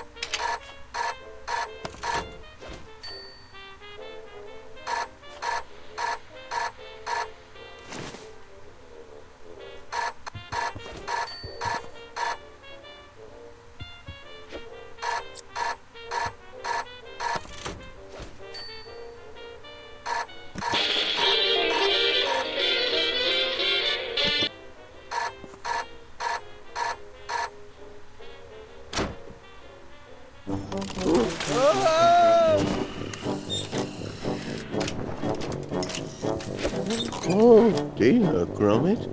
I must stop eating cheese last thing. It's given me terrible dreams. Last night I dreamt I'd accidentally become engaged to our neighbour, Miss Flit. Can you imagine?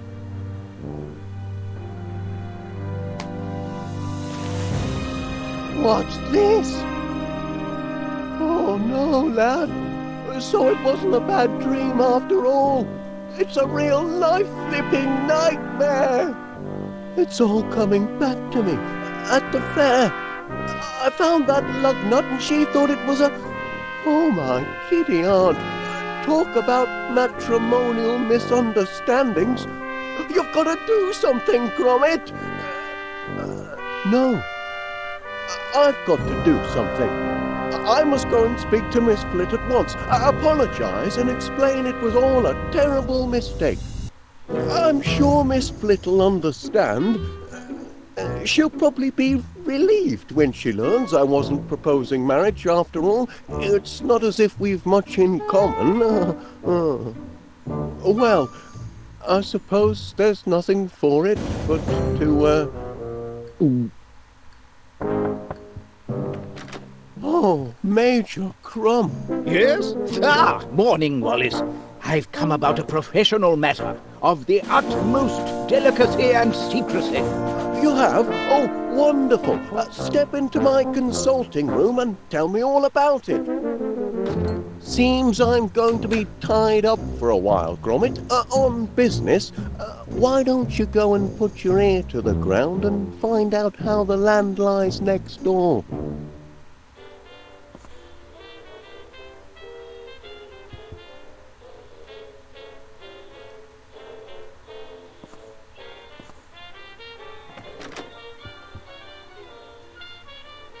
Great Aunt Prudence, you came so quickly. Of course, Felicity. An urgent summons from one's only living relative and heir to one's fortune can mean only one thing. Man trouble. Now, who is the blighter this time? I'll box his ears if he's been toying with your affections. Oh, no trouble as such, Aunt Prudence. But, well, there has been an important development on the matrimonial front, which... Pardon me, Aunt Prudence. I think I spy an ugly little intruder. I positively loathe fungi. Come, let's go inside for a cup of tea. Have you chamomile, child? Man trouble always makes me hackles rise and my petticoats fluster.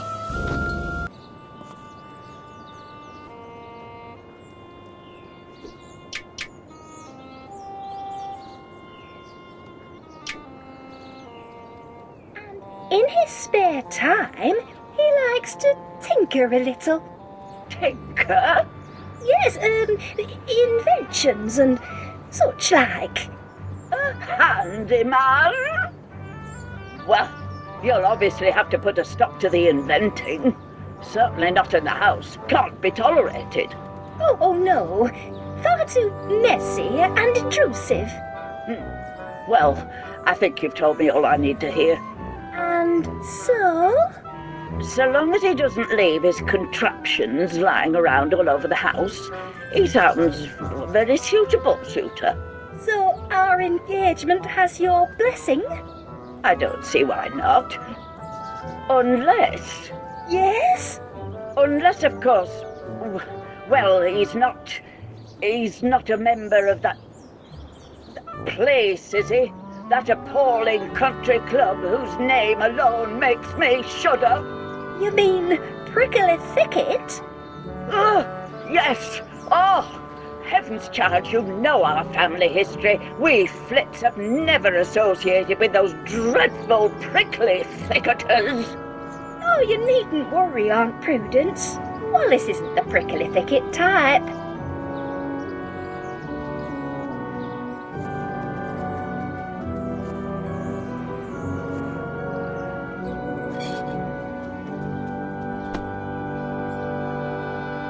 Morning, Mr. Pannier. Constable Dibbins. Delivering the mail as well this morning? Aye, Posty's off sick. He's got the mumps and I've got the hump. Sorry to hear that. Her Majesty's mail must be delivered, and PC Ernest Dibbins has never shrunk from duty, even when such duties aren't even part of his blinking job description. Here's your post. Couldn't help but notice the coat of arms, Mr. Pannier. A prickly thicket, isn't it? Happen. So, you remember then? Oh, aye. Practically me second home. Is it now? That's a very interesting coincidence. I was just saying to myself the other day, Ernest Dibbins, it's time you joined a... Oh, my! Excuse me, Constable. What are you staring at? Get along now.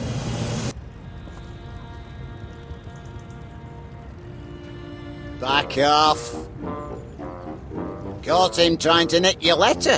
The important one from Prickly Thicket. Oh, that's only the envelope. I've got the letter here. Not bad news, I trust. Oh no, quite the reverse. It's my turn to propose a new member. Is it really? Well, I never. It's a heavy responsibility. Not everyone's cut out to be a prickly thicketer. The candidate must be a gentleman of impeccable character, someone who's always there for a friend in need, a pillar of the community, and of course, a sportsman. Going to be a long search? Not necessarily.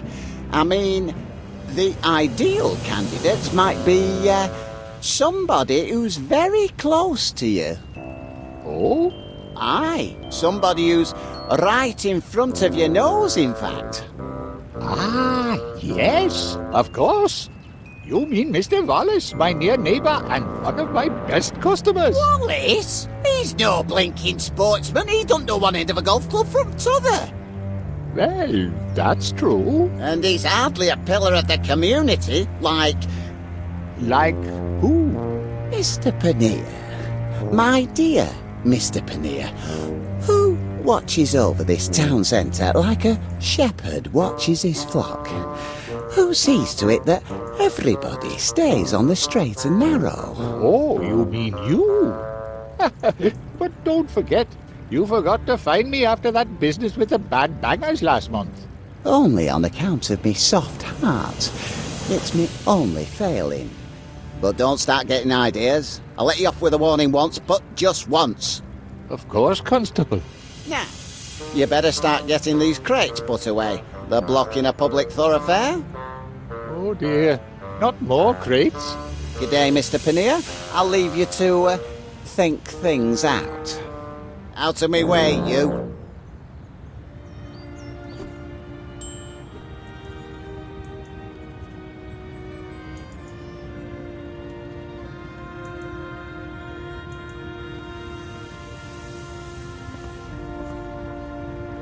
Hey up, Gromit, where'd you come from?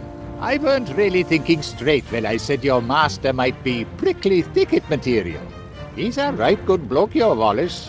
But, like the PC says, if he's a sportsman, I'm a banana.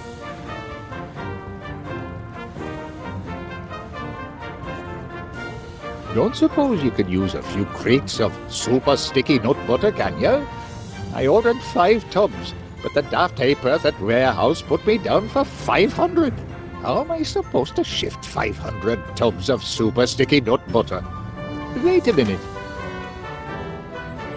Take this home to your master. Free sample, courtesy of Pannier's Produce.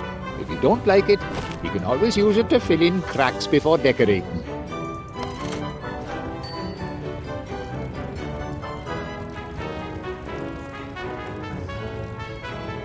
Closed by order of the law, and all on account of a teeny tiny mouse. Oh, ridiculous, really. But you know Constable Dibbins. He'll let a lot of things go, but he's a stickler when it comes to vermin. Hey up, Gromit! I couldn't help noticing that little item in the society section. The one about your master and Miss Flit. It's true, then. Been keeping it a secret, those sly devils. Ooh, careful with that. It's my last one, and it's reserved for Mr. Pannier.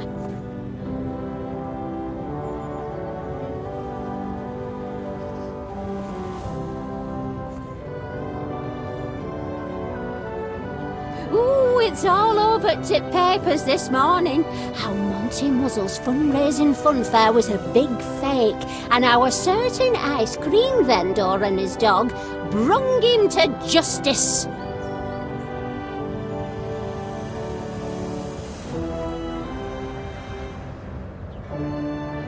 Hey, you're the mutt what's responsible for my incarceration, aren't you? No hard feelings, mate. Come here. I've got a little present for you. Pleasant accommodations so far as jail cells go. Pillows could be a bit plumper, but I ain't complaining. Anyway, my lawyers are on the case. They ought to be out in a fortnight at the latest.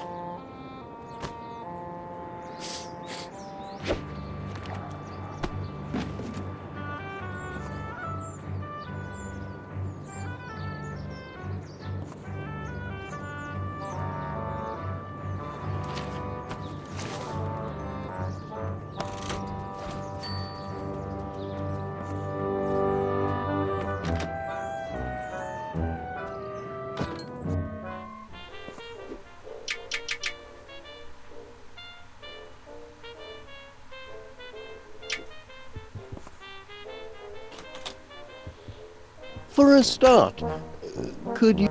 No answers yet in the, flit case, Gromit? You may want to use some of my equipment. That's right. Put the thumb screws on her. Well, that's a poser. An imposter? Where? No, I mean, it's a problem because we... Out with it, man! Spit it out! Well, although we at Golden Retrieval believe the customer is always right...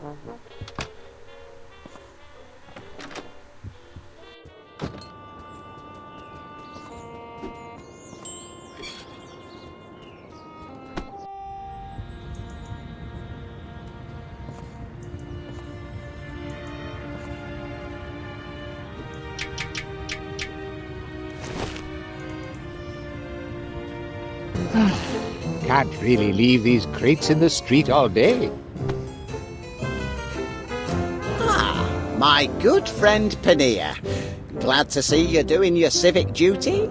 Oh, yes. Wouldn't want to presume on our friendship.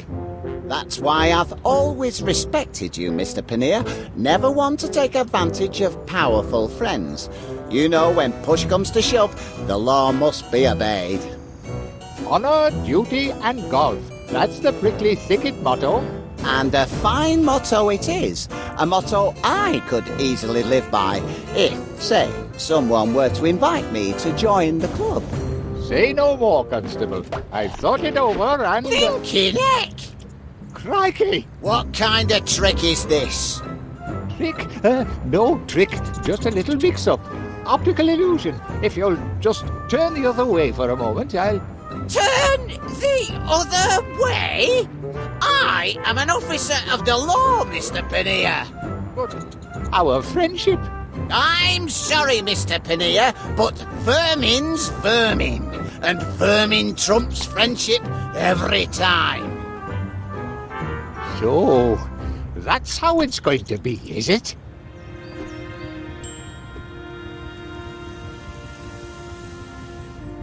Hey up, Gromit!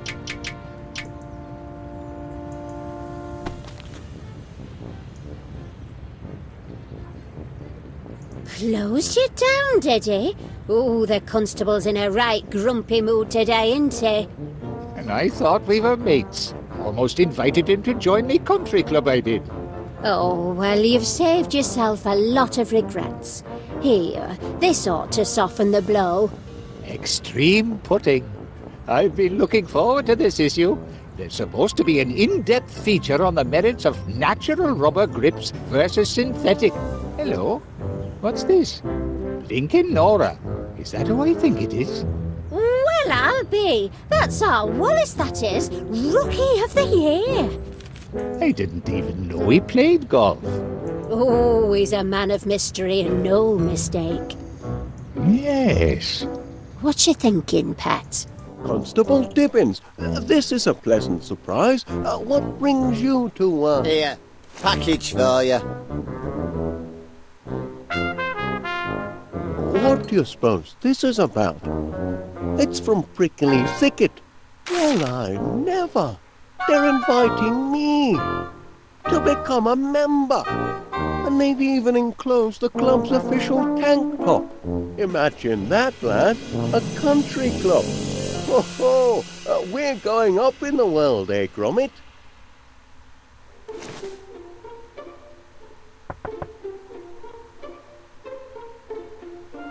Miss Flit. Please, Wallace, you needn't be so formal. Not after yesterday. Call me Felicity. Yes. About yesterday. I did leave you hanging in suspense rather, didn't I? Naughty me. But I do have an answer for you now. You do? I couldn't take a step of this magnitude without first consulting my great-aunt Prudence. And you'll be delighted to know she has given us her blessing. Isn't that wonderful? Her only caveat, and it's almost too ridiculous to mention, is that she forbids us to marry if you're a member of...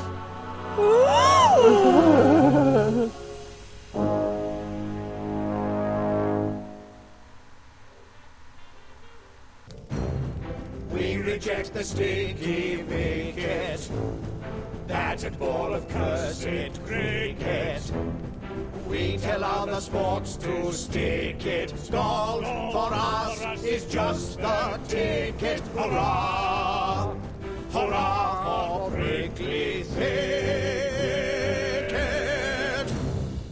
Brother Wallace is duly sworn in co-conformance with prickly protocol. Devil if I ken why I had to be Wallace, but what's done's done. Welcome to the club, Wallace. We await the opening whack. Swing that club, you tube!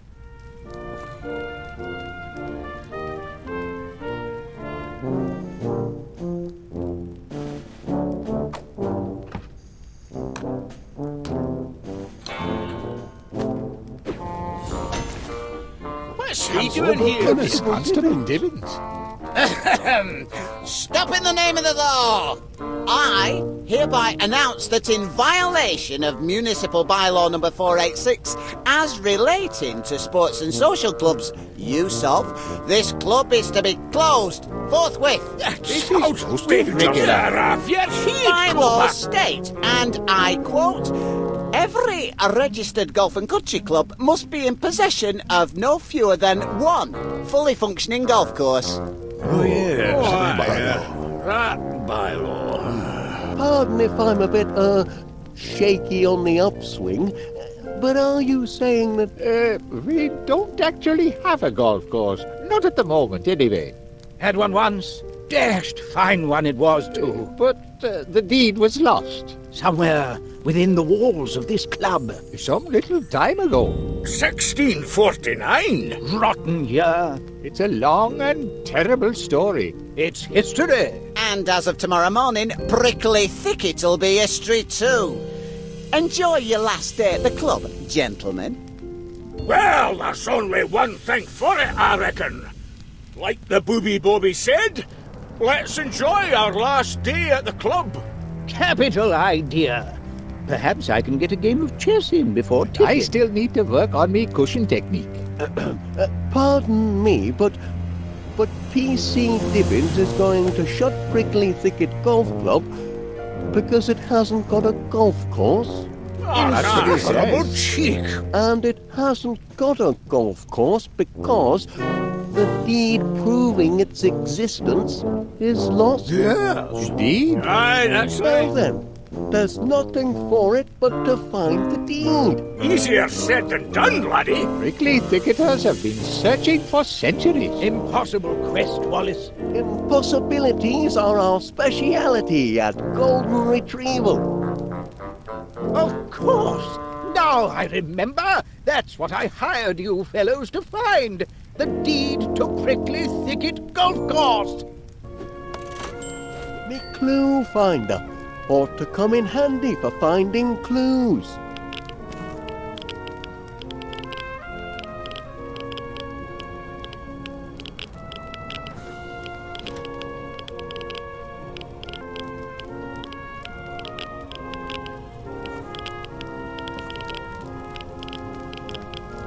I say, that one's a rum un. Aye, that one were Goodman Wallace. Him and his evil hellhound Gimlet. Pox on the pair of them. It's them that put us in the predicament we're in today. Really? Aye, for when the devilish Duchess Flit were seizing the golf course and planting flowers on it, my poor Grandpa Rory were desperate. He loved his prickly thicket golf course like a wee wifey, but he couldn't save it from Flit's men and their terrible tulip bulbs. So when they snatched the course from him, robbed him, they did, he hid the deeds to the land, hoping one day to reclaim it and restore it to the noble cause of golf. And that were his biggest mistake, hiring them two buffoons to help. You mean Goodman Witless? Aye, and Gimlet his devil whelp.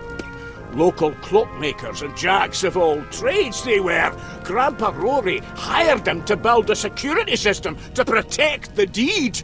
Well, they built it all right. And made a dashed fine job of it, too. Brilliant. Inspired. Flit's men did their damnedest, but they couldn't disable the system.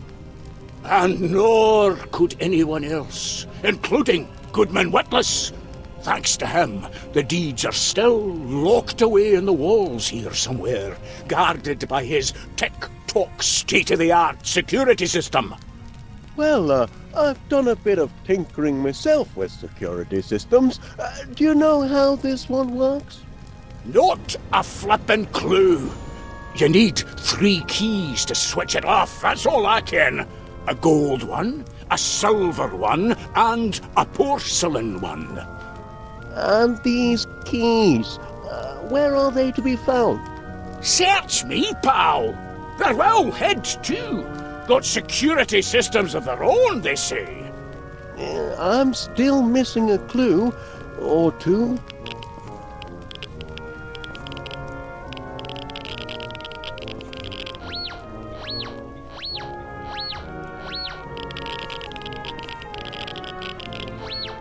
Could this be a clue?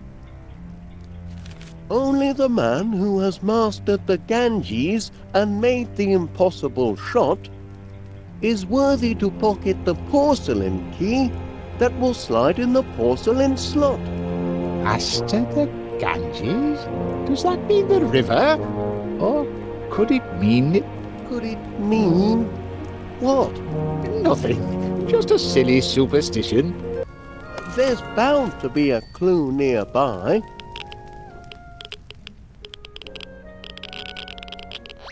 Eureka! A clue! The golden key shall only be obtained by him who earned it. The golfer who, without a clue, took up the game and learned it. To hook and slice is never nice unless ye have direction. A book depicts in stages 6 the order of perfection. Aha! I've got it now! You have? Rook to pawn 3. If I could just round up all the clues in the vicinity, I could begin to unravel this mystery.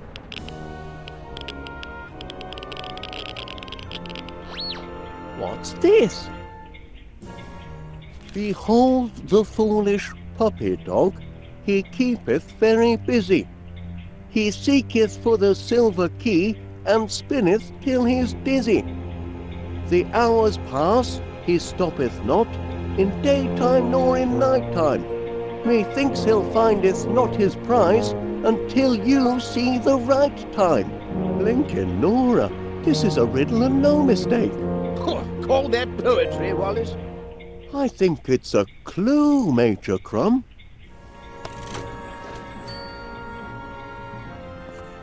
Either that clock's wrong or I am. Springs could do with a bit of tensioning. Nonsense. Clock's on thicket time, that's all.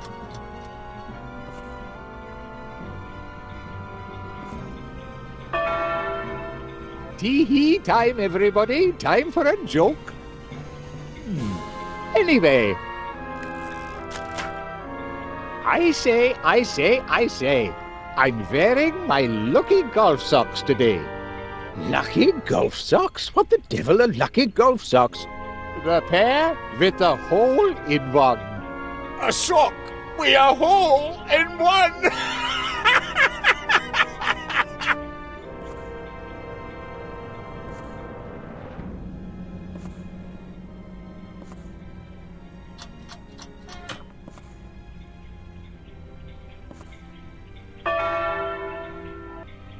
Tee-hee time, everybody. Time for a joke.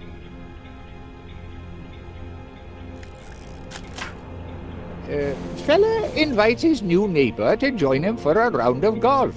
Neighbour's never played golf before. Oh, yes. Awfully decent. Very public-spirited. Everything's fine till they get to the 7th hole, when the neighbour hits his ball into the bunker.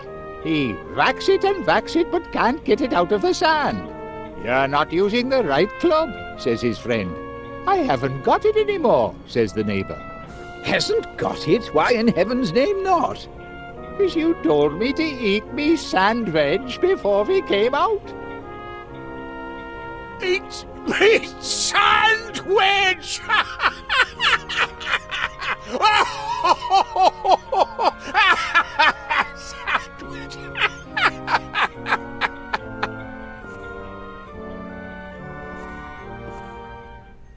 This clock seems slightly cuckoo.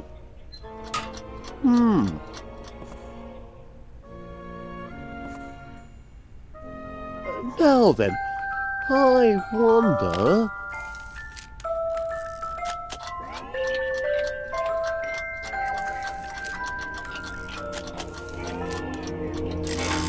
Crivens! He's found It's the silver key!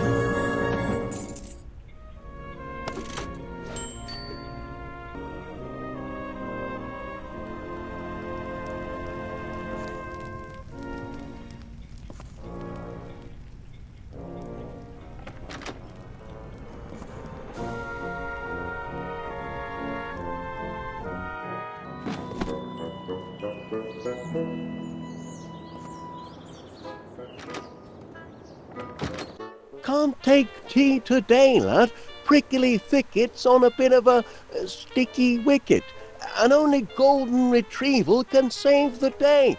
Grab our detection kit and let's... What's up, Chuck? Good afternoon, ladies. Is there anything I can do for you? Wallace! Oh, dear me. My grandniece is a tender-hearted girl, Mr. Wallace. She hates to see a man ruin his life. I don't believe I've had the pleasure, Mrs. It's Miss Flit, actually. And I make it a rule never to shake hands with individuals who belong to certain organizations.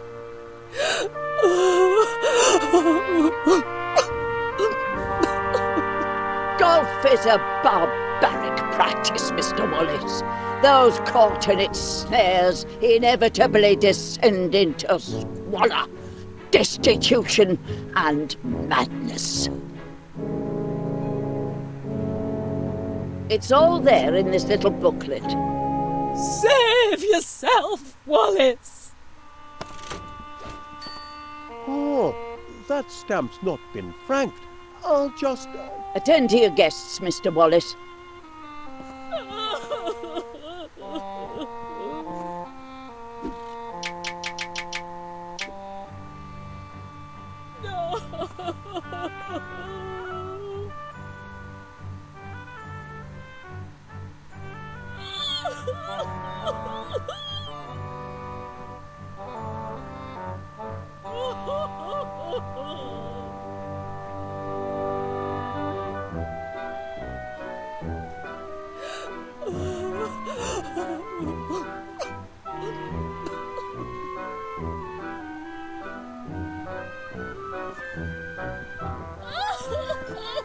A glass of milk?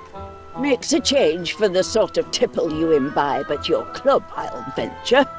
Very good. Drink your milk. At least that's a wholesome activity. Oh, do you think it will restore his senses, our Prudence? There's always hope.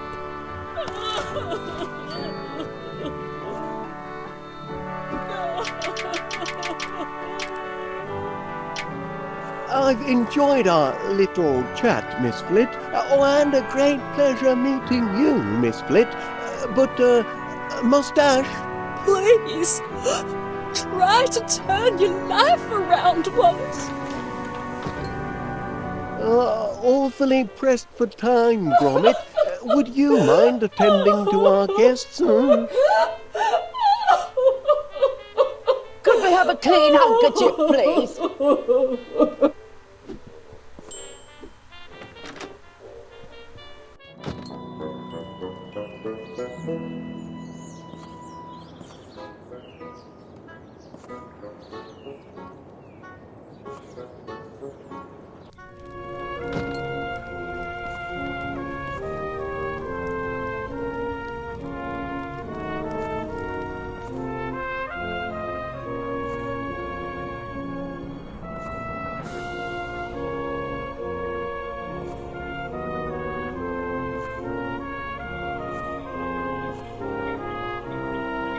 Be careful with that book. It's our greatest treasure. The golfer's path to perfection. Aye, our first chairman spent his whole life devising this system, but now it's lost to history. All that remains of the path is the sixth and final step.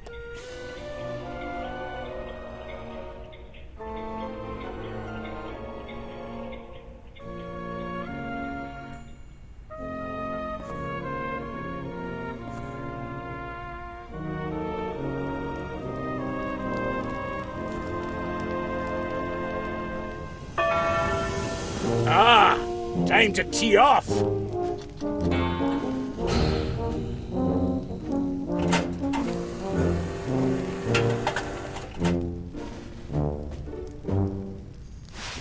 Now, who am I gonna humiliate today? Wallace now, is it? Is that the best we can do for a challenger? Now, watch how it's done, laddie.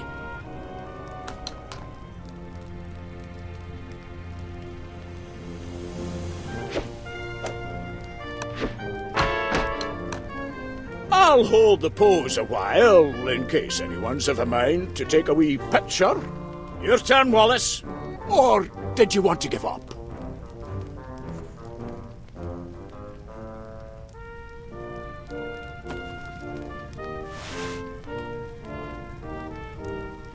Stand back, everyone!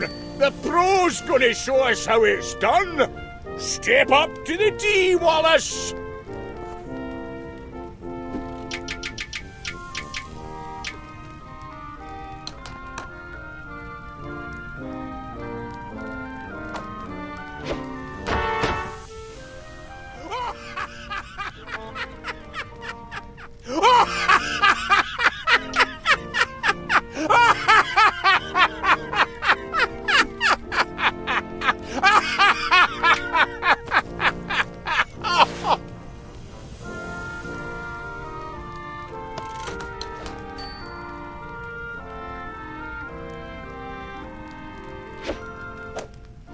Can you do a few practice swings for me, Wallace?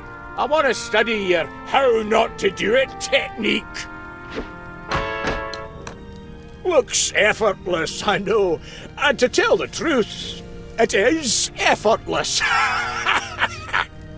Now for the comic relief.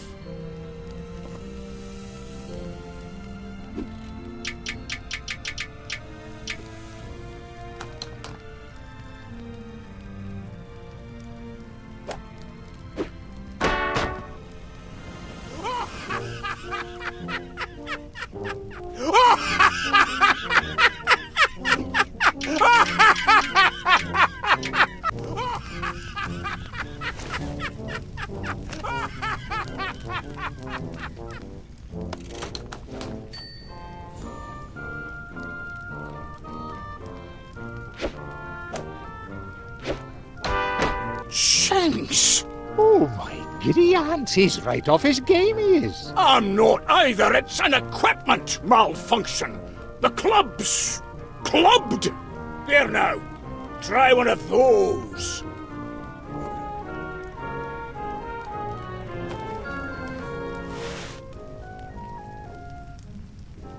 Pack of tea? Any tea?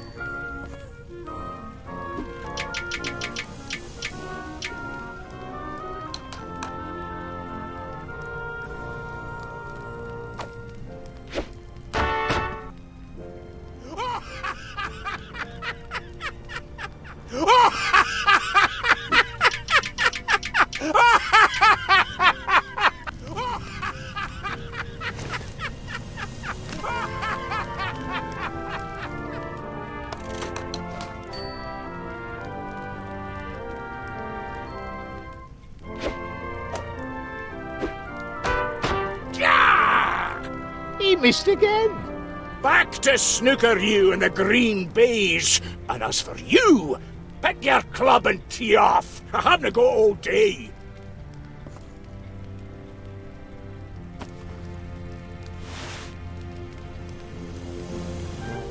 Club's not too heavy for you, is it? Come on now, tee up.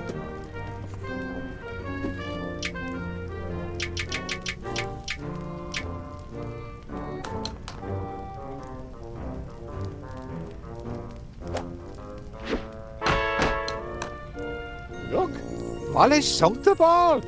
No, he never. It's a trick. He, Crevens! Crikey! Golden key! Golden key!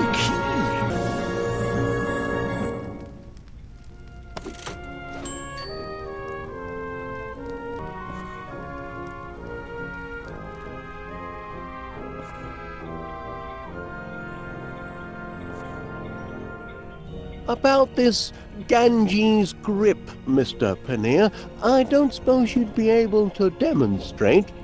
You got the wrong fella, Mr. Wallace. It's a closely guarded secret, they say. Oh, it's a load of old fooey. If you listen to him, Wallace, you'll be snookered from the start.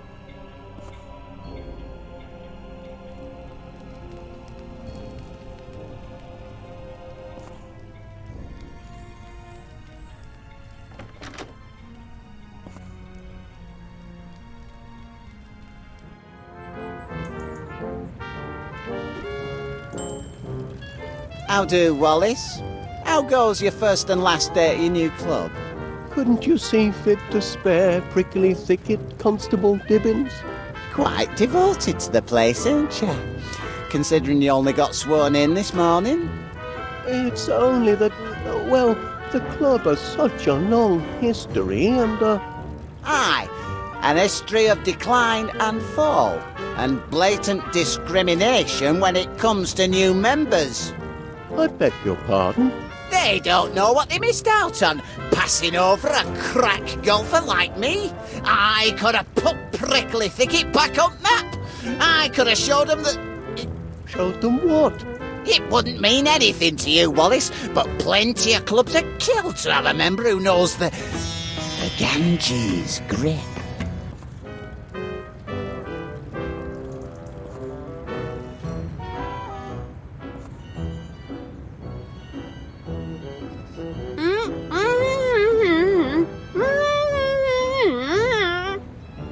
Afraid I can't quite make out what you're saying.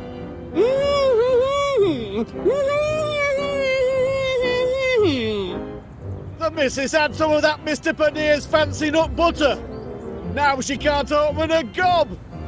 Oh dear, sticky situation that. I know. Wonder if he's got any more.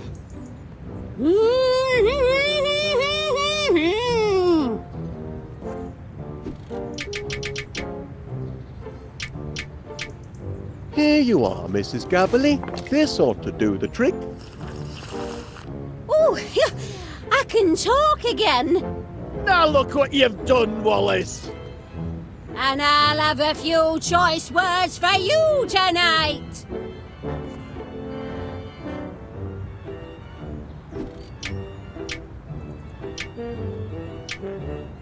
I wonder, Mrs. Gabberly, would you mind awfully if I, dip the handle of my golf club into your sticky nut butter? If it'll help you with your detective work, help yourself. I want nothing more to do with the stuff. Much obliged.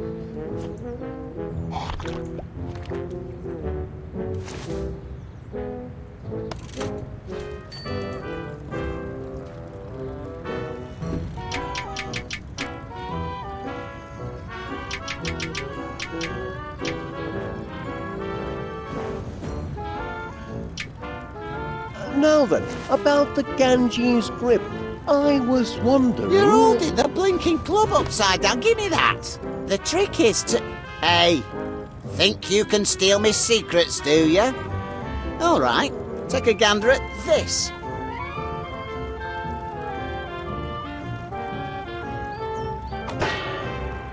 There now. Catch that, did you? What trick are you trying to pull, Wallace? Take your pigging club and bug off, Wallace. I haven't got time for all your shenanigans. Much obliged, Constable.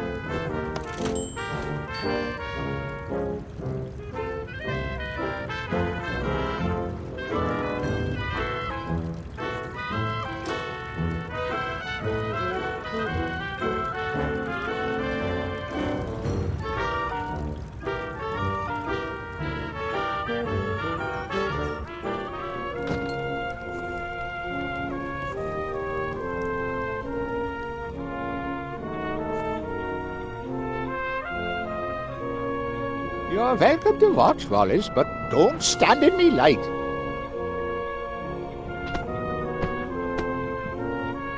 Oh, this is most discombobulating.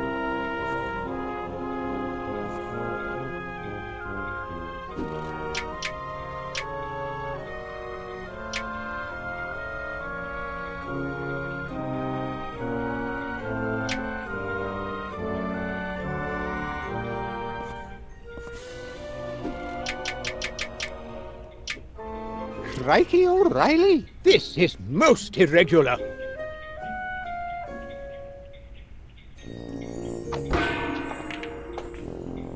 Oh, the Ganges grip.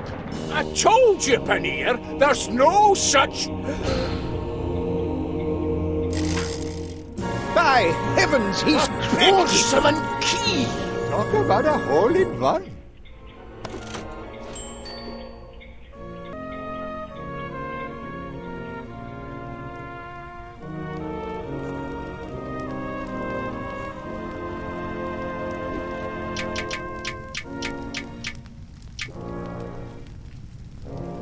That won't help.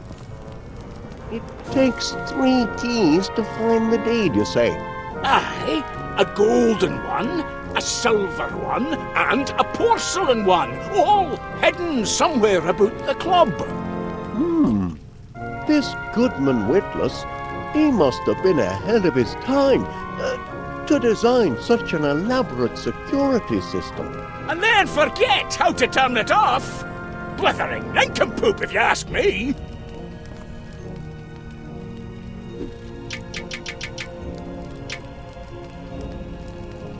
Perhaps not. I've no reason to do that. It takes 3 keys to find the deed, you say. Aye, a golden one, a silver one, and a porcelain one, all hidden somewhere about the club. This Goodman Witless, he must have been ahead of his time to design such an elaborate security system. And then forget how to turn it off. Blithering nincompoop, if you ask me.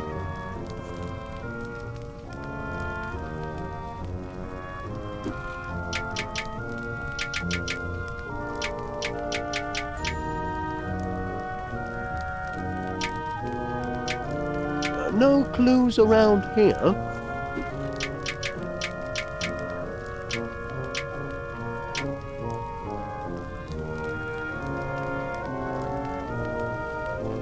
The porcelain key that will slide in the porcelain slot.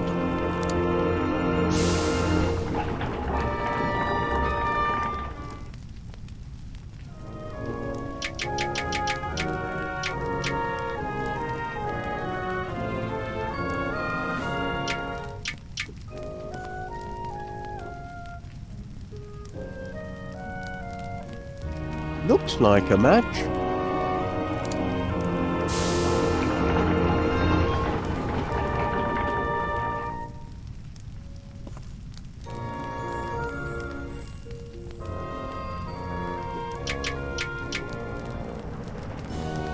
Gold key, gold lock.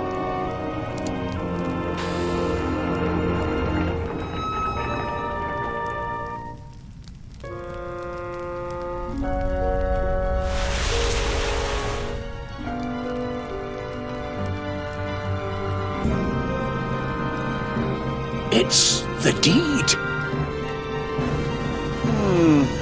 Well, it appears to be genuine. So you see, PC Plod, Prickly Thicket has a wee golf course after all. I see. And where is this land exactly? Well... If you can't even establish that, gentlemen, I don't see how... Gangway! Used to be in reconnaissance, don't you know? Dab hand at topography. Let me see now. Bit of a rise to the north, river bisecting the 11th fairway, grove of oaks to the west. Interesting. What is it? Naturally, some of the landmarks have disappeared in the intervening years, but if my guess is correct, the 18th green is located precisely on the spot of ground now known as... 62 West Wallaby Street. Well, I'll be. And it's not just my house that's in danger. If Chairman McBiscuit gets his way, the golf course will end up covering most of the... But I'm still jiggered if I understand why you're playing golf through the middle of town. If I win the chairman's tournament, I'll be named chairman of Prickly Thicket, Mrs. Gabberley. It's only the club chairman who can call off the wrecking ball. Why is the chairman's tournament got to be played here? Well, as the deeds show, Mrs. G, we're standing on the site of the original Prickly Thicket golf course. You see, it's all very logical if you stop to think about it. And Chairman McBiscuit sinks his butt, moving him to 20 under par. But let's face it, Pat, you haven't a prayer. Oh, I'm not chucking in the trilby just yet. I've still 2 holes to play, remember? And I've got one clear advantage. The greatest helper a golfer ever had. Me remote-activated auto caddy. Watch this.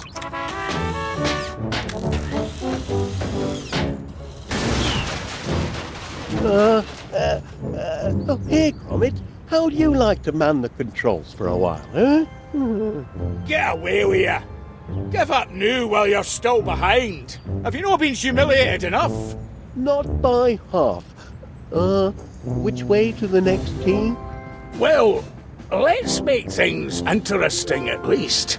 2 holes left to play. The wee short hole starts here, and it ends right over there. What a shot! Hole in one for Chairman McBiscuit. He's on fire today, ladies and gentlemen. Now he strikes to the 18th tee. The long hole starts right here, and it ends... By heck, what a Bobby Dazzler! Clean out of sight. Why, Panea, where's it going to come down then? Let me see now. The 18th hole. Yes, that would be 62 West Wallaby Street. Oh, yeah. Now, you can play the 2 holes in either order. Play them both at the same time if you like. First man to finish, the pair of them, wins the tournament. What do you say? I say, that's a very sporting offer. I accept. Right then, afraid I haven't got time to hang around here and watch you muff your shorts. I've a victory party to get to. You'd best follow me back to the 18th green, Paneer. You'll not want to miss commentating on my match-winning putt. Now then, which hole shall we tackle first?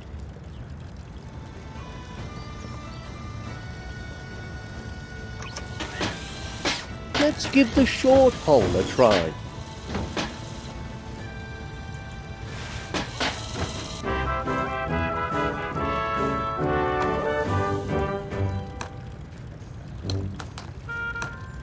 Oh dear, that's going to be a tough shot. A spectacular shot, ladies and gentlemen. Spectacularly bad, that is. Straight into the sewer. Another stroke of misfortune for the underdog Wallace.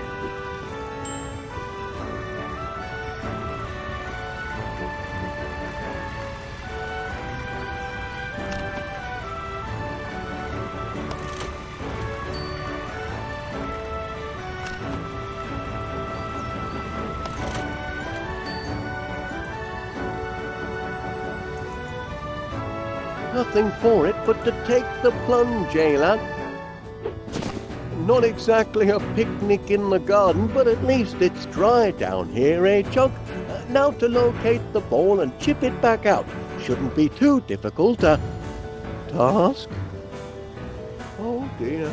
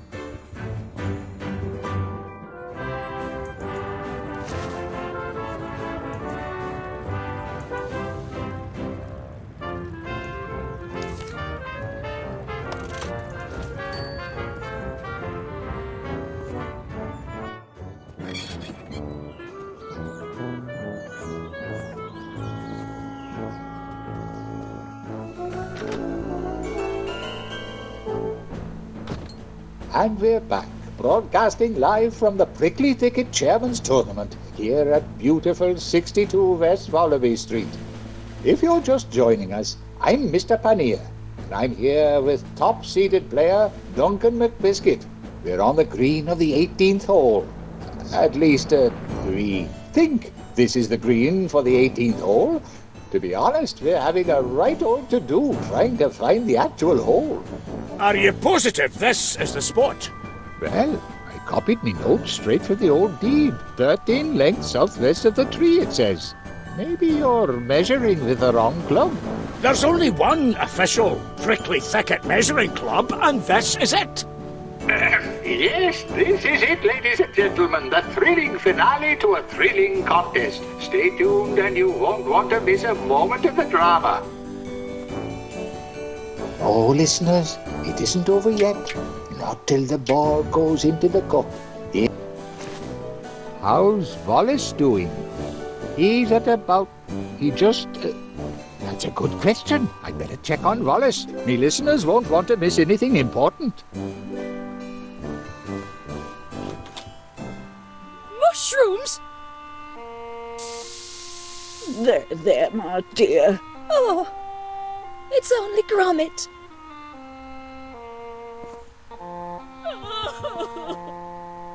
There he is. And there's no polite way to say this. down in the sewer, flailing about with his clubs in the filth. And they called him the Rookie of the Year. Who would have thought Wallace would end up down there? Mercy! It's happened. Just as I said it would. He's finally hit rock bottom. And only I can save him, his angel of mercy. I'm coming, my poor, addle-headed, golfing fool.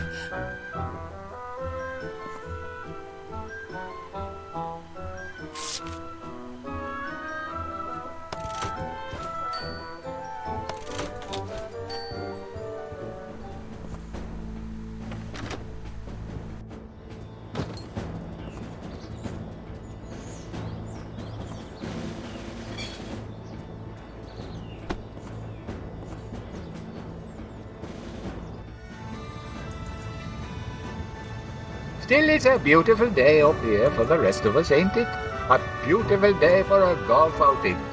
This is Mr. Pannier. Oh, there you are, Gromit. Well, no luck down here, I'm afraid. If only these pesky mushrooms hadn't... Wallace! It's Flint. So it's true! You finally hit rock bottom, as great Aunt Prudence said you would. It had to happen, I know, but oh, so quickly! No matter, your angel of mercy has come for you. I will lift you from this place of degradation back into the light. I'll wipe your burning brow and nurse you back to health. I'll surround you with flowers and music and mushrooms.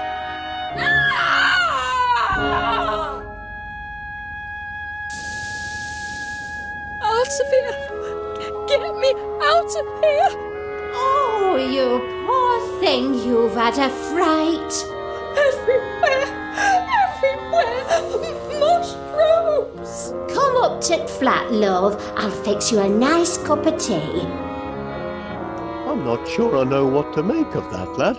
Do you?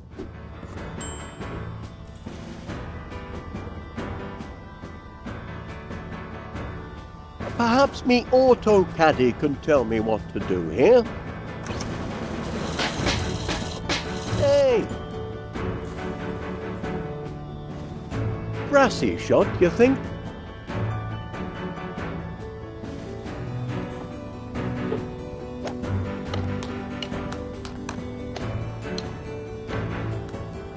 No, not a brassy shot.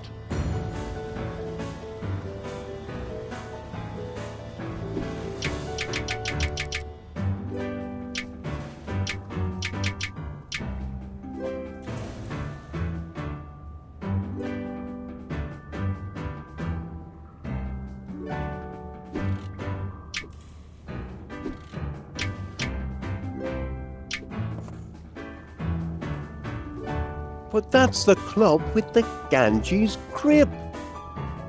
I'll try anything in a pinch.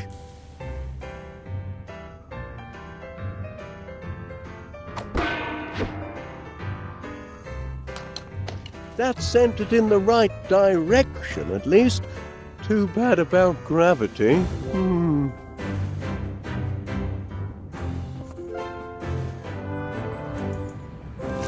And what a tournament it's been. What a contest. Up and down, up and down. Of course, all...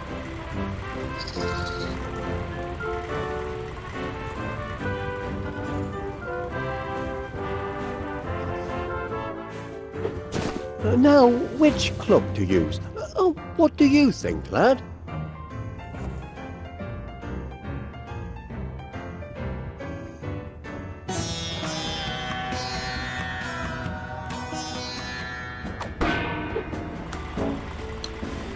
Well, it's about time.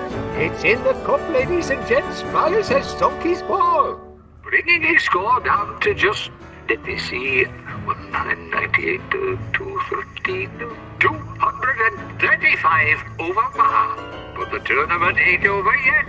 You know, Gromit, I think I'm starting to get the hang of this game. I'll take the controls now, lad.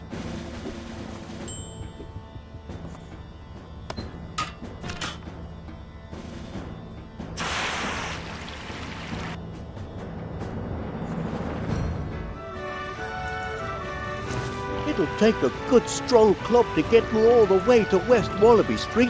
Which one to choose?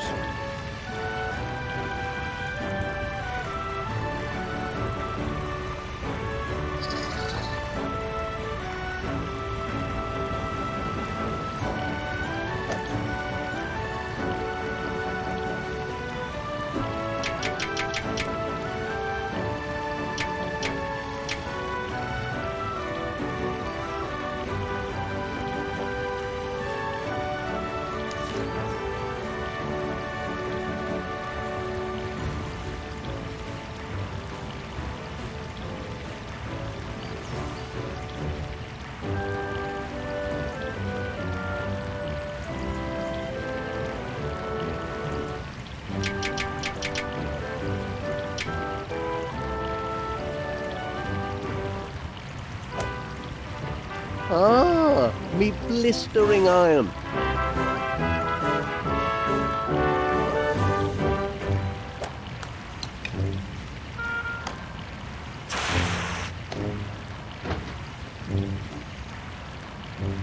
Pity the flag isn't in the post box, eh, Gromit?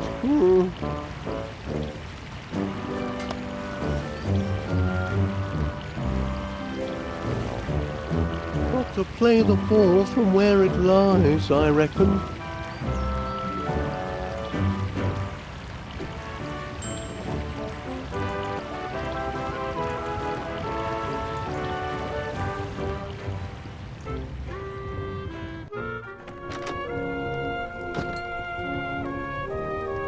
And here comes Wallace, the keen as mustard challenger, hot on the heels of our champion.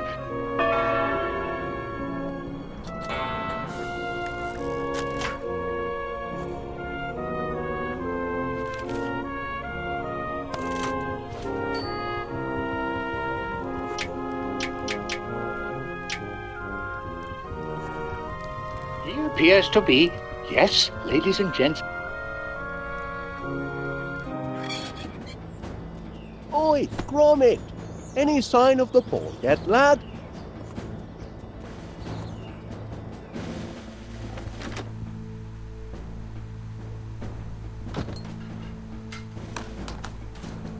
What the? Wallace's ball? Oh, no! This hallway ain't big enough for the both of us.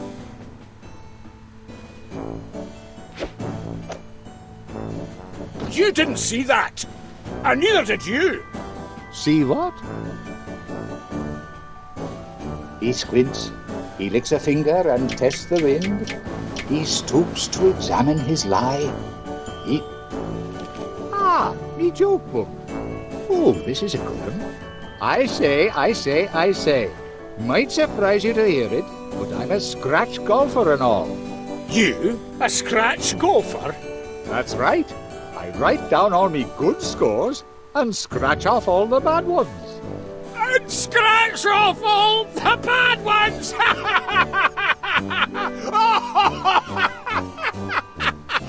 Oh, scratch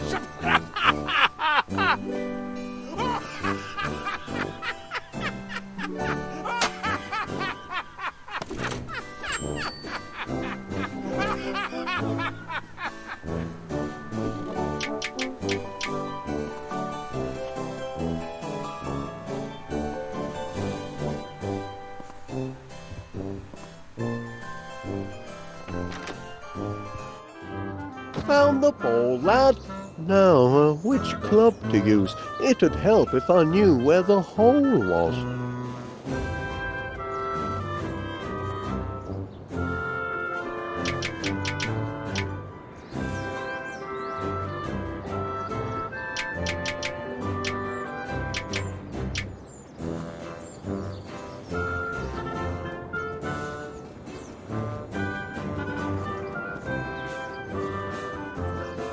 Don't move the ball, Gromit, that's cheating.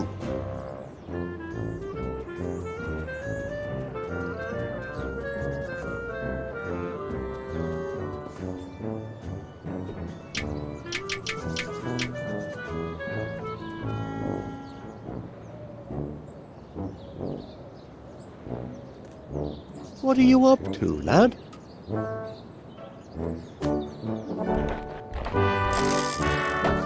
Frankie and Laura, the 18th hole.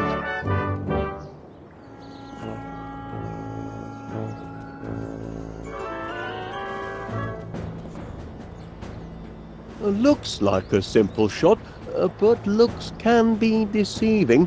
Which club should I use, do you think?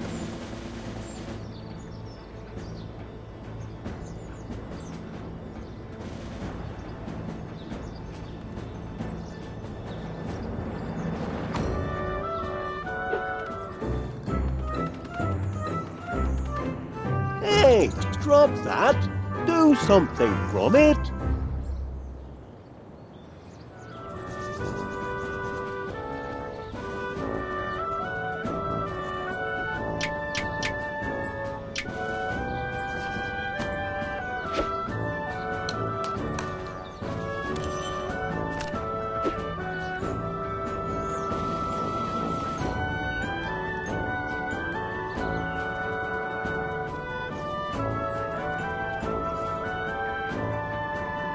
Another try? All right.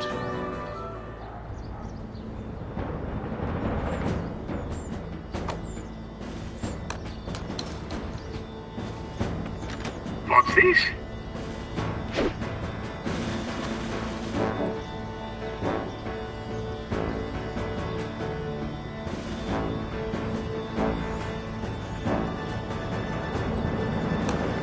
You did it? He did it, ladies and gentlemen. Wallace has completed the 18th hole of the ancient but rediscovered prickly thicket course. And considering Chairman McBiscuit still hasn't even located the 18th hole, I hereby declare Wallace winner of the Chairman's Tournament and the new Chairman of Prickly Thicket.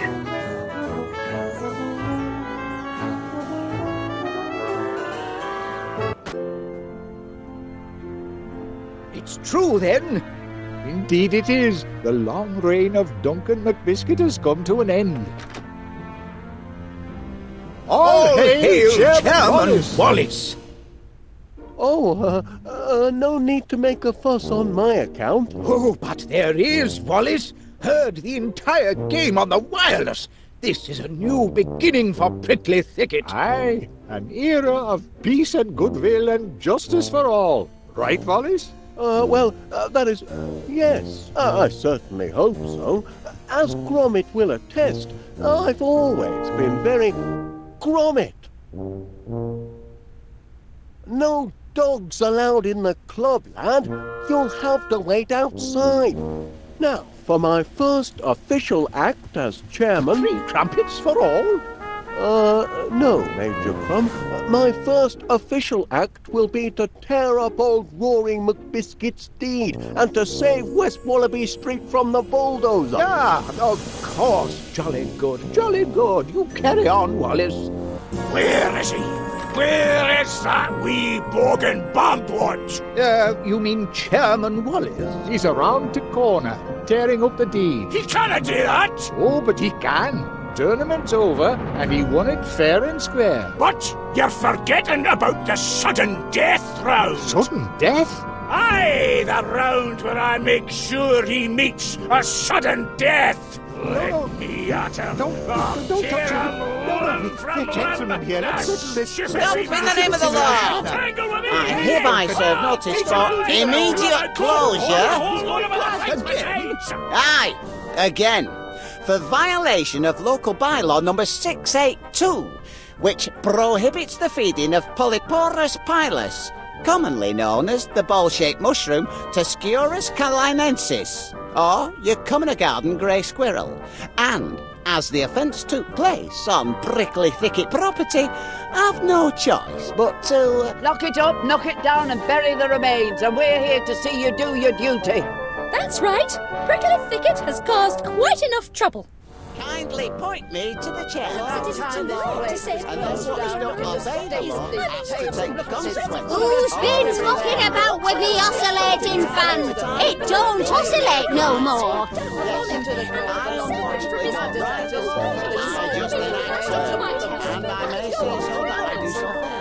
Suppose I'd better join him.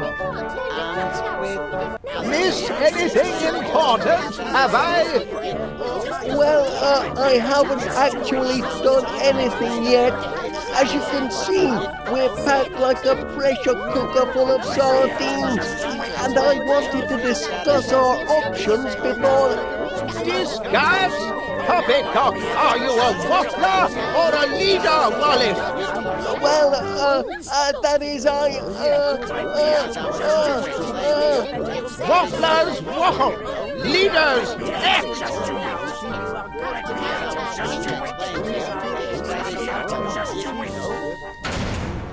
It's a trap! Everything's under control. I'm sure there's a simple way to deactivate the lock. It's a sand trap.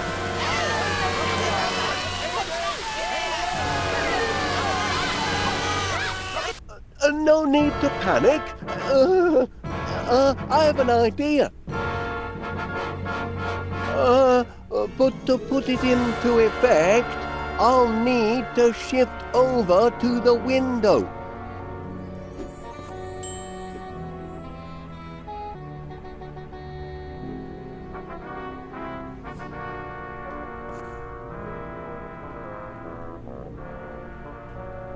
That's it! Move into striking range! Major Crumb, could you slide into the empty space? Flanking maneuver, eh? Brilliant strategy. Mr. Paneer, if you wouldn't mind sliding over. Like this? You realise, Mr. Paneer, we could have avoided this outcome if you'd have chose a different candidate for membership. You're in the club now, ain't you? Satisfied? Pardon me, Mr. McBiscuit. Could you perhaps shift your weight over a bit? I'd like to shift my fist onto your hooter for getting us into this scrape. Duncan, please. All right, lassie, all right. Hello, Felicity. Duncan? Why'd you do it, Felicity? Why'd you want to throw me over for a numpty like Wallace? I'm not interested in Wallace anymore. I'm not interested in any man who golfs. But I'd have given it up for you, lassie. You would? Aye, from the moment you first brushed me off, I kent you were the one for me. I tried to put my feelings into rhyme, but I'm nae good with words. Your eyes are as deep as the murkiest loch. Your teeth are as straight as Blackpool Rock. You remember it? Of course I did. Your eyes aren't too shabby either.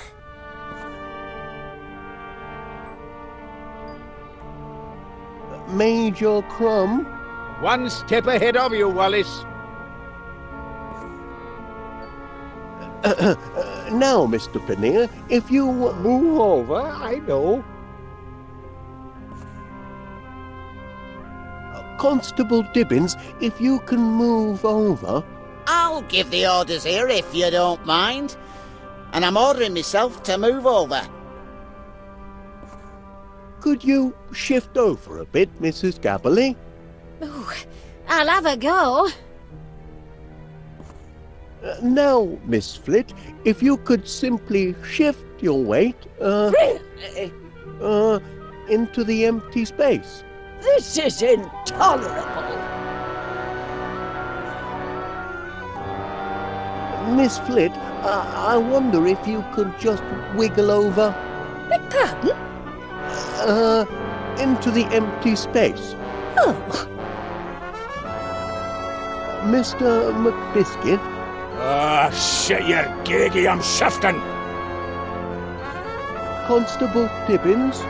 Perhaps I will, perhaps I won't. Mrs. Gabberley? Say no more, Pat. Hate to bring it up at a time like this, Mr. Paneer, but there is an outstanding balance on that putting magazine. I can't reach my wallet at the moment, Mrs. Gabberley. Of course you can't, love. We can settle up later.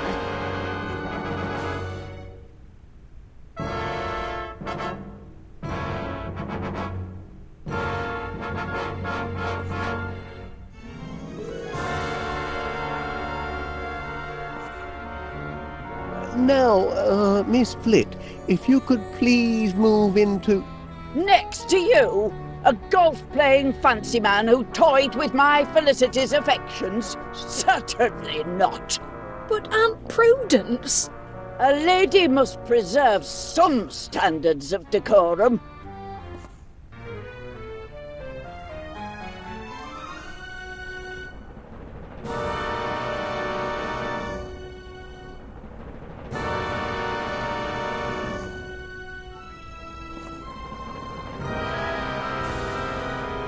Miss Flit, could you...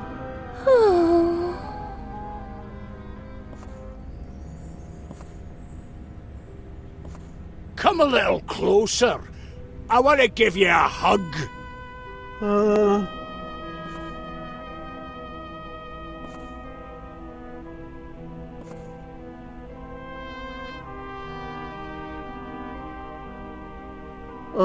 Miss Flit? What an impertinence!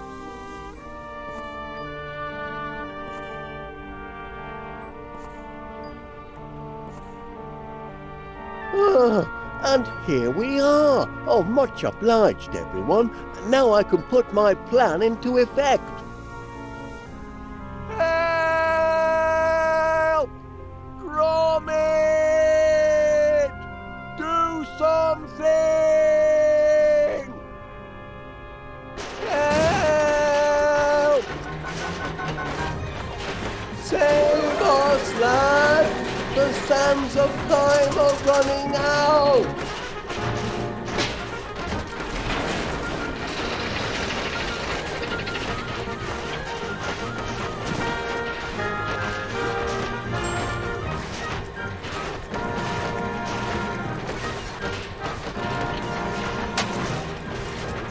Get us out of here!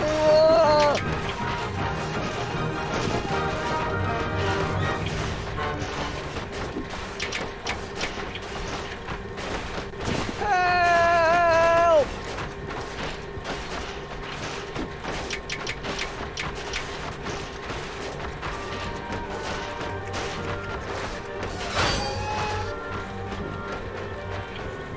What's taking you so long, lad?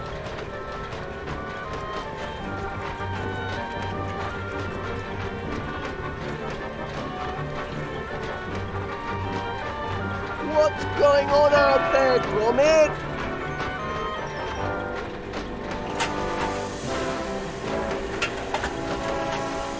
Gromit!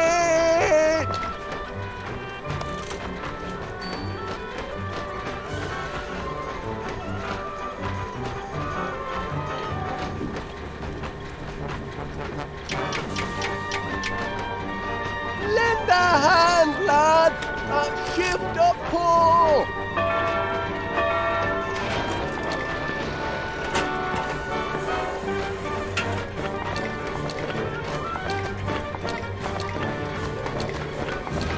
Help! Get us out of here! Help! Help, I say! Help! Help! Please, help! Help! I'm trapped! I can't move my arms at all! Will you... No, not... Help! Please! Help! Help!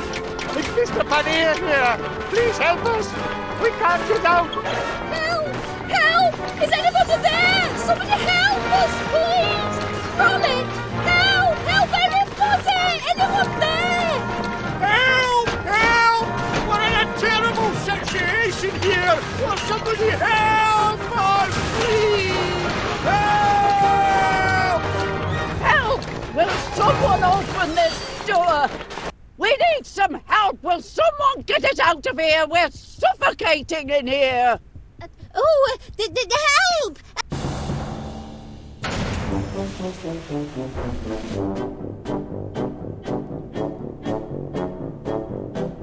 Phew! Thanks, lad. Close friends are a fine thing, but that was a bit too close. Well, why people are so keen on country clubs is a mystery to me. Then you meant what you said in there about quitting Prickly Thicket? For you, My little sprig of healing Just a heather. second, Felicity. I don't think I've been introduced to this young man. Romantic. Sand bath, most invigorating. Cleans out the pores. Reminds me of the good old days in the Sahara. You know, Constable Dibbons, I hear on grapevine there may be another, opening at Prickly Thicket. And I've heard a certain grocery shop may be reopening soon too. Well, old chum, I'd say Golden Retrieval's first professional investigation has gone rather... Wallace, this is rather awkward for me to say. I mean, I know your feelings about me. Oh, you do? You see, in the heat of adversity, I've discovered that my heart belongs to another. Ah, righto. So, please, don't say anything to prolong our agony. I must therefore return this to you.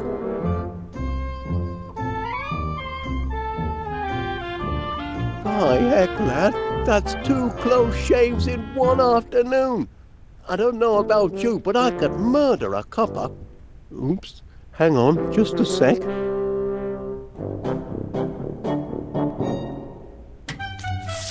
Time for some cheese, methinks, Gromit. What do you fancy, lad? Edam or Wensleydale?